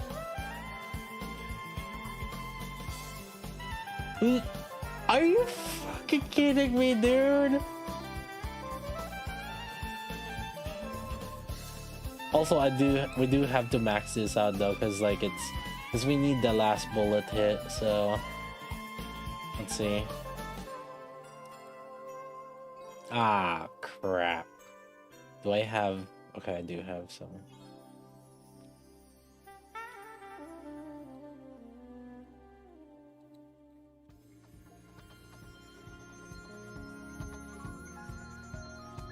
I'm gonna last bullet because I need the last bullet. I mean, less is probably enough, but I think to make it like more consistent, I have a feeling that I need this.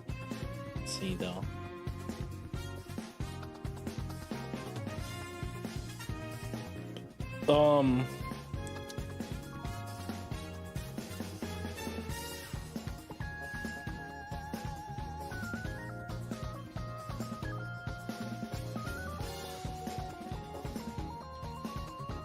It becomes 59.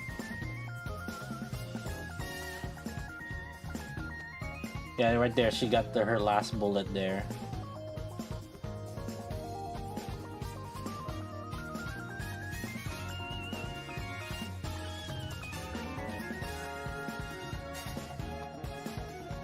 And sometimes it's too fast.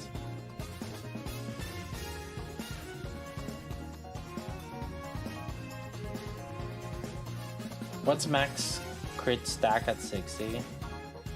Oh, she didn't get the last bullet there, and now it ends up being useless. Fuck.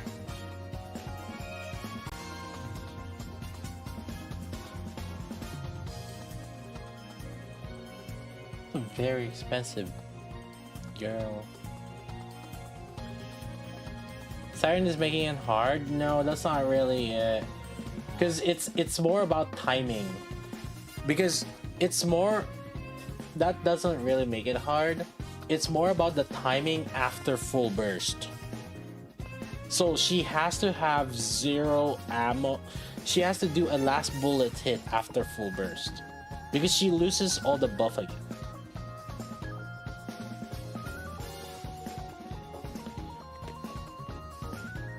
So it... I mean... You know, yeah. The thing is, she has 59 ammo, so as long as she's continuously shooting, it should be okay. So she only has 59 ammo.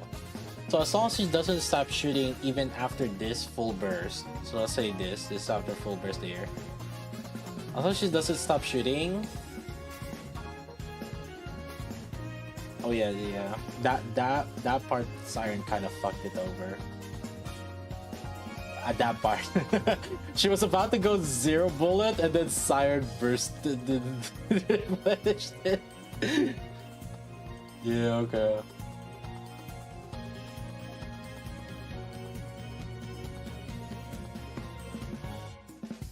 I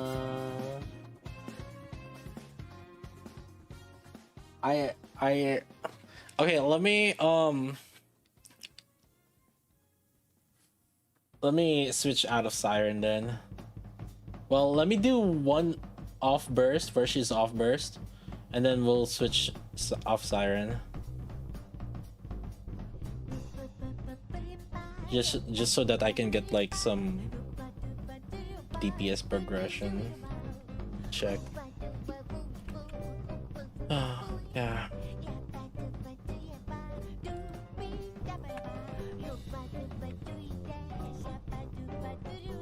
Okay, so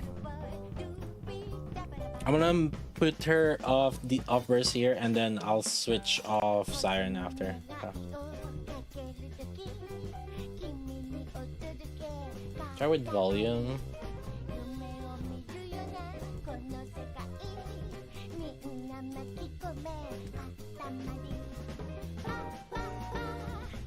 We can test it. We can test the different, like, okay, which one's the better burst one once I fully skilled it up. Because like right now, I want to just test how much each of the skill affect, or how much each of the upgrade of the skill affect her generally. Once we finish the step-by-step upgrade, then we can test like the different units.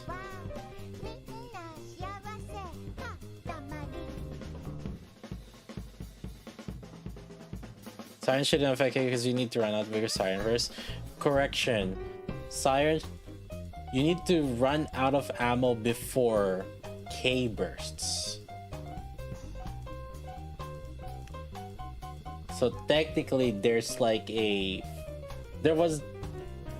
you can literally, on the time that I said that, oh, that Siren did something, literally on that time I was telling you guys, yeah, it shouldn't matter, and literally K was about to run out of bullets and Siren bursted. Now this one doesn't matter as much because like K is constantly on the SMG. She's not on the shotgun, so it's okay. Yo, Shinorin, yo, thanks for the tier 1.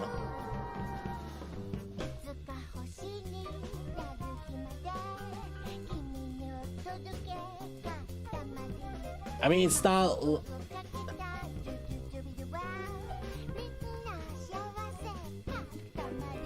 The thing is, like, we're working on, like, very close timing here. Like, super close timing. That, that extra, like, few milliseconds would actually make a diff.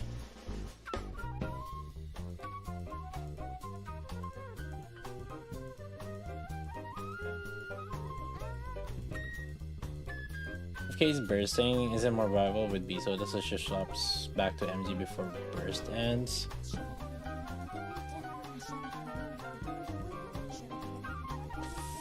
For what though?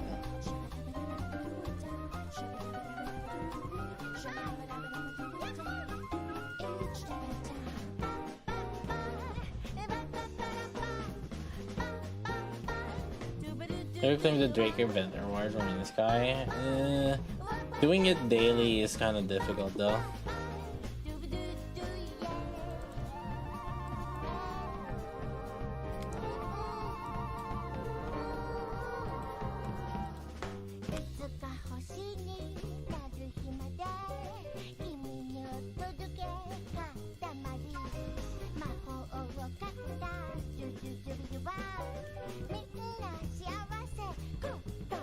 Okay.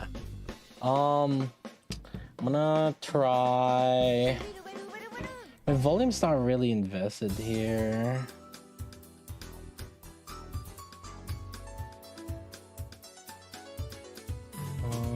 144.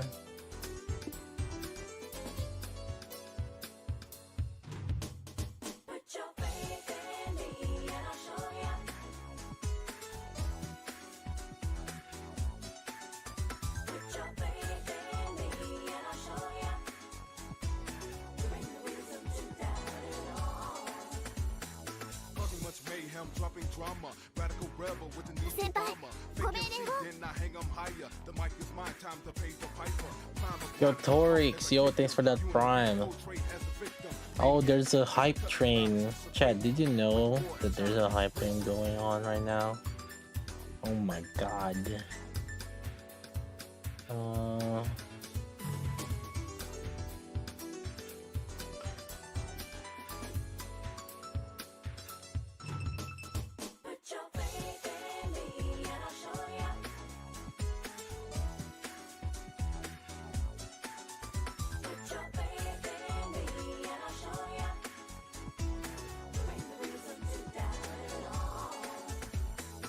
I could also just intentionally get out of Helm.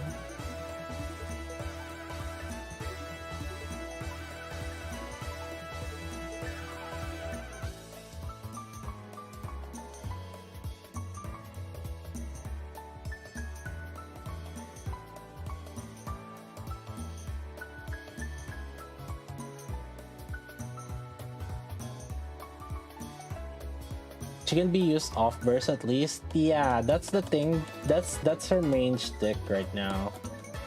She could be off burst in the summer anise team. But the question is whether if she's worth replacing Helm or not. So let's say we use Ein, right? Ein, summer anise, crown, and then like Helm, right? The question is she worth replacing Helm? I think that's the bigger question.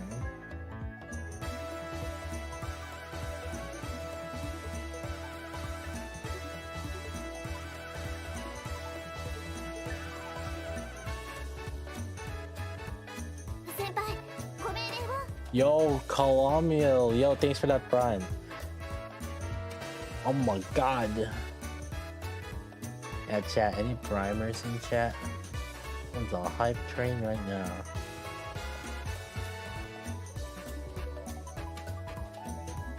Well, we don't want to use Rouge because like using Rouge means that we're gonna use it on, well, because Rouge is gonna be with Winter Maiden. Not necessarily Cinderella, but it's gonna be with Winter Maiden for sure. Or well, actually, it doesn't matter. In any case, it's either with Cinderella or with Winter Maiden or both of them, right? So K doesn't belong there because you don't want to reduce ammo for Cinderella. Cinderella really needs the ammo.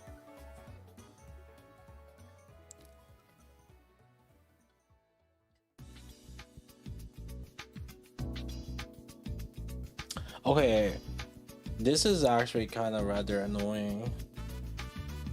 I have to actually manual this. I can't just auto. That's annoying. Fuck.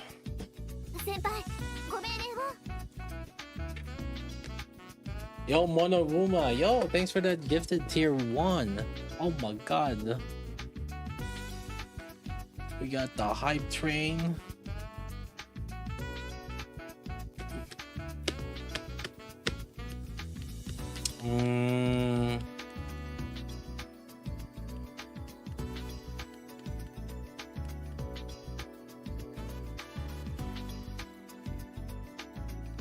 Yeah, if I could try removing Helm. I could try removing Helm if I want to auto.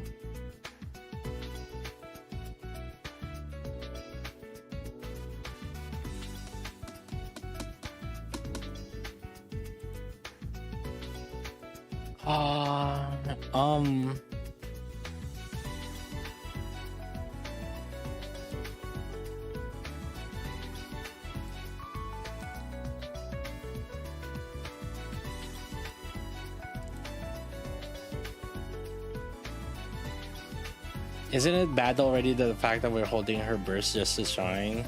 Yeah, and that's why you don't have to hold burst if she is off burst. I don't think it's too bad because you only have to hold by like one extra second probably at best.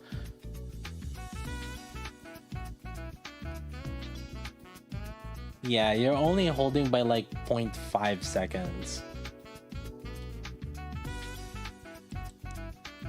Like it's not that long. But the thing is, like, if you're catching the burst rotation,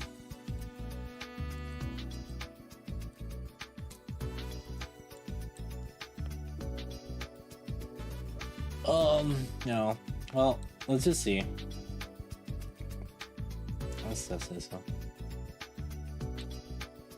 To use Dorothy? Oh!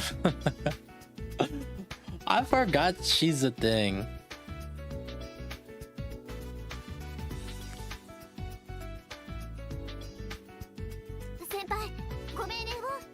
That's true.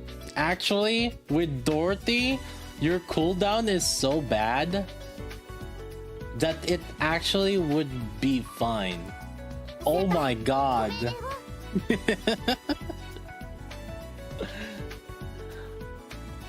Yo, Goblin. Yo, thanks for that gifted. 5 plus 1.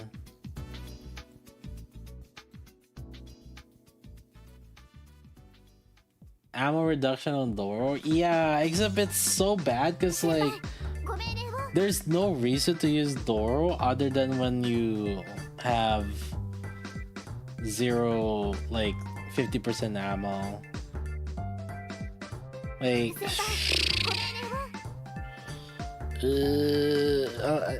I don't know, why would you use Doro? It's like, or yeah, unless like it's water advantage. Yeah, we're literally breaking our setups now.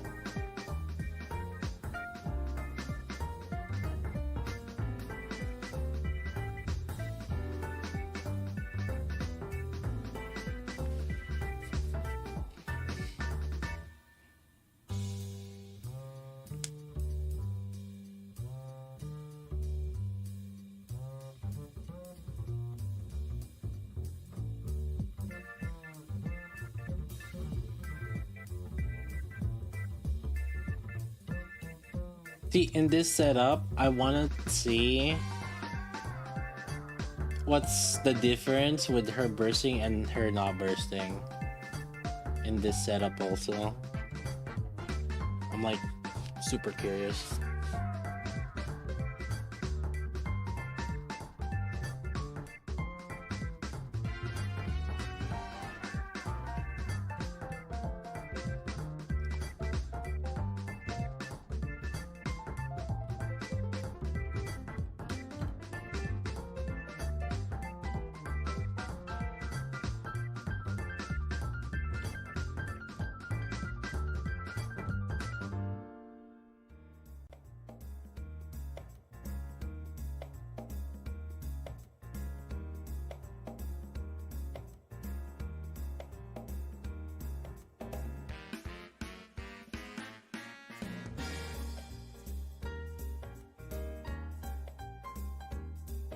Miranda got crit damage and SMG buff.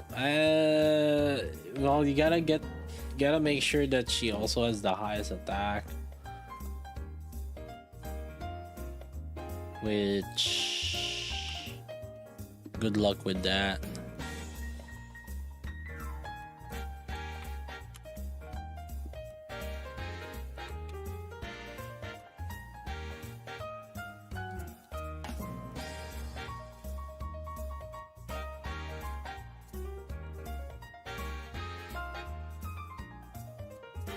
I'm gonna upgrade skill 1.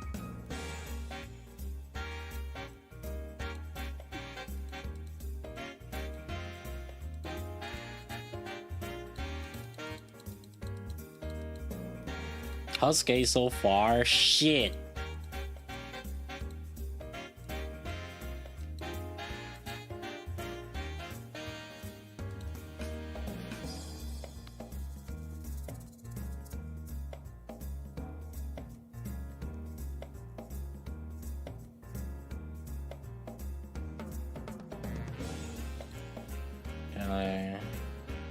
one that I want to test is with this.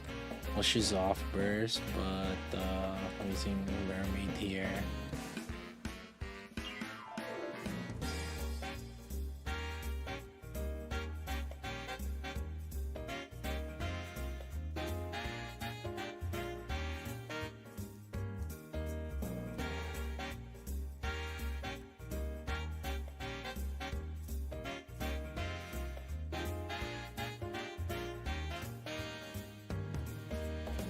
She's cute though, huh? Really? She's aight. I feel like Case design, like her face looks one of the outdated mobile gacha games. I don't know. Is it just me? I don't know. Is it like the coloring and like texture of her like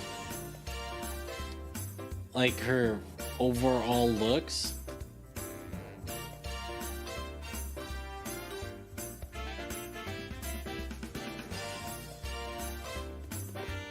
Yeah, it's the first gen art of Nikke, yeah.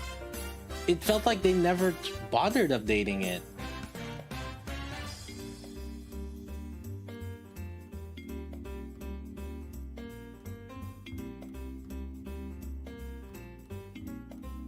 I feel like this is absurd for a year 2.5 Nikke. The kit is also old design. It is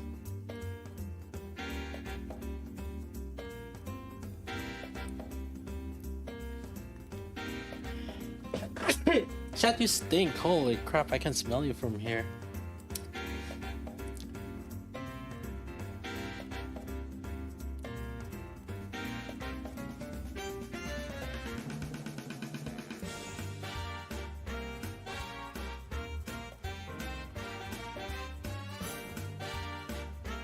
What's the problem with K-Kit's value or her stat? All. The amount that she's providing is like lacking.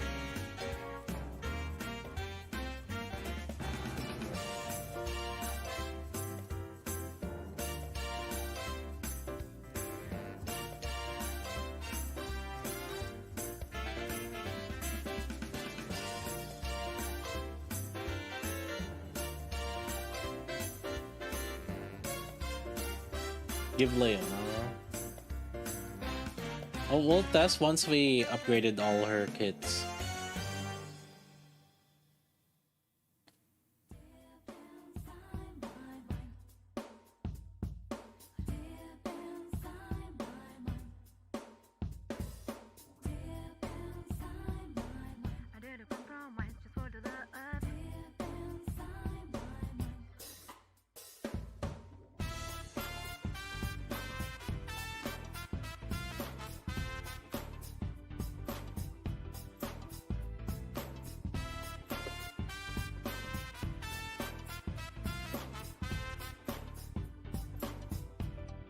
This is the scene in chat.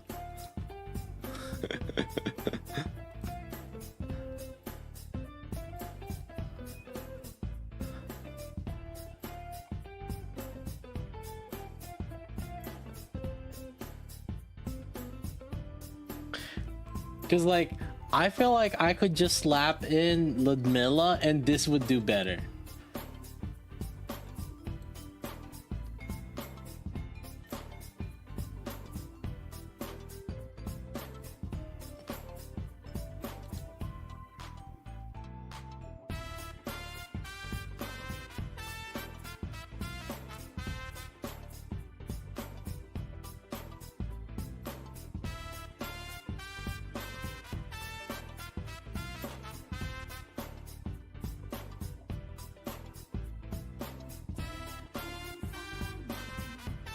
Double checking the team setups.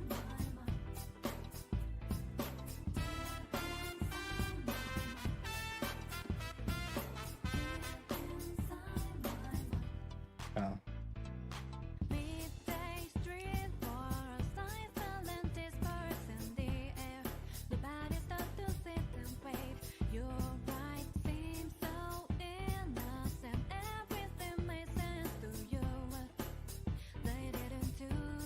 Team 10 SR soon. Don't get me wrong. I feel like she would. You know what now? I feel like even the Electric Lord is not gonna use her. This is like, you know what? A winter guillotine situation. Where I feel like we could find use of her if we like super main the water slash electric in this situation. But 99% of the players won't probably see use. That's what it feels like.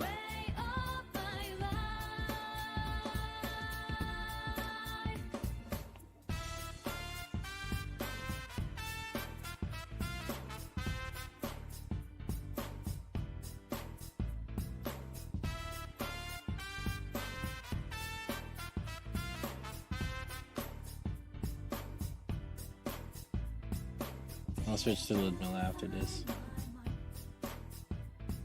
Most players don't have that much investment on water electric teams.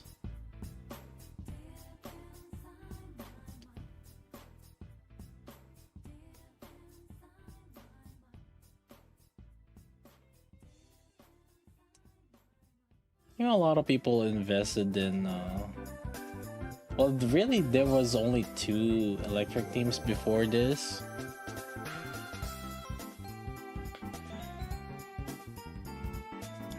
Then we got like Scarlet and everyone.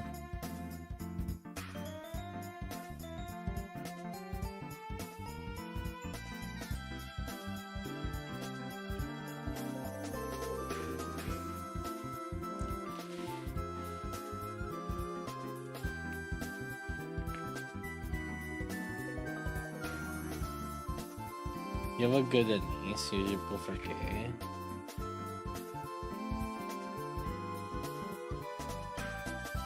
You have to realize what are the implications by you saying that you should pull for K. That means you have to invest K as like a DPS.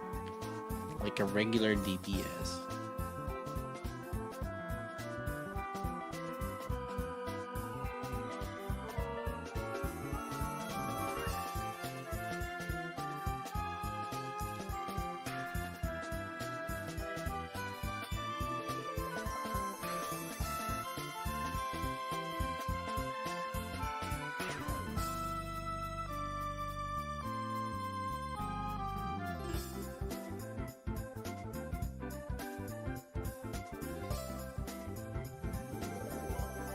Yeah, with bursting I have to manual. If she's bursting, I'll do the manual thing on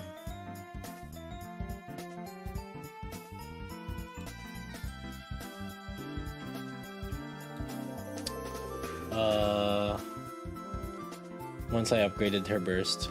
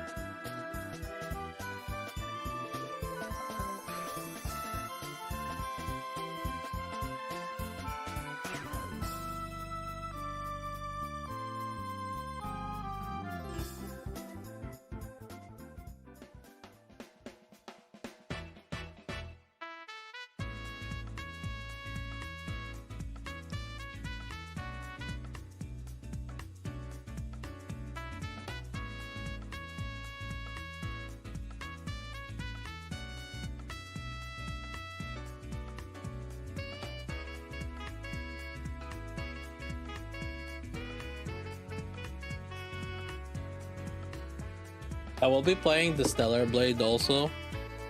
On release. I don't know if we're gonna play it on day one, because like, you know, likely we'll do some testing. But maybe like the weekend or something after that.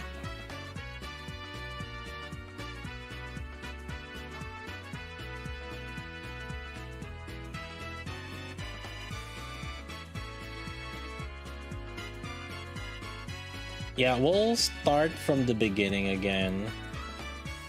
Cause like we'll be playing the PC version.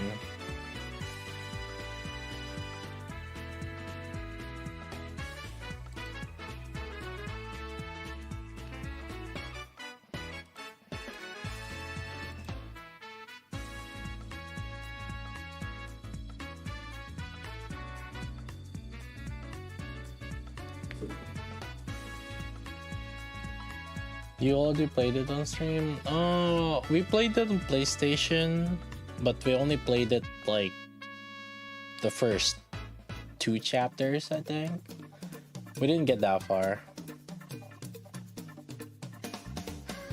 Yeah, we defeated like a few, yeah, like 2 chapters or something.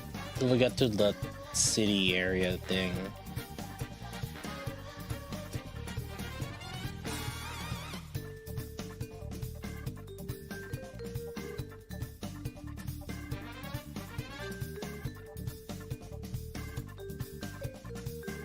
We didn't finish that much. How many hours did we play it? Hold up. Dude, we can literally figure it out how long we played it. Should record that.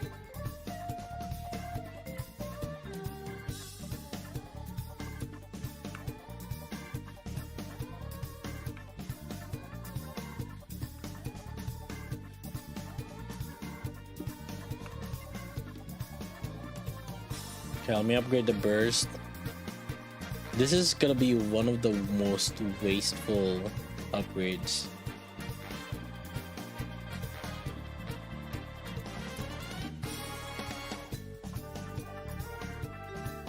Rip mini sky. Thank God. We don't have to test it on my main.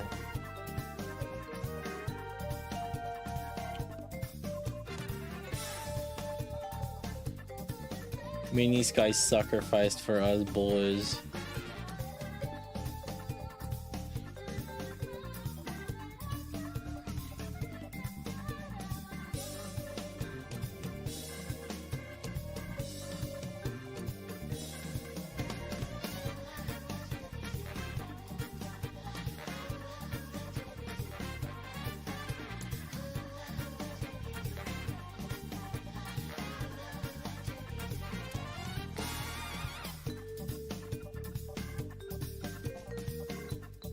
Yeah,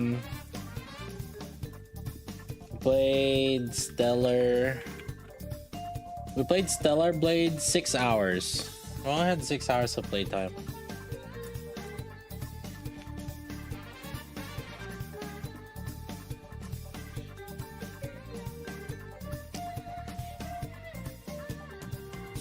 How long is Stellar Blade's game time? 21 hours. 36 hours for extra, 57 hours for completionist. It's not bad. It's not pretty short. Technically, we could finish it in like a single stream.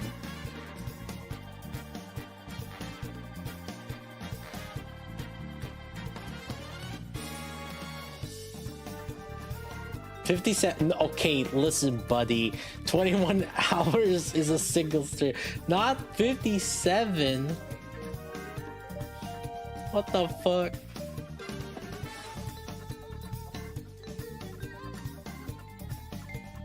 We do a Stellar Blade marathon. How about that?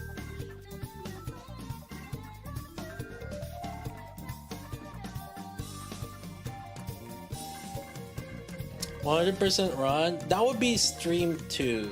Part 2, stream 2. But what I could do also is Yeah, we'll do that stream probably one of the weekends. Sure, we'll do those weekend stream.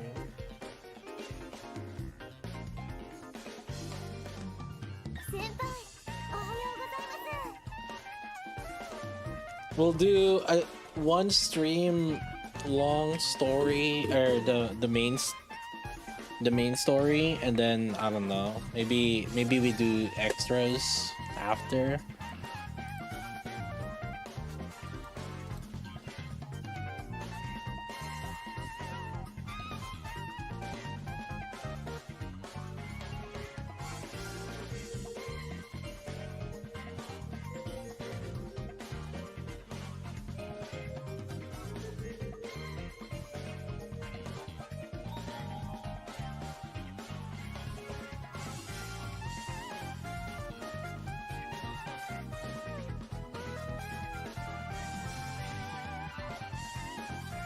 Yeah, we'll do some once I finish the skill comparisons, skill upgrades comparisons. We'll do one where I also properly burst with K.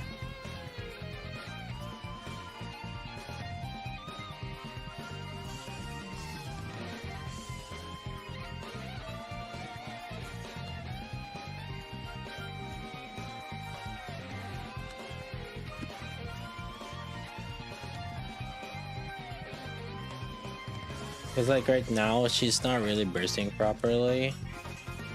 Cause sometimes like we're dropping the stacks.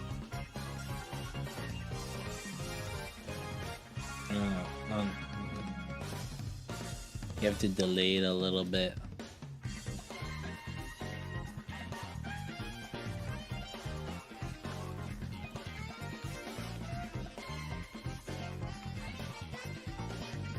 Is there any team to make Haran work? No. No. Don't. You can use her as a fast charger where you're just fast charging. Just slap her with the highest like elementals, and basically ignore everything about her kit. You know, her kit that wants to do full charge and kill units. No, just ignore that shit. Just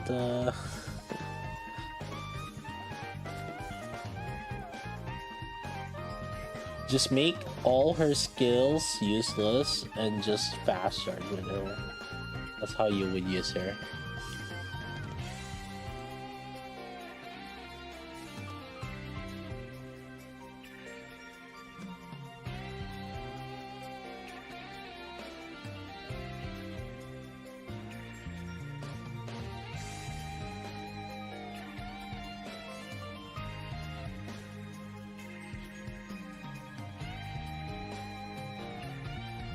Ado concert?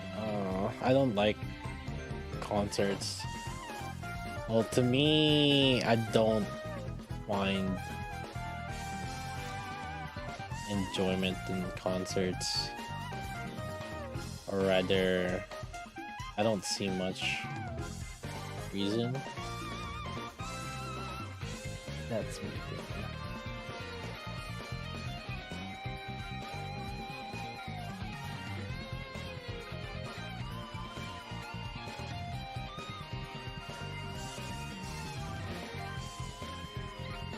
Yo, Binyavik, yo, thanks for that prime.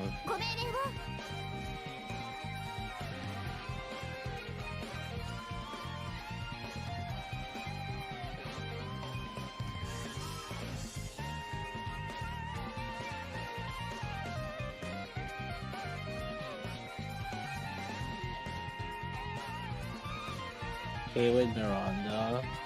I don't have Miranda on Mini Sky, although I guess I could technically try to give.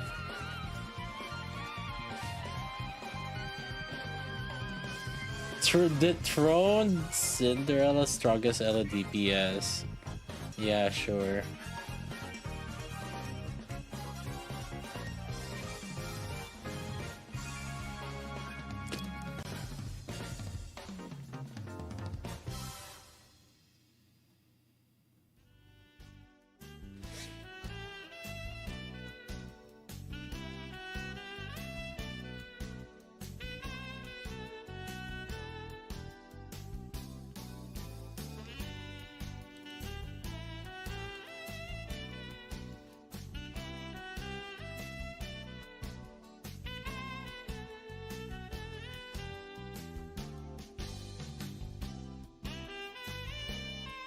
Oh god.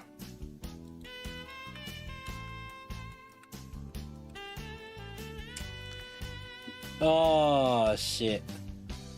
Here we go.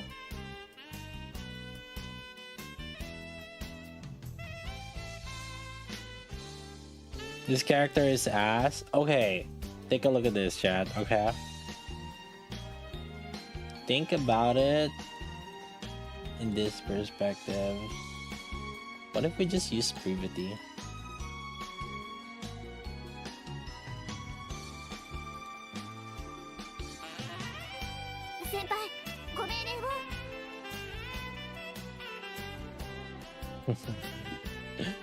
So I got the number of her being off burst, right?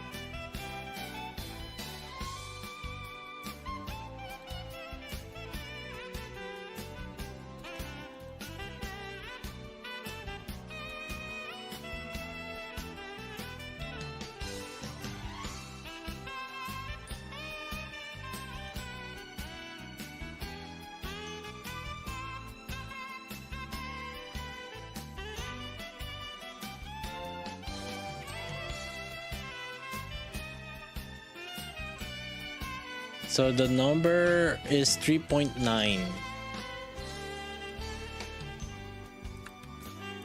3.9 bill.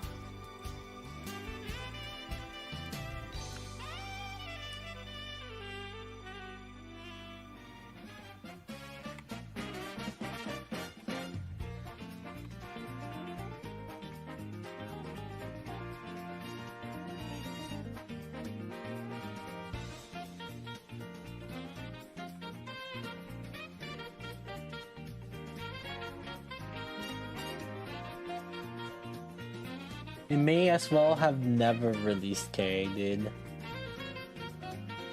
Should have stayed in the jail, man.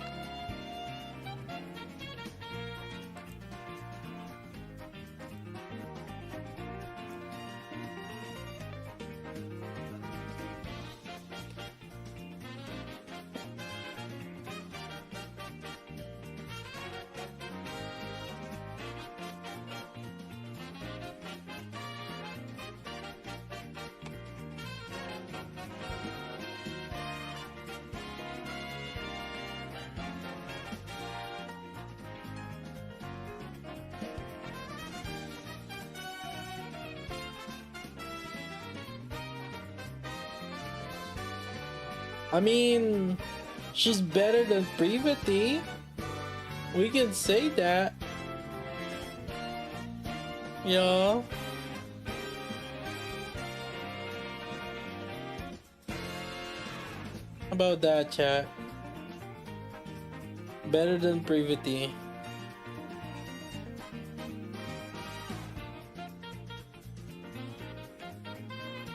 Privity's water. Yeah, but you shut your trap, huh? Nobody likes being as smart as here.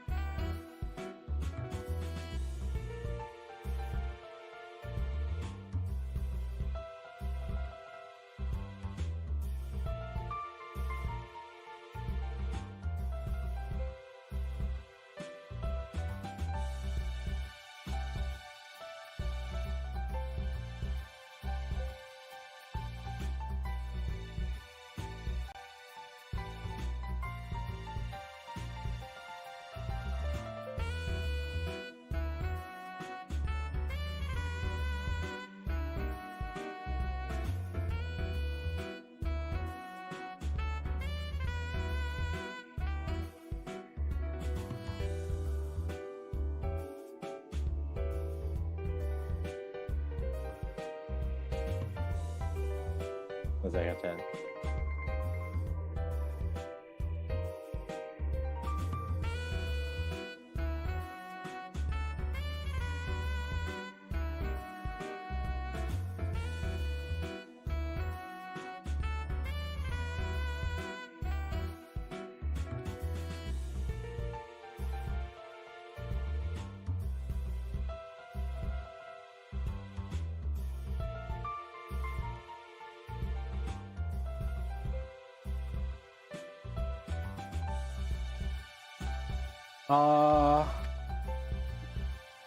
Well, I mean, honestly, in terms of buffing, it's the same.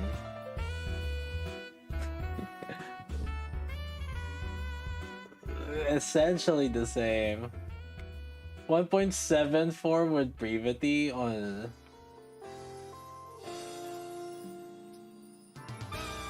6 point. Actually, brevity did more buff than K.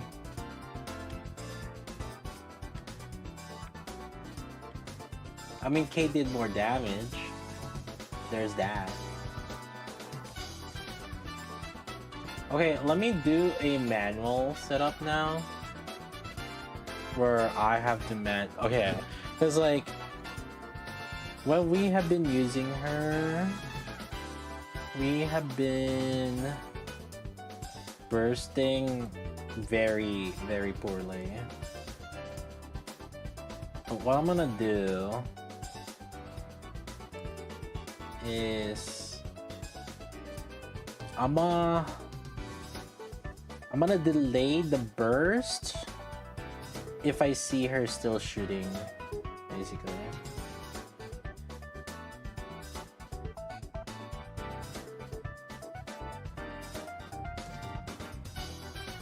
We'll keep this. I'm gonna enable the simple animation just so that I can toggle the burst as necessary. Okay. Okay, last bullet. Perfect. So she did the last bullet there.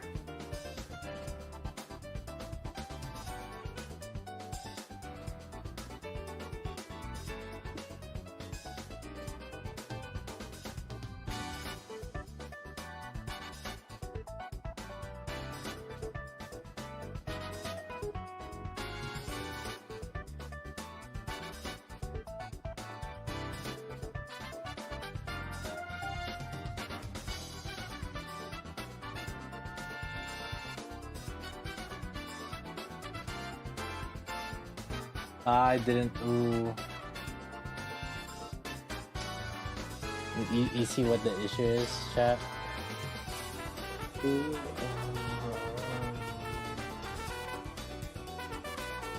Yeah, I gotta get off Siren, but the thing is, like, I just want to see like the damage potential. Well, let's see. I'll use Siren and then I'll use like Rappy and Volume.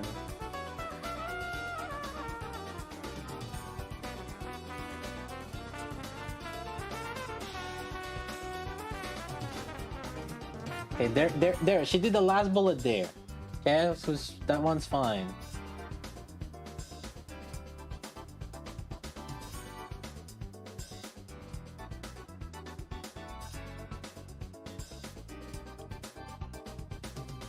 This one's okay because it's not her turn.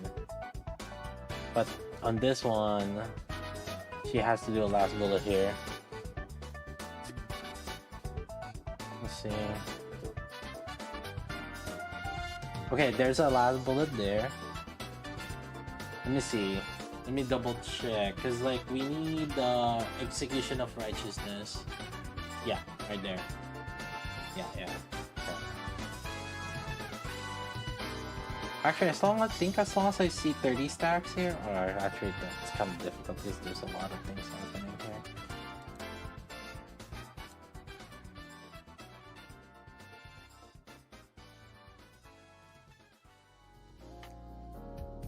This one's okay, because it's not her turn. If it's not her turn, it's okay to just kind of let it be. It's only when it's her turn to burst that I need to make sure that she does the last bullet. Okay, right there.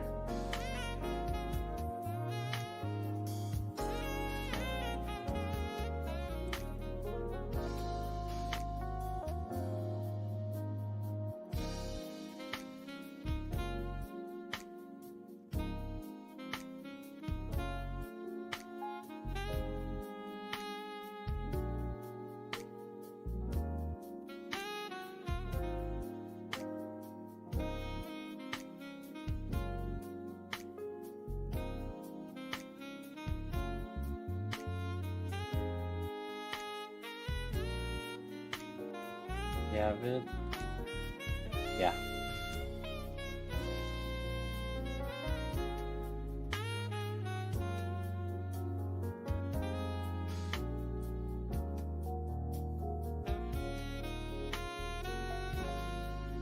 Dude, her hand is just missing, dude. Hand doko.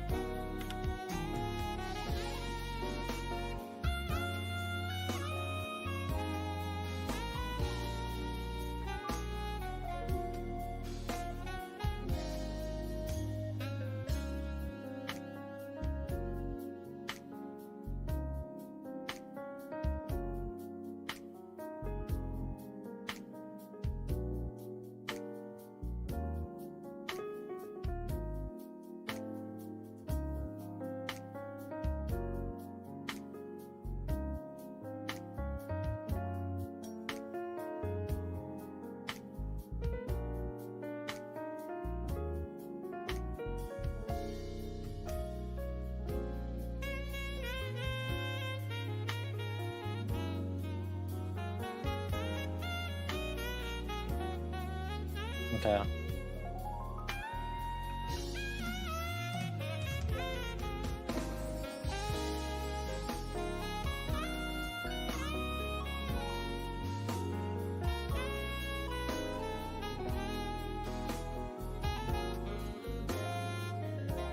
So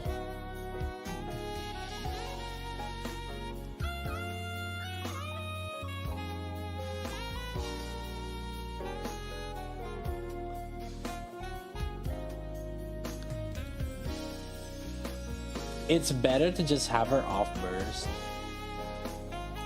Yes, she did more damage. She went from 600 to 800.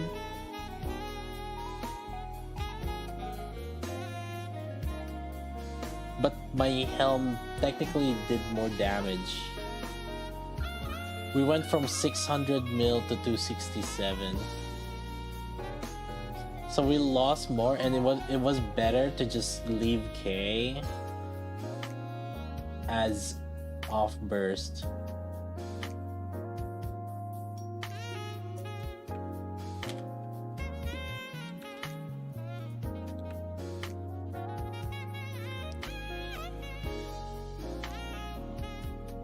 But yes, so it is definitely make sure that you manual burst the timing for sure. I think that's very important. Let me try with a different team. Yeah, I'll just use Robbie.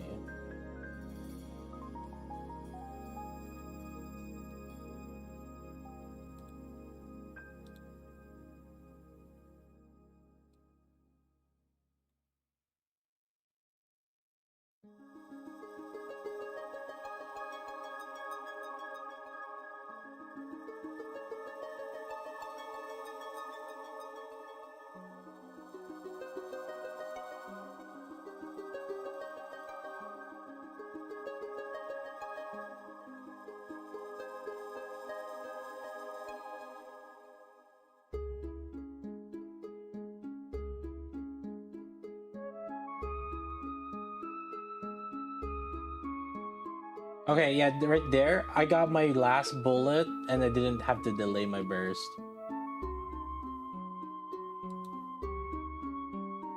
Cause we're not using Siren. Siren's definitely not compatible for sure.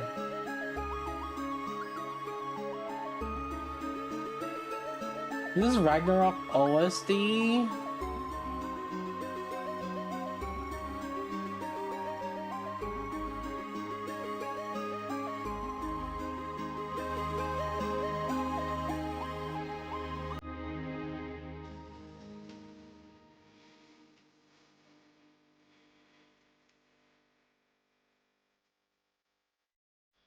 Yeah.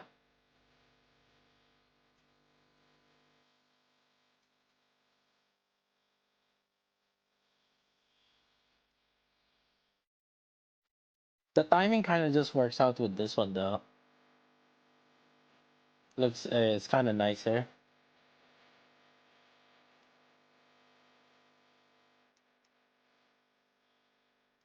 No, no, you bitch! The boss jump. She stopped shooting, and then she reloaded.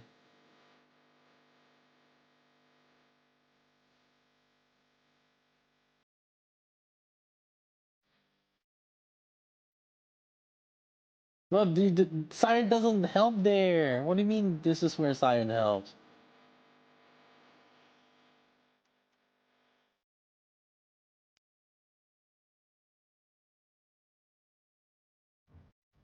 What was fire?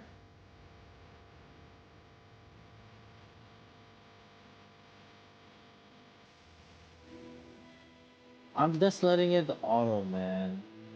The Siren wouldn't have helped there if I was letting it auto. The only toggle that I'm doing right now is take a look at the top left. I'm just toggling this. That's all. I'm letting it auto.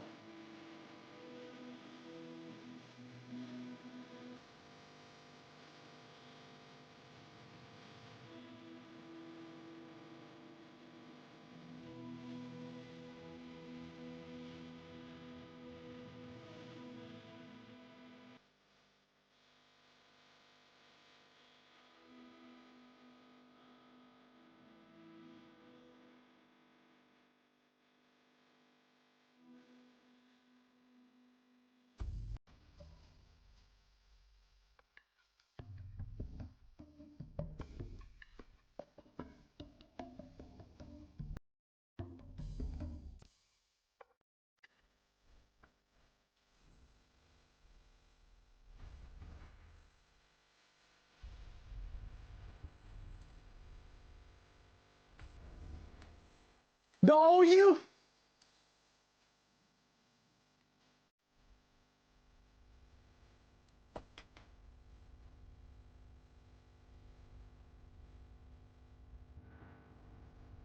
I'm mad. I'm so mad.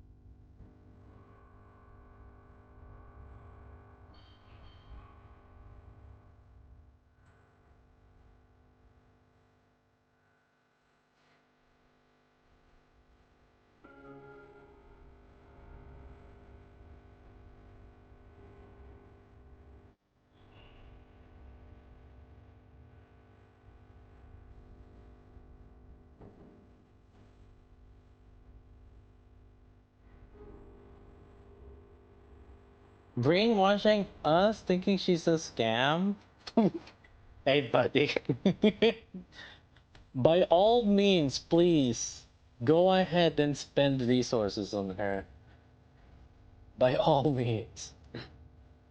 I'm sure a lot of the top 3% players would love it if you do.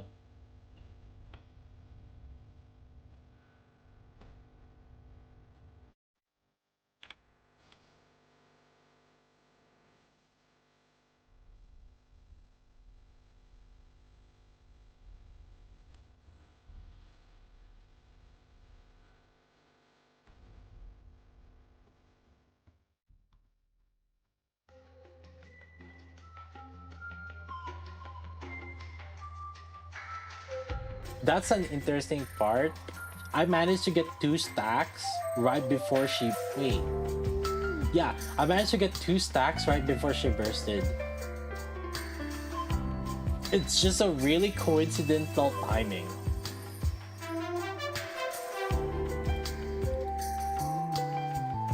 Because like, as the full burst ended, she dropped her stacks, and then right before we start the full burst again, she got her stacks again.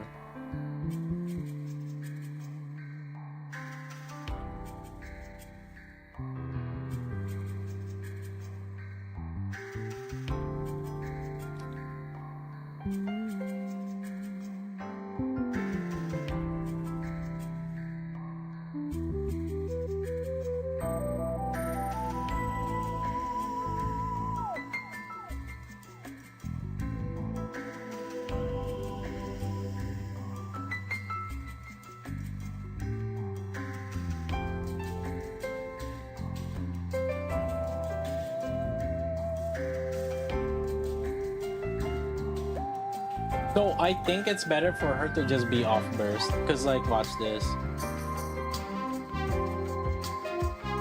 Cause like, we could have some other unit that has more valuable burst, and she doesn't lose that much more. Her freaking shotgun mode is dog. And I mean, okay, to be fair, to her defense, shotgun sucks in shooting range, so okay. Sure. I mean, to be fair, against this boss, shotgun kinda sucks. So we could make that argument. But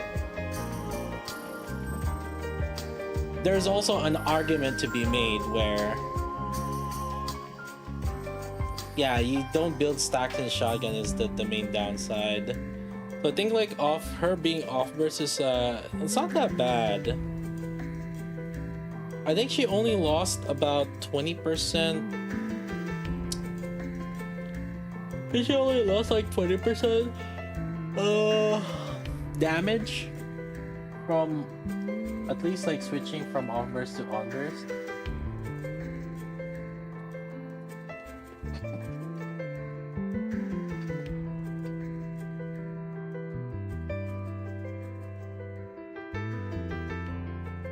Mid? Do you guys think this is mid? You know what we do? Okay. Are you guys ready? I'm about to show you guys something crazy after this. And you and watch this.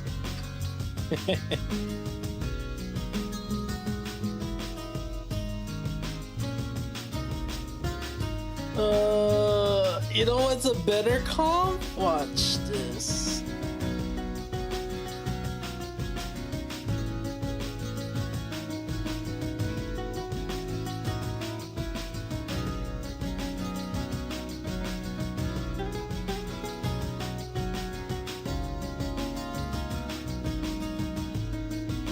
Is she a downloading for pre-50? No, she is technically better in the sense that she will do more damage than Privity. Because like you're likely using Summer Anise against water advantage or electric advantage, right?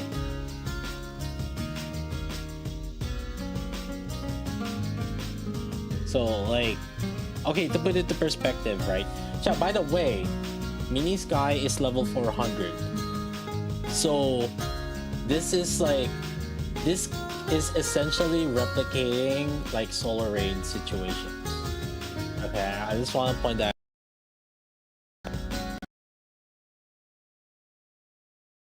Like the damage that you're seeing that Mini Sky is doing is essentially the difference for Solar Raid.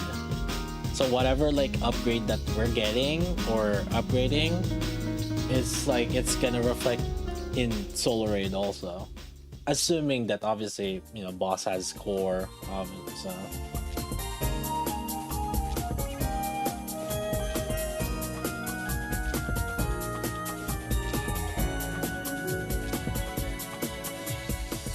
Yeah, so technically we did, yeah, it did more damage, right, with her being off burst. And that's because, like, Helm burst is useful, but then keep in mind, Helm is not even elemental advantage.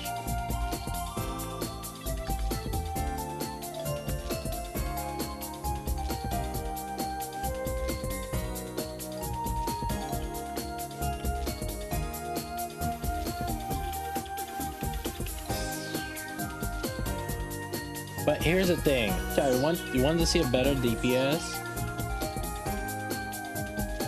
Watch this.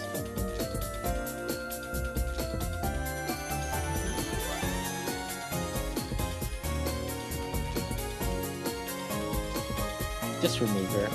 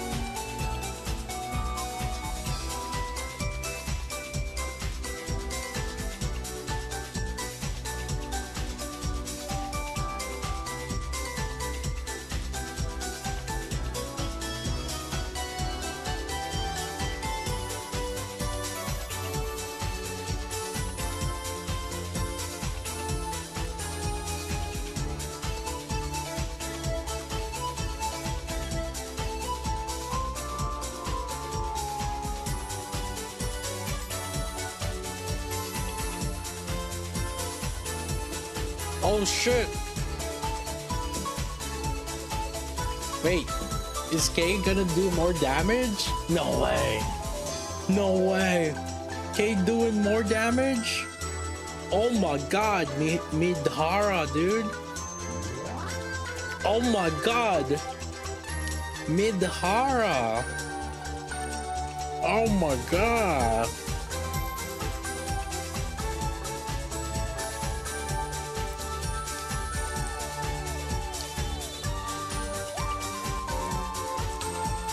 $40 mil more.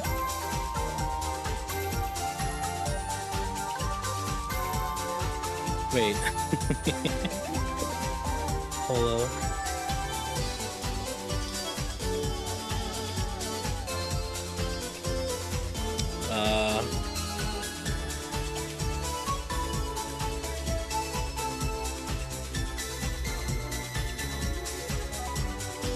Wait, so you're telling me K did barely shit? Well, okay, she did make Anise do 200 mil more. Okay. There's that. 200 mil more on Anise.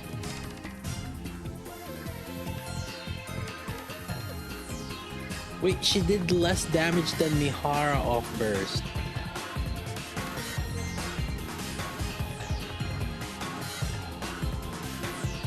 I have 60% LA on her.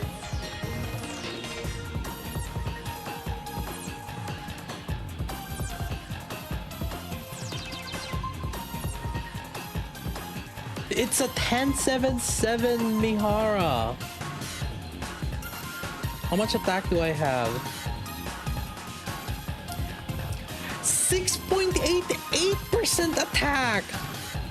You're fucking kidding me!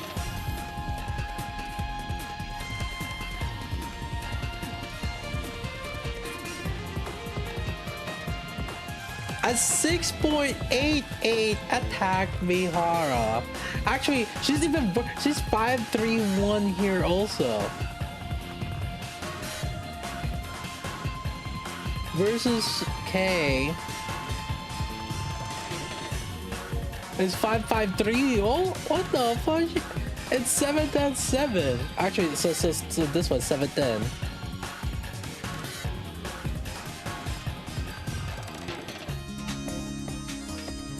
So we pulling? I mean, listen, you got 40 mil more. Think about that, dude. 40 mil more. Shit, dude. Well, okay, right? Obviously, we can get more if we get more LA. So, like, it will be better. We just need to get more LA. Chad, come on. It'll be better. Trust me. Trust me. Trust it. We just have to get more LA.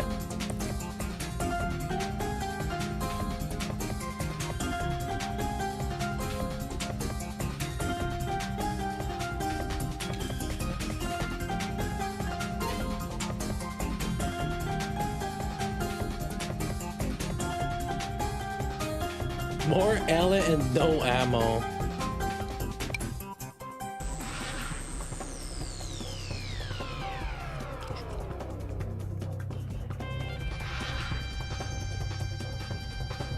I'm gonna try manual with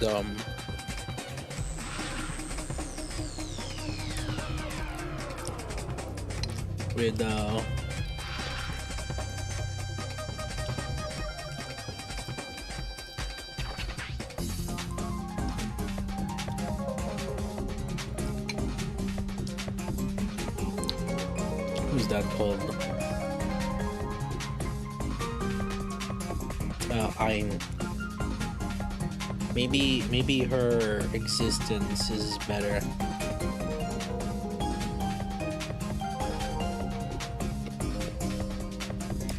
Case Trony 2.0.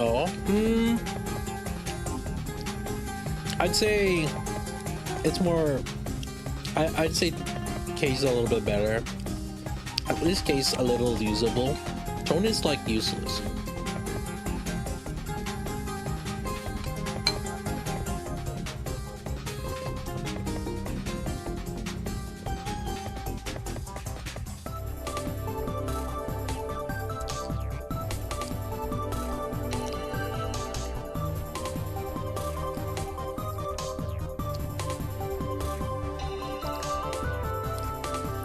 Chat, but did you notice it? Remember what I told you? We keep telling you guys. 60 LA is about equivalent to a 1% Pilgrim tier DPS, right? What did I tell you guys? You guys don't listen to me. Literally, basically the same damage.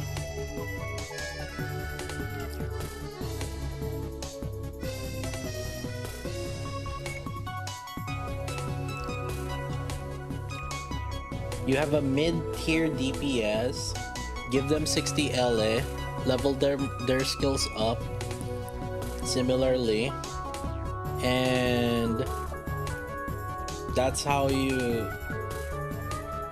those 1% get their value.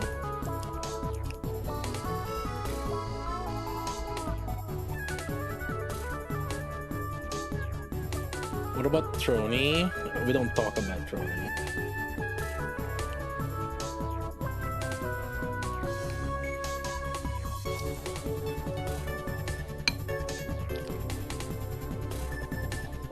SK need to hit core. No, she's just built more as a shotgun, so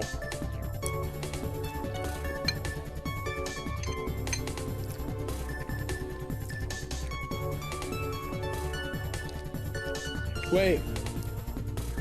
You're telling me I could just use my Ludmilla? Perfect.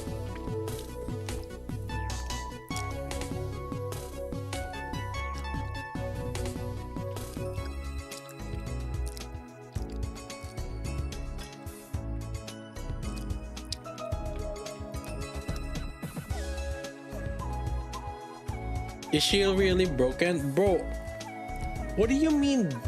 Okay, can you define broken? Can you tell the class what do you mean by broken?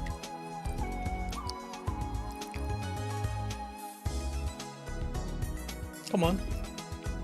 Explain yourself.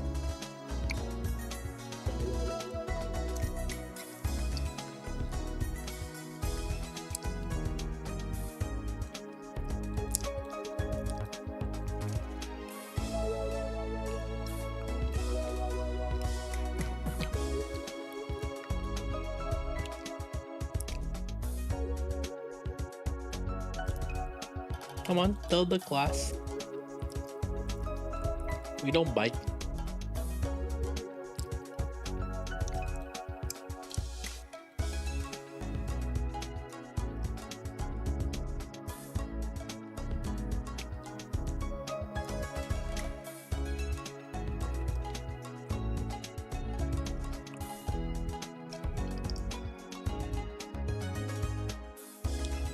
She breaks your account.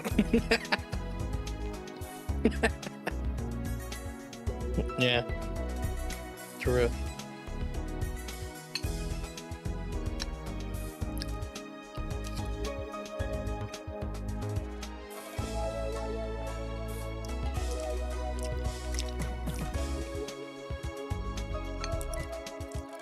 All right, chat. Resources saved.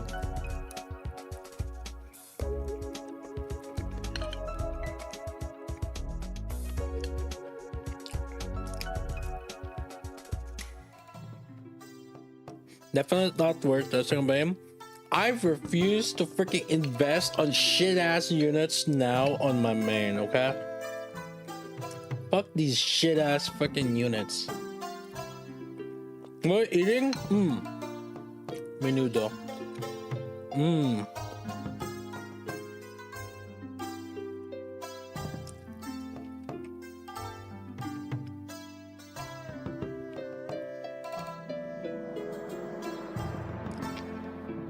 So full K or not right now? No. You guys can save.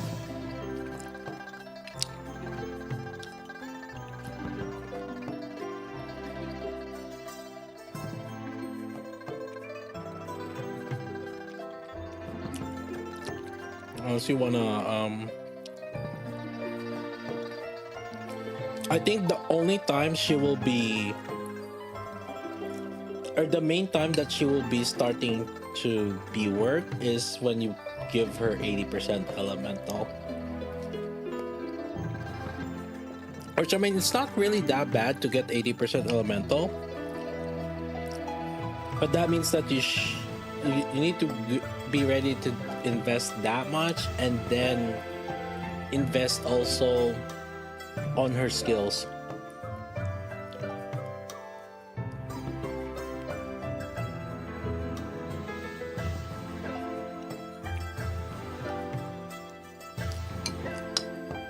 And then only so that your electric will do a little bit more damage. Well, it will increase your electric damage.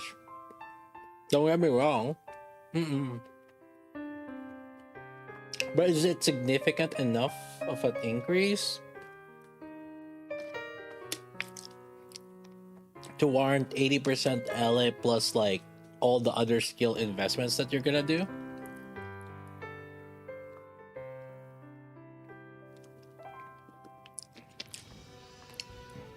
Yeah, let me ask you that. I think that's just to put it to perspective.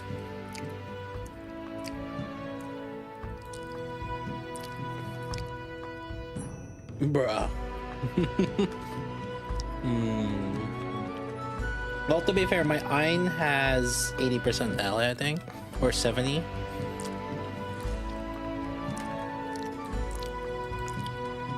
I think this Ein has 70, 80 ally. Let me see. I don't know what happened. Although she's 887, 18 plus 23 plus 23 plus 18. Okay. So 20, 41 plus 4, 80, 82. Yeah, 82 L is a 7.5 attack. Wow.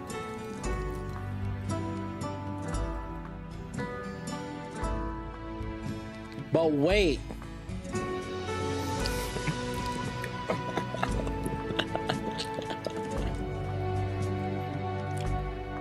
There's more.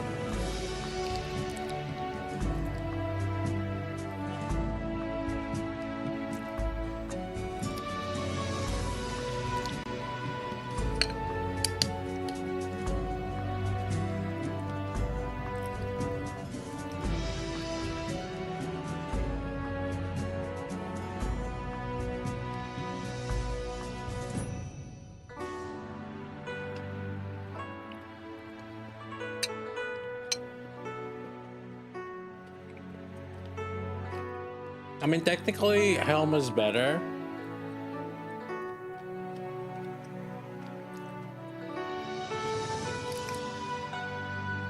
I just want to see Ludmilla's. Like, Helm would have been better.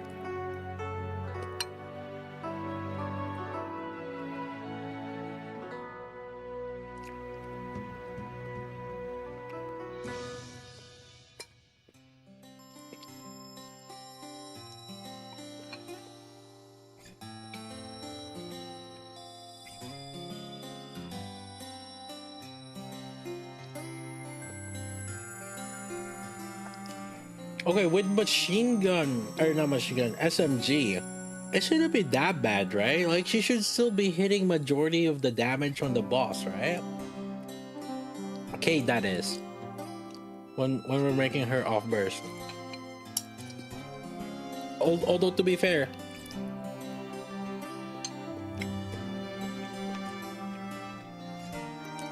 if she can get her pellets in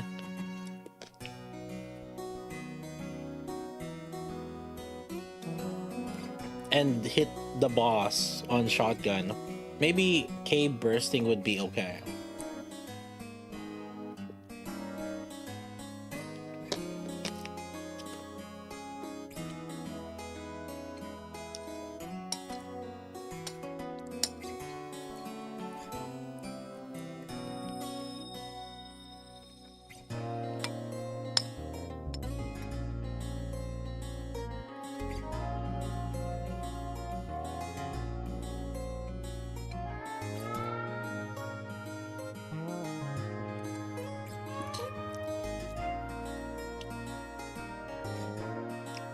I have a feeling the next electric weak boss is not gonna have any core. Either that or like the core is not like the major damage. Because that's where the electric units shine. In that case, then maybe we'll see like, yeah, we'll see Kay and Isabel used.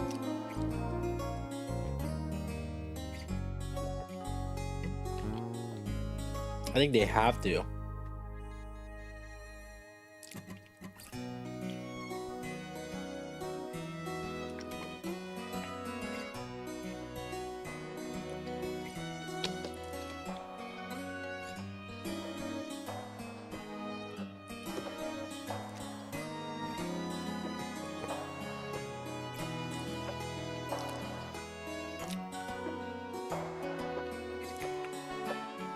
I'm gonna do helm last and then.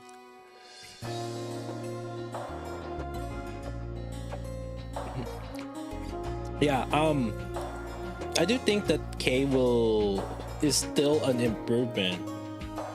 But is it a significant improvement? No. Is it good for electric? Yes.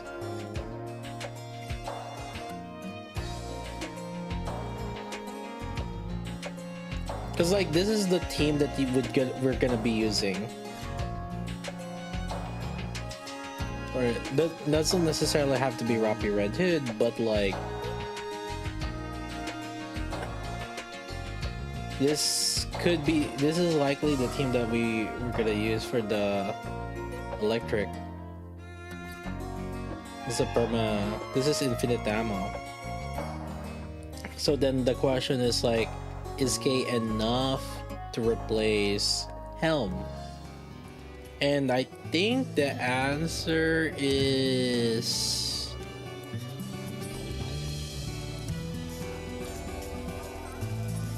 depends, but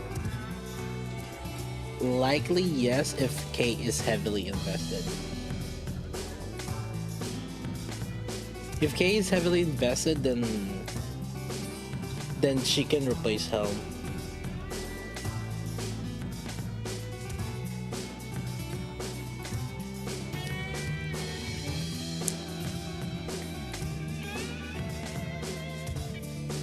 I take it easy, Mono Woman.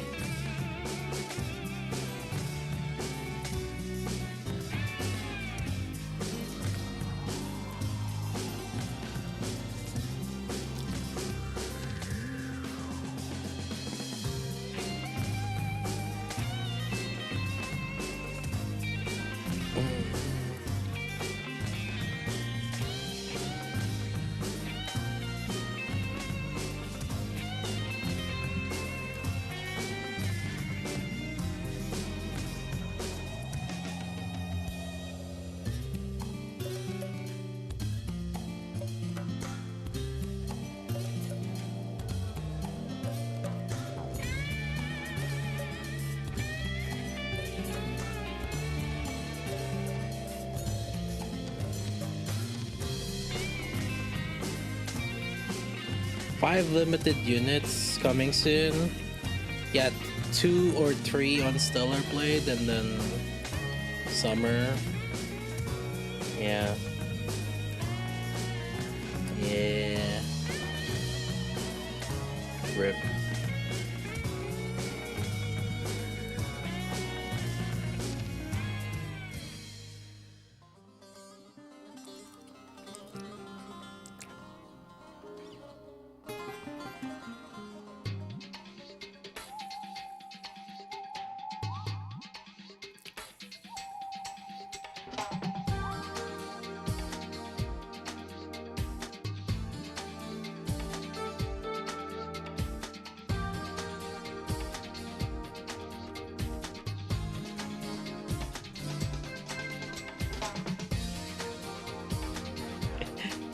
Wait, this did more damage than K. Oh no. It was a 60% 710. Okay.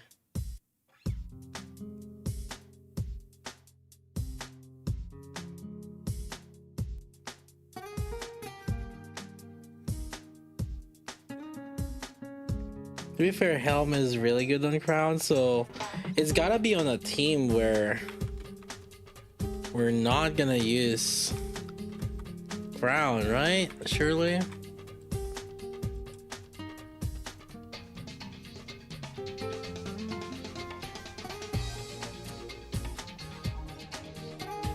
Okay, what about the gamers that wants to do this? I mean, it will work.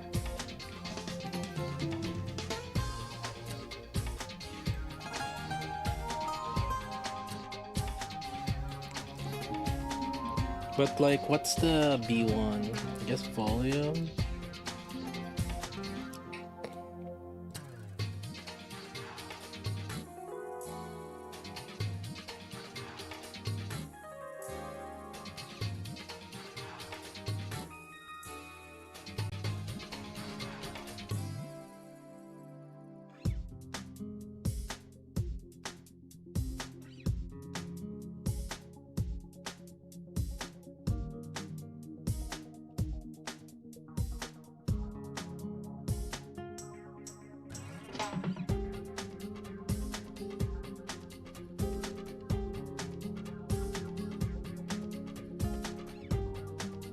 Can he even work with the Rouge Cindy team? Why? Why would you? Playing Kay and Cinderella is actually bad though, and she's not really providing much to Cinderella. Like, you're making Cinderella have less ammo, which is really bad because like Cinderella has a wind-up time whenever she's like energy or starting up a shooting after reloading.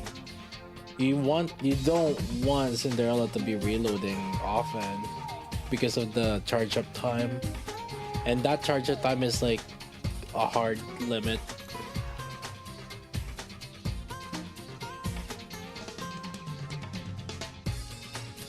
Oh yeah, it's kind of bad for Rouge also. And also on top of that, like having less ammo without any ammo reload speed increase is gonna be bad. So that means that you want to use summer anise or some form of reload speed, because you don't want to be stuck with, or you don't want to use K without any reload speed. You're asking yourself for some trouble.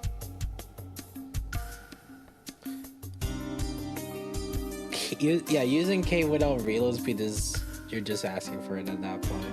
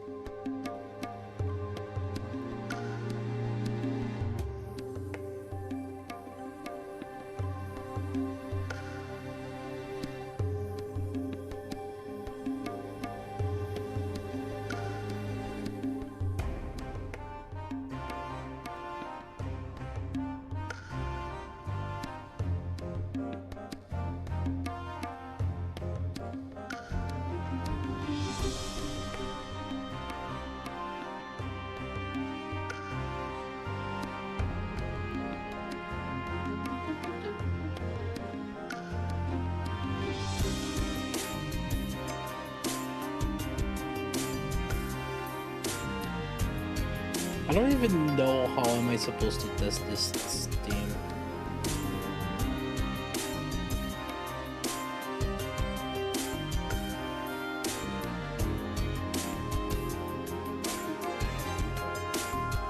You got 3 Nikkes that can't do damage. I mean, in the masked anchor setup, that's usually how it goes.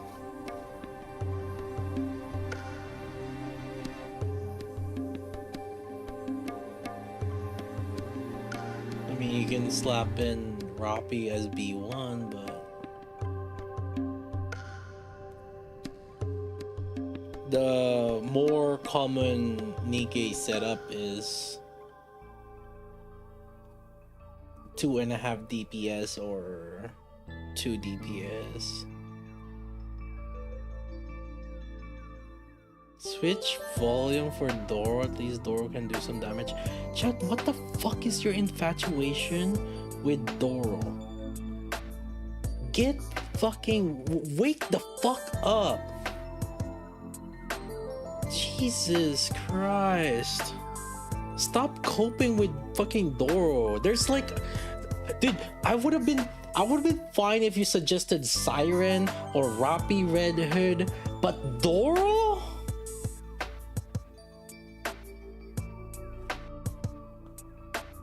What the fuck is wrong with you?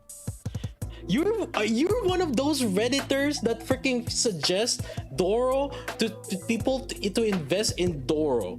Like when people ask like, hey, should I still invest in Doro? Like you're one of those people that are suggesting in Reddit. Holy shit.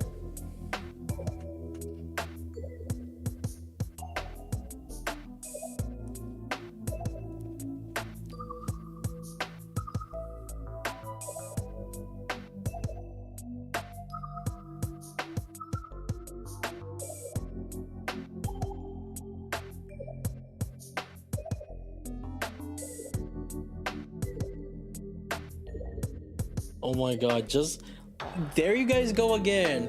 Oh, there's distributed damage here. Oh, just use Doro because there's distributed damage here. You know what? Oh. Oh my god.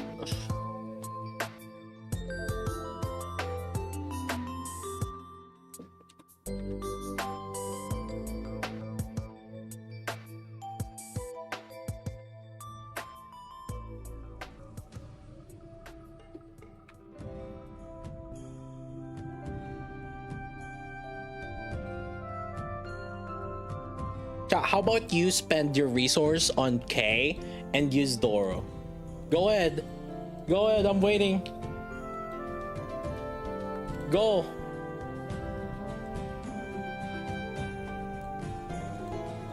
How about you do it, huh?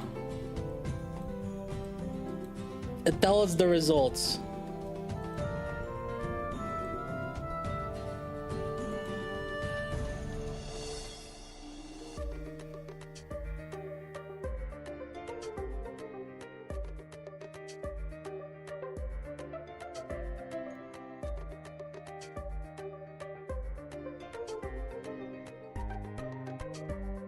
Holy shit.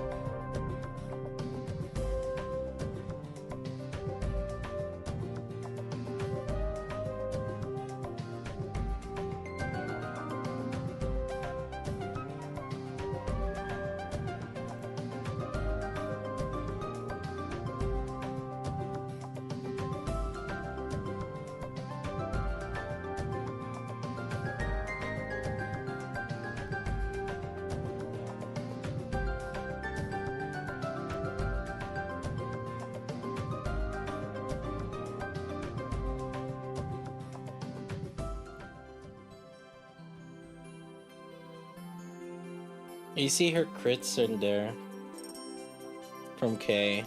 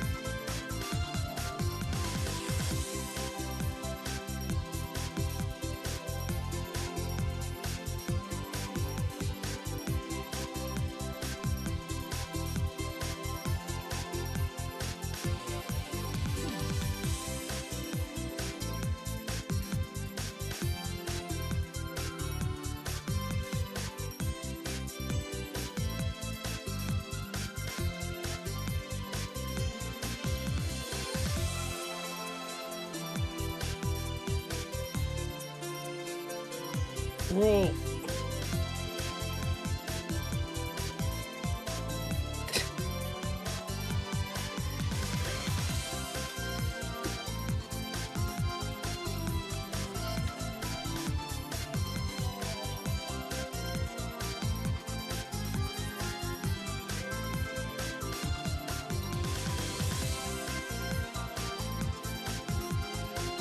Are you fucking serious?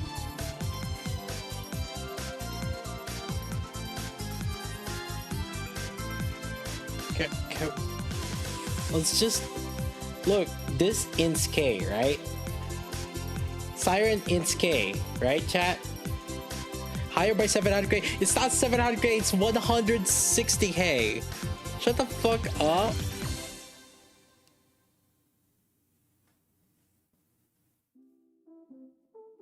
So, whenever you guys say, oh, Sire doesn't have synergy, who cares?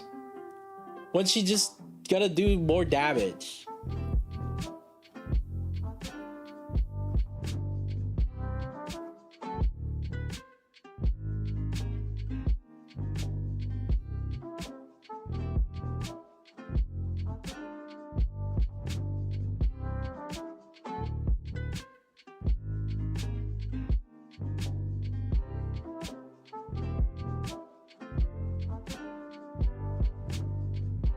What I'm telling you guys,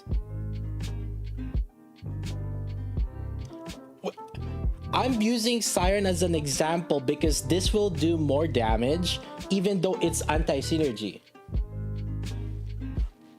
The better one to use is Rappi.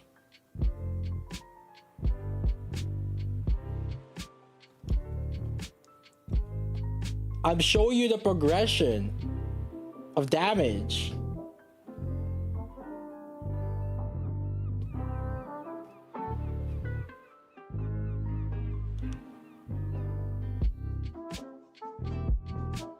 Yeah, Rappi has B1.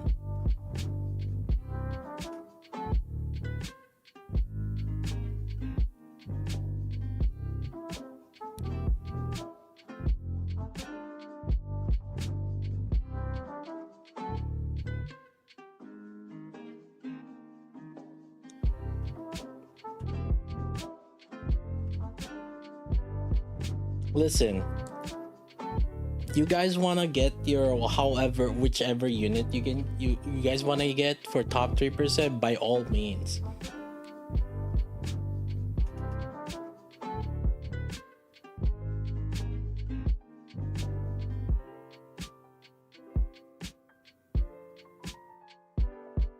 We're already past the DPS now.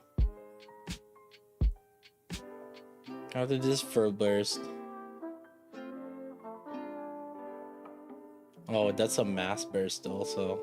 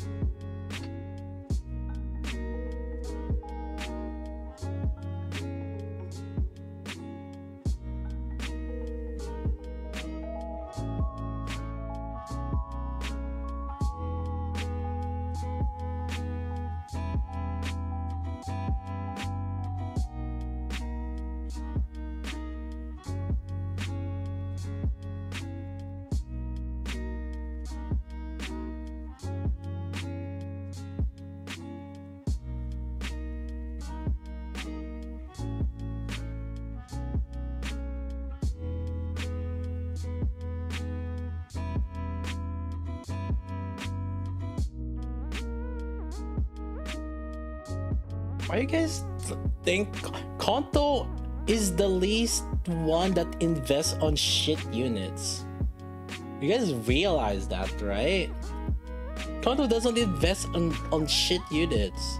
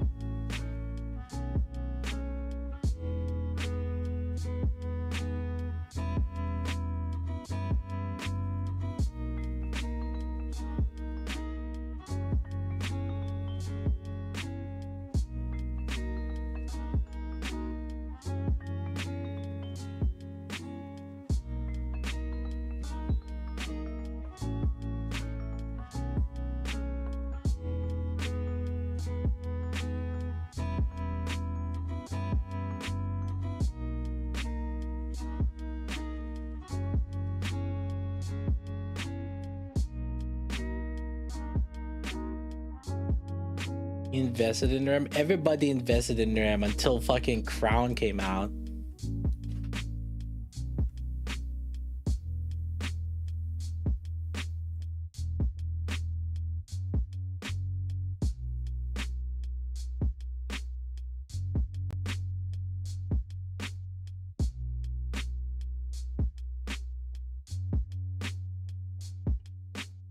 Honestly, Arcana Isabel looks better than this.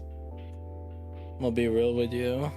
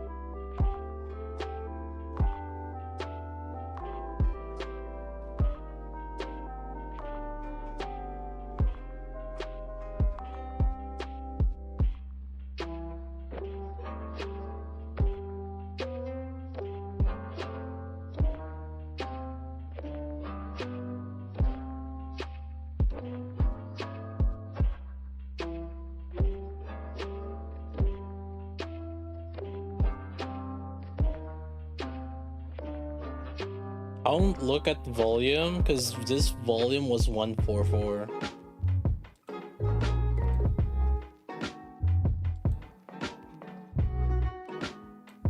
This volume was 144.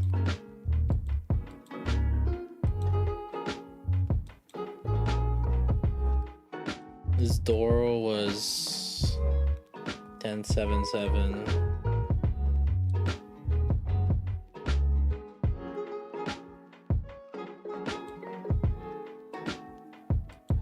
If K was invested better, she would be buffed more by volume, and they would do more damage.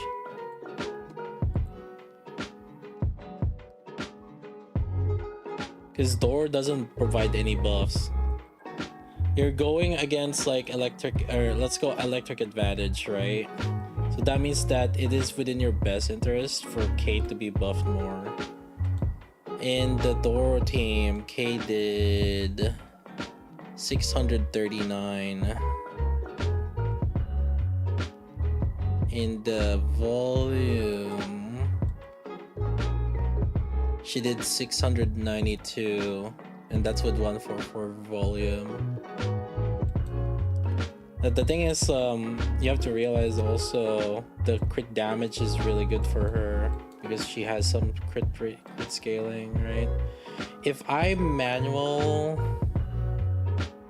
also make sure that K is at least like reloaded before she bursted, which I don't know if that was consistently happening.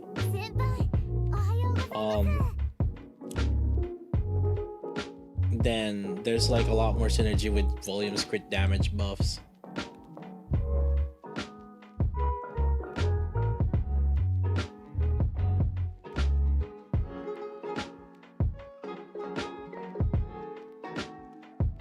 Yeah.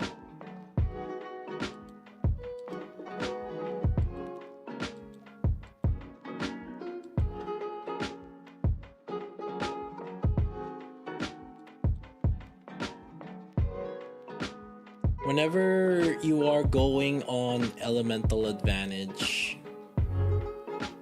and the DPS is not elemental advantage, or then it's better to just buff whoever's the elemental advantage, right? So if in this situation you have 2 units that are elemental advantage, but then every other unit is technically it should be better to buff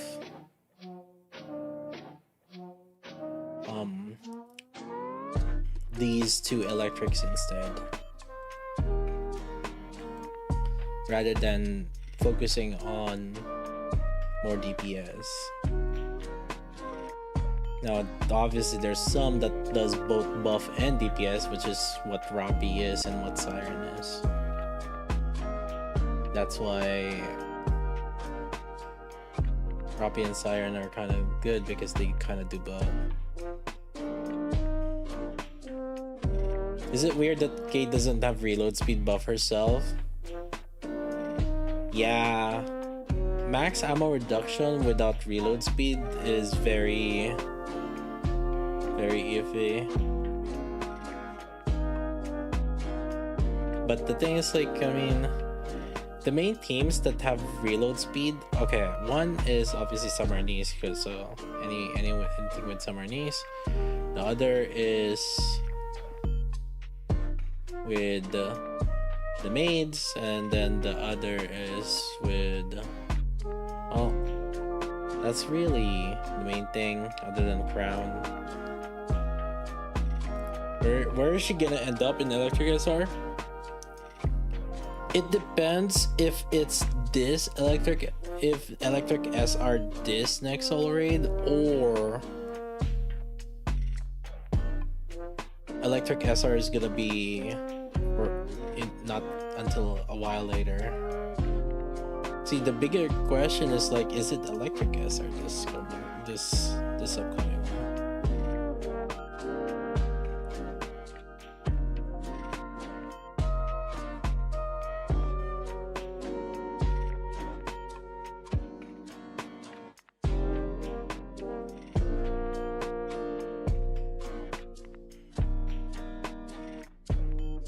You test offer Sarnies. I don't see much of a reason, because you're removing the damage as strong element buff that she has here. Like, K off burst is worth more.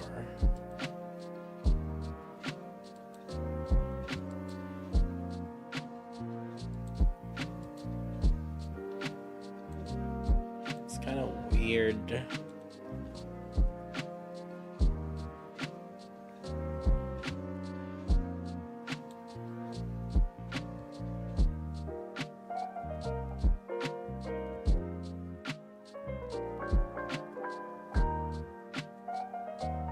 You're kind of inting.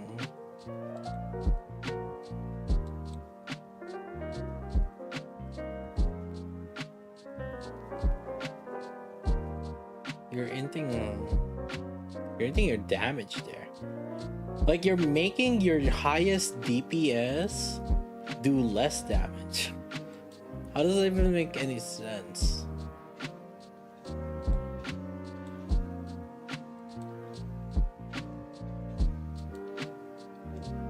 I I mean, I would understand if it's Winter Maiden.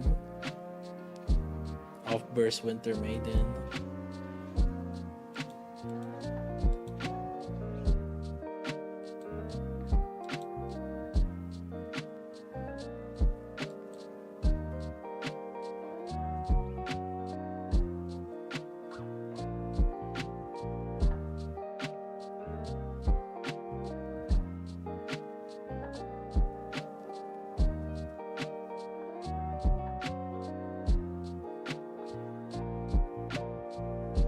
Cut down ammo, no reload speed buff hurts.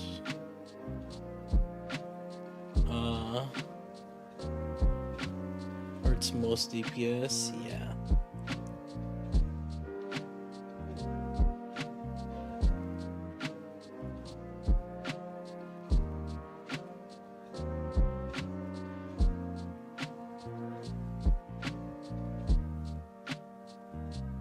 Yeah, I think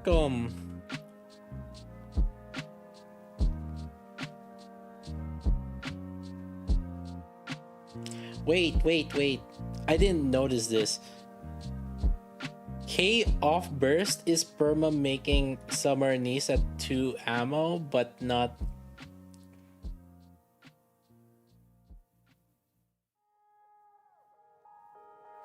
When she's bursting, does it stay at 1 ammo at all?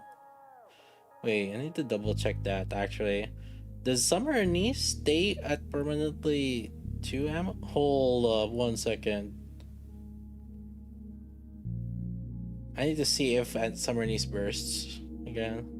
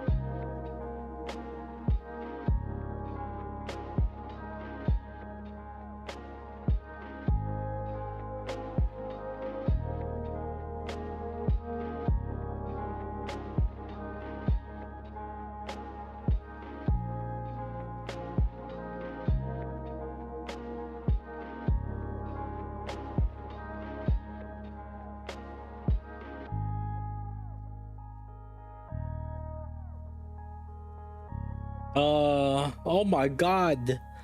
K meta does close damage to Summer Niece. Oh my god, chat. Wowzers. Can you believe it's not butter?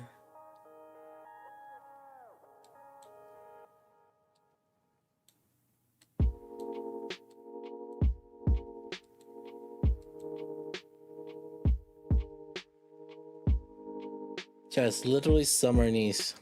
Wanna see with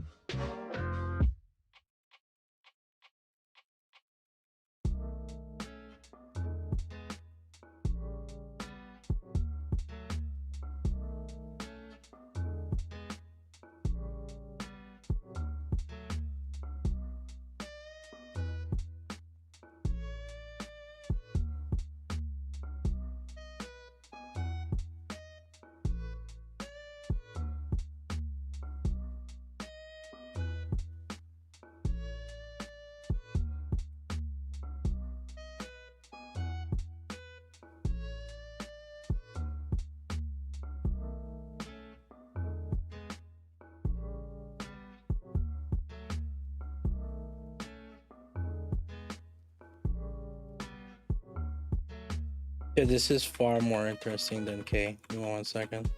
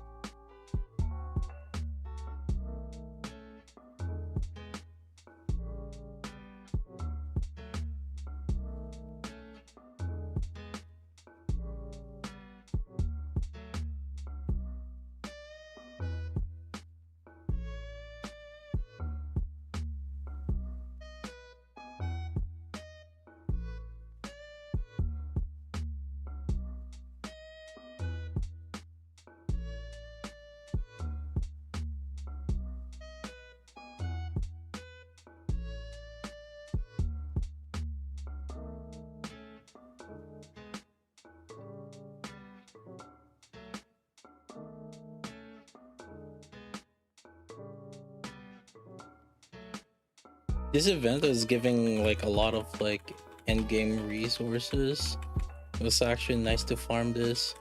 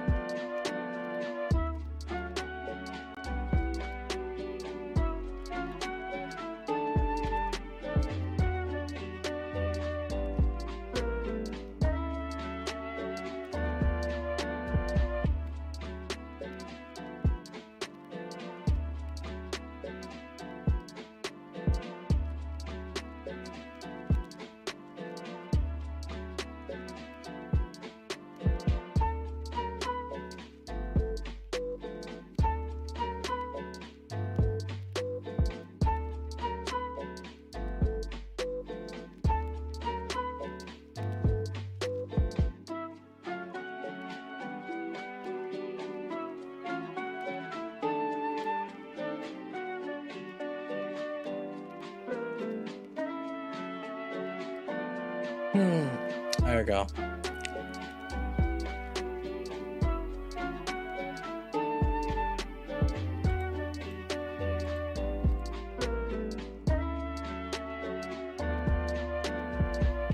Alright, let me switch it.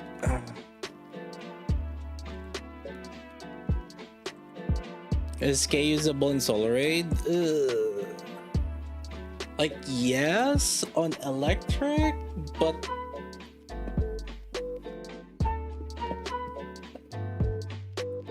I would say you need to invest at least 80% elemental and perhaps 7-10-7 or no 7-10-1 maybe to make her off burst maybe, or 7-7-1 at least. Yeah, actually 7-7-1 shouldn't be that bad. And just make her off burst. I'd probably do that instead if I'm gonna use her.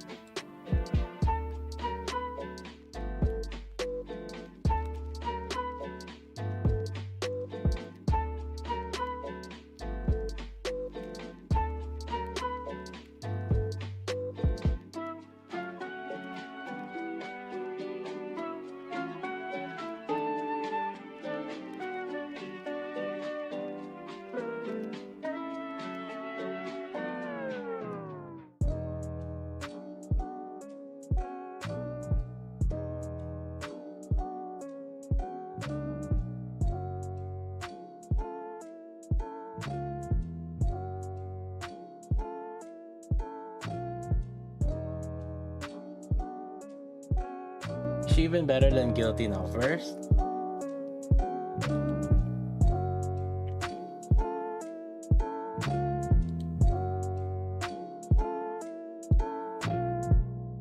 Like, better than Guilty now first, what do you mean?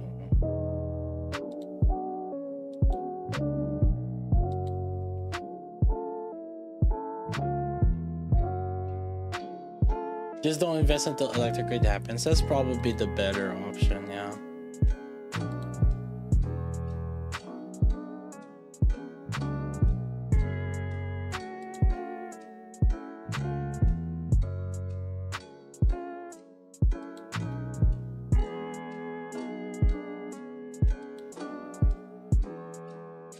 Definitely don't spend on units like these until it's actually that element for solo raid.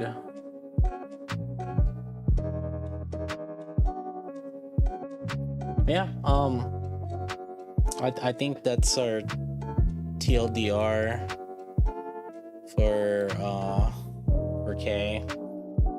Like, her damage doesn't really seem to be up to par to today's standards. I mean, and I know like we compared her mainly with Summer Anise, right? But because the thing is, like, she's really gonna be together with Summer Anise if anything. Case Kit is really revolving around this maximum ammo capacity reduction, right? And she has to do a last bullet hit. There's a little bit of importance on investing in this skill too, so she has less max ammo capacity. And the reason for that is because this skill 1, it has to trigger when she gets a last bullet. But the thing is, sometimes if you burst too fast between your burst duration, you don't get that last bullet before doing another full burst, or in particular before she bursts. You have to make sure that she last bullets right before she bursts. And the thing is, all these buffs removes the skill 1 buff and skill 2 buffs get removed after a full burst ends. And that's why you need to stack up this last bullet immediately before you full burst. So you could either manipulate your bullets so that like you're just gonna use that last bullet like right before full burst ends, or delay your burst by a tiny bit so that you can get that last bullet in before you full burst, in particular also before she bursts. Because if she's not bursting, it's kind of still okay because she's shooting fast as an SMG, but the issue is like when she bursts, the ammo count becomes 999, and it becomes it so that like her skill 1 and skill 2 doesn't even trigger if you burst too fast when it's her time to burst. So that's something you gotta make sure if she's bursting. Now, to avoid that kind of shenanigans, I found it to be easier for her to be off burst.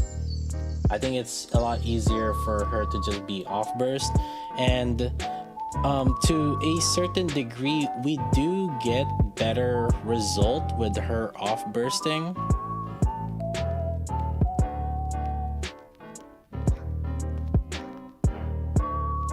So this is a quick example where I was bursting with her and I was manualing on bursting the timing, and it did 3.9.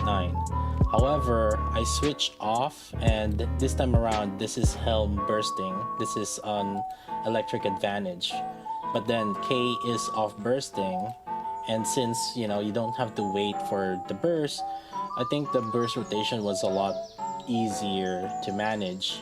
And this is basically the same like team, where this time this one is like K is bursting and this one is K is not bursting. a few other setups, we did try. What if I just replaced K? Though, I mean, you could just replace K. So in this like setup, for example, we just replace K with Mihara, and the damage ain't that far off. And you replace it with Ludmilla. Now, obviously, this boss has core, so Ludmilla kind of does a little bit more damage. But then, if you think about it, Ludmilla has just a little bit of that support of damage taken increase, right? Which kind of synergizes, and it's also not that far off, also. So now you're starting to see that, like, okay, what's the context on this K in particular? This K is sitting at 60% elemental. I have 60% elemental and about 1.5 attack. So it's like 16% attack, 60% attack, and 60% elemental. So a 60% elemental with 710 skill, maybe we can ignore the burst, but 710 skill is just roughly equivalent to a Mihara, and my Mihara is, just for that perspective also, let's give a perspective, because some people are like, oh, your Mihara is good. No, my Mihara is actually just 10-7, since she wasn't bursting, that was off burst Mihara, 10-7, and she was just sitting at 6.88% attack. That's it. Just 6.88% attack, and it's not even fully affection yet, and her gears are 531. I actually upgraded this K into 553, and full affection, around full is level 10 affection. Yeah, so it's better to just like use an off burst that's like Pilgrim like Mihara instead, or just like a buffer if you already invested in Ludmilla, so why would you use her? Now, here's the thing though, if you get 80% elemental on K, then I think then she would start being worth a little bit more in that situation. So I would see that argument of, I think with K, if you have her at 80% elemental, sure, I think it will start gapping, but also this one is you need to invest in the skills. That's another thing too. Good luck with that, I guess. I haven't really tested the shotgun really just yet, but this account doesn't have a Leona invested, and I'm running out of skill books, and I'll be honest with you, I don't want to invest on this on my main. Okay, let's just start off with that. If I'm gonna take a good hit on my rankings for electric solar raid because other people wants to decide to use her, I think you will do a little bit more marginal damage if you are using K over Mihara or something with like really good investment, but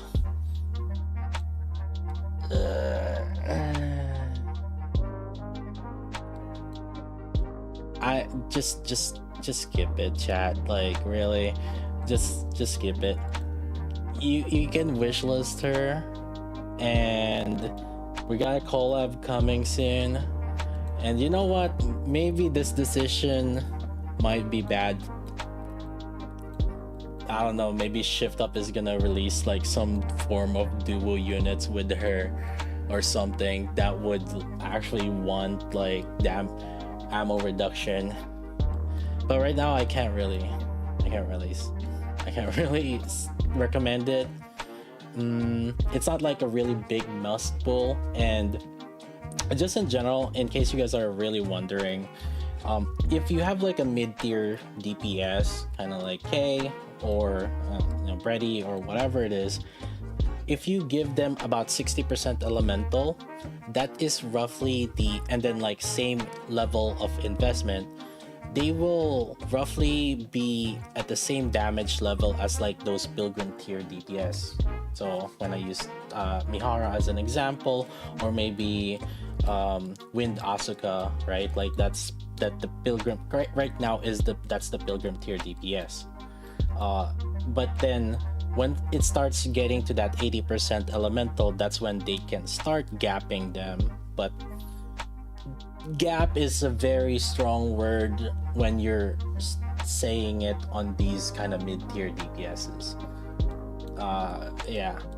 Now, one caveat that I guess like I would say is like the part of the reason also why her DPS as bursting isn't as good on this boss is primarily because you know, the shotgun situation for K is not really good for against this boss in particular, right?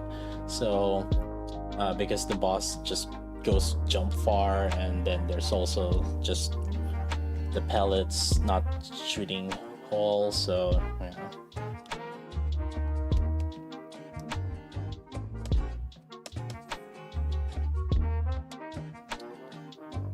But in any case, I don't really see much to it. I've invested a lot on this account already for Mini Sky. Rip Mini Sky savings again, but thanks for your sacrifices.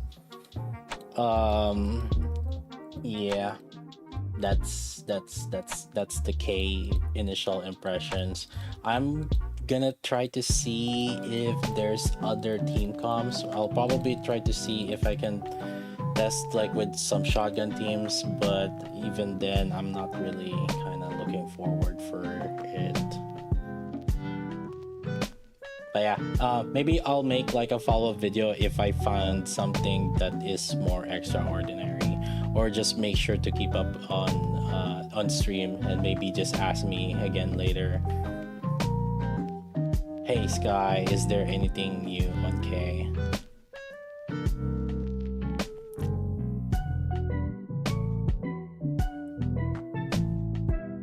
But yeah, that's initial impressions of K.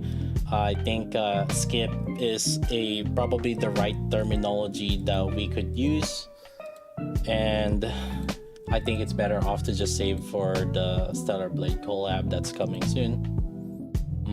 And we don't even know if it's Electric Solar Raid upcoming this very soon, immediately. Anyway, there's a chance, but I think the next Solar Raid is gonna be Iron.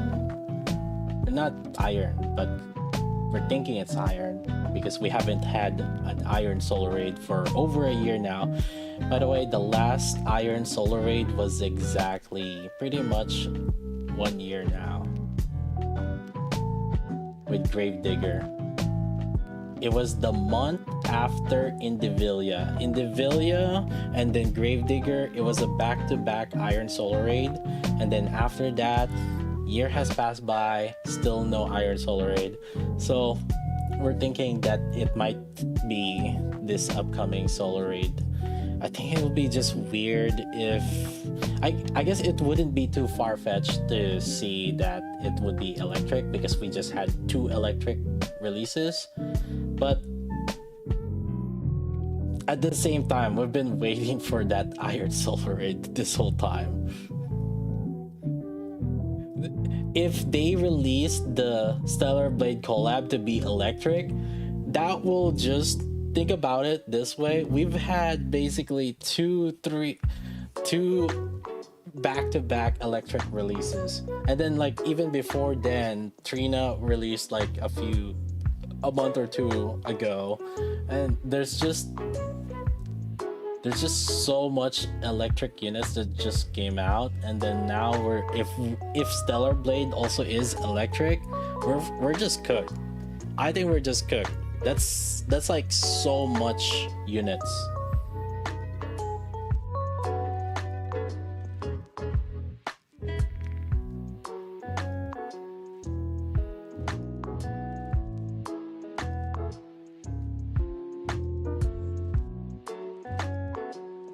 Alright, well, that's about it. Again, I'll post an update, so be sure to sub YouTube, follow Twitch, all that jazz. But I will be posting more. I have a few other videos in my mind right now that I still need to work on, so be sure to watch out for those. Anyways, it's gonna be it for me. I'll see you guys next time.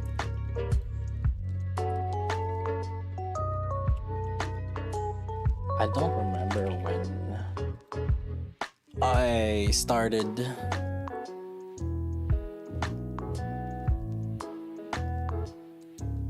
I don't remember when I started the thing. Dude, I thought Twitch was deleting my highlights. Why is it 5,000 again? Like, I thought Twitch was working on deleting my highlights. What the heck is up with... What's taking them so long?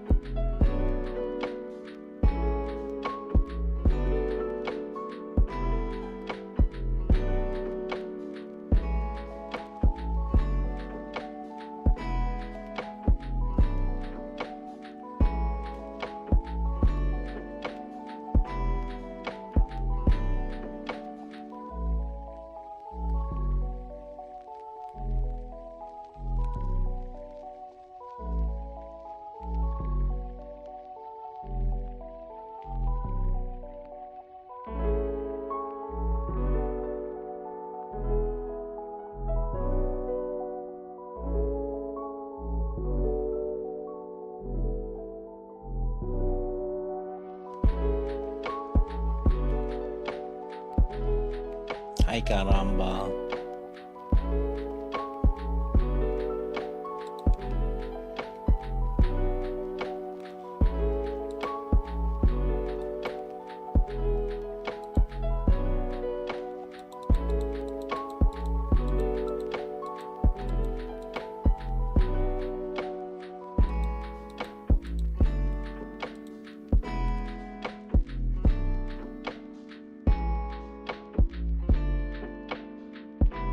Yeah, we'll just do a first impressions, okay?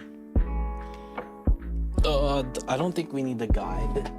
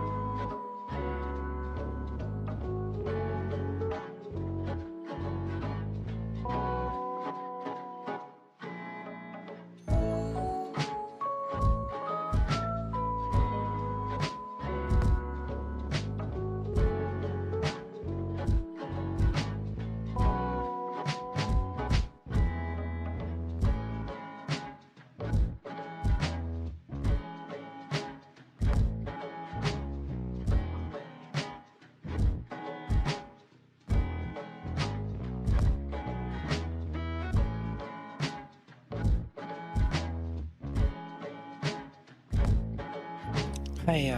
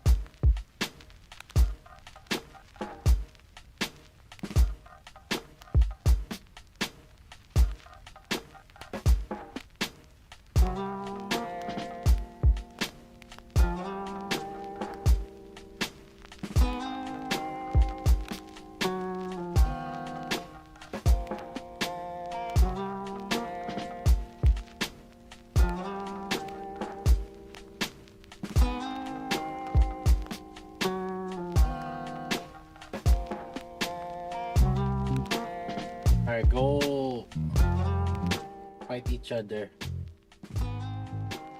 Alright.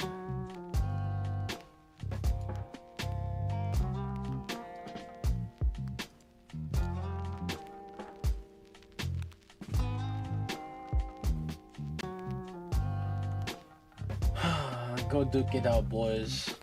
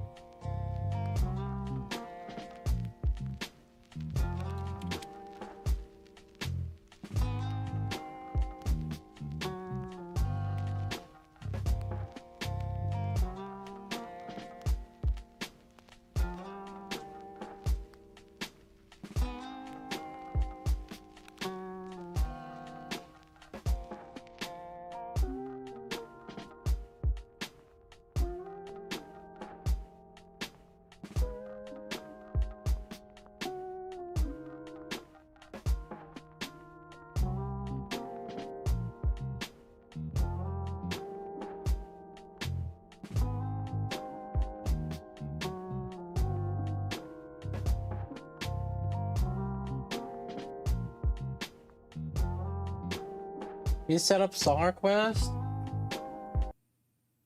Alright. Okay.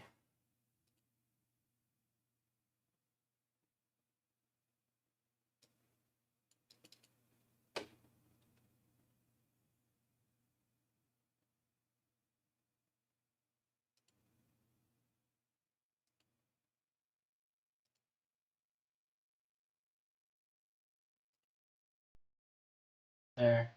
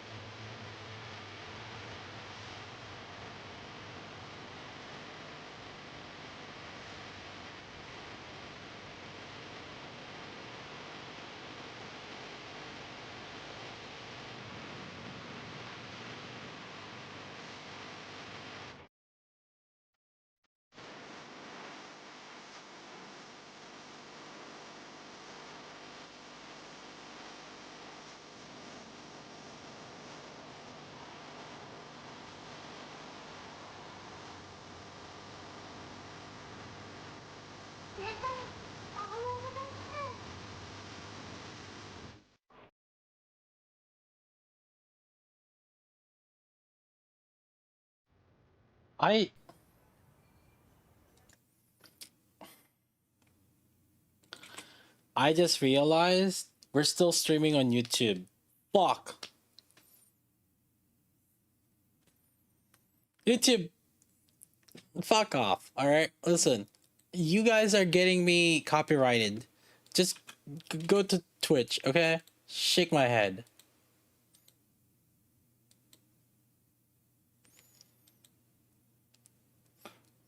Also, anyways, we do have sponsored stream tomorrow with Snowbreak.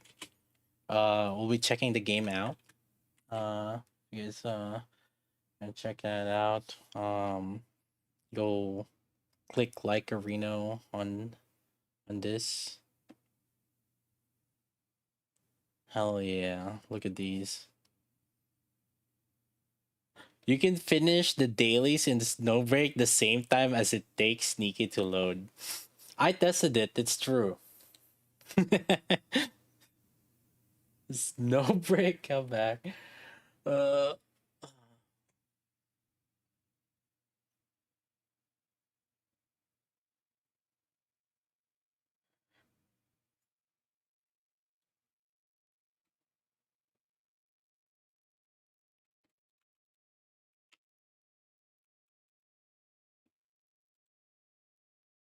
uh, Anyways, YouTube, just go to the Twitch thing, cause like before we can any further do song requests.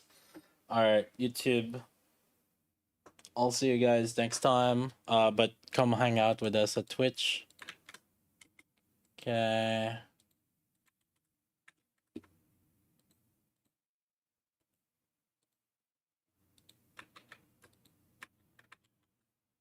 There you go. I'll see you guys, YouTube.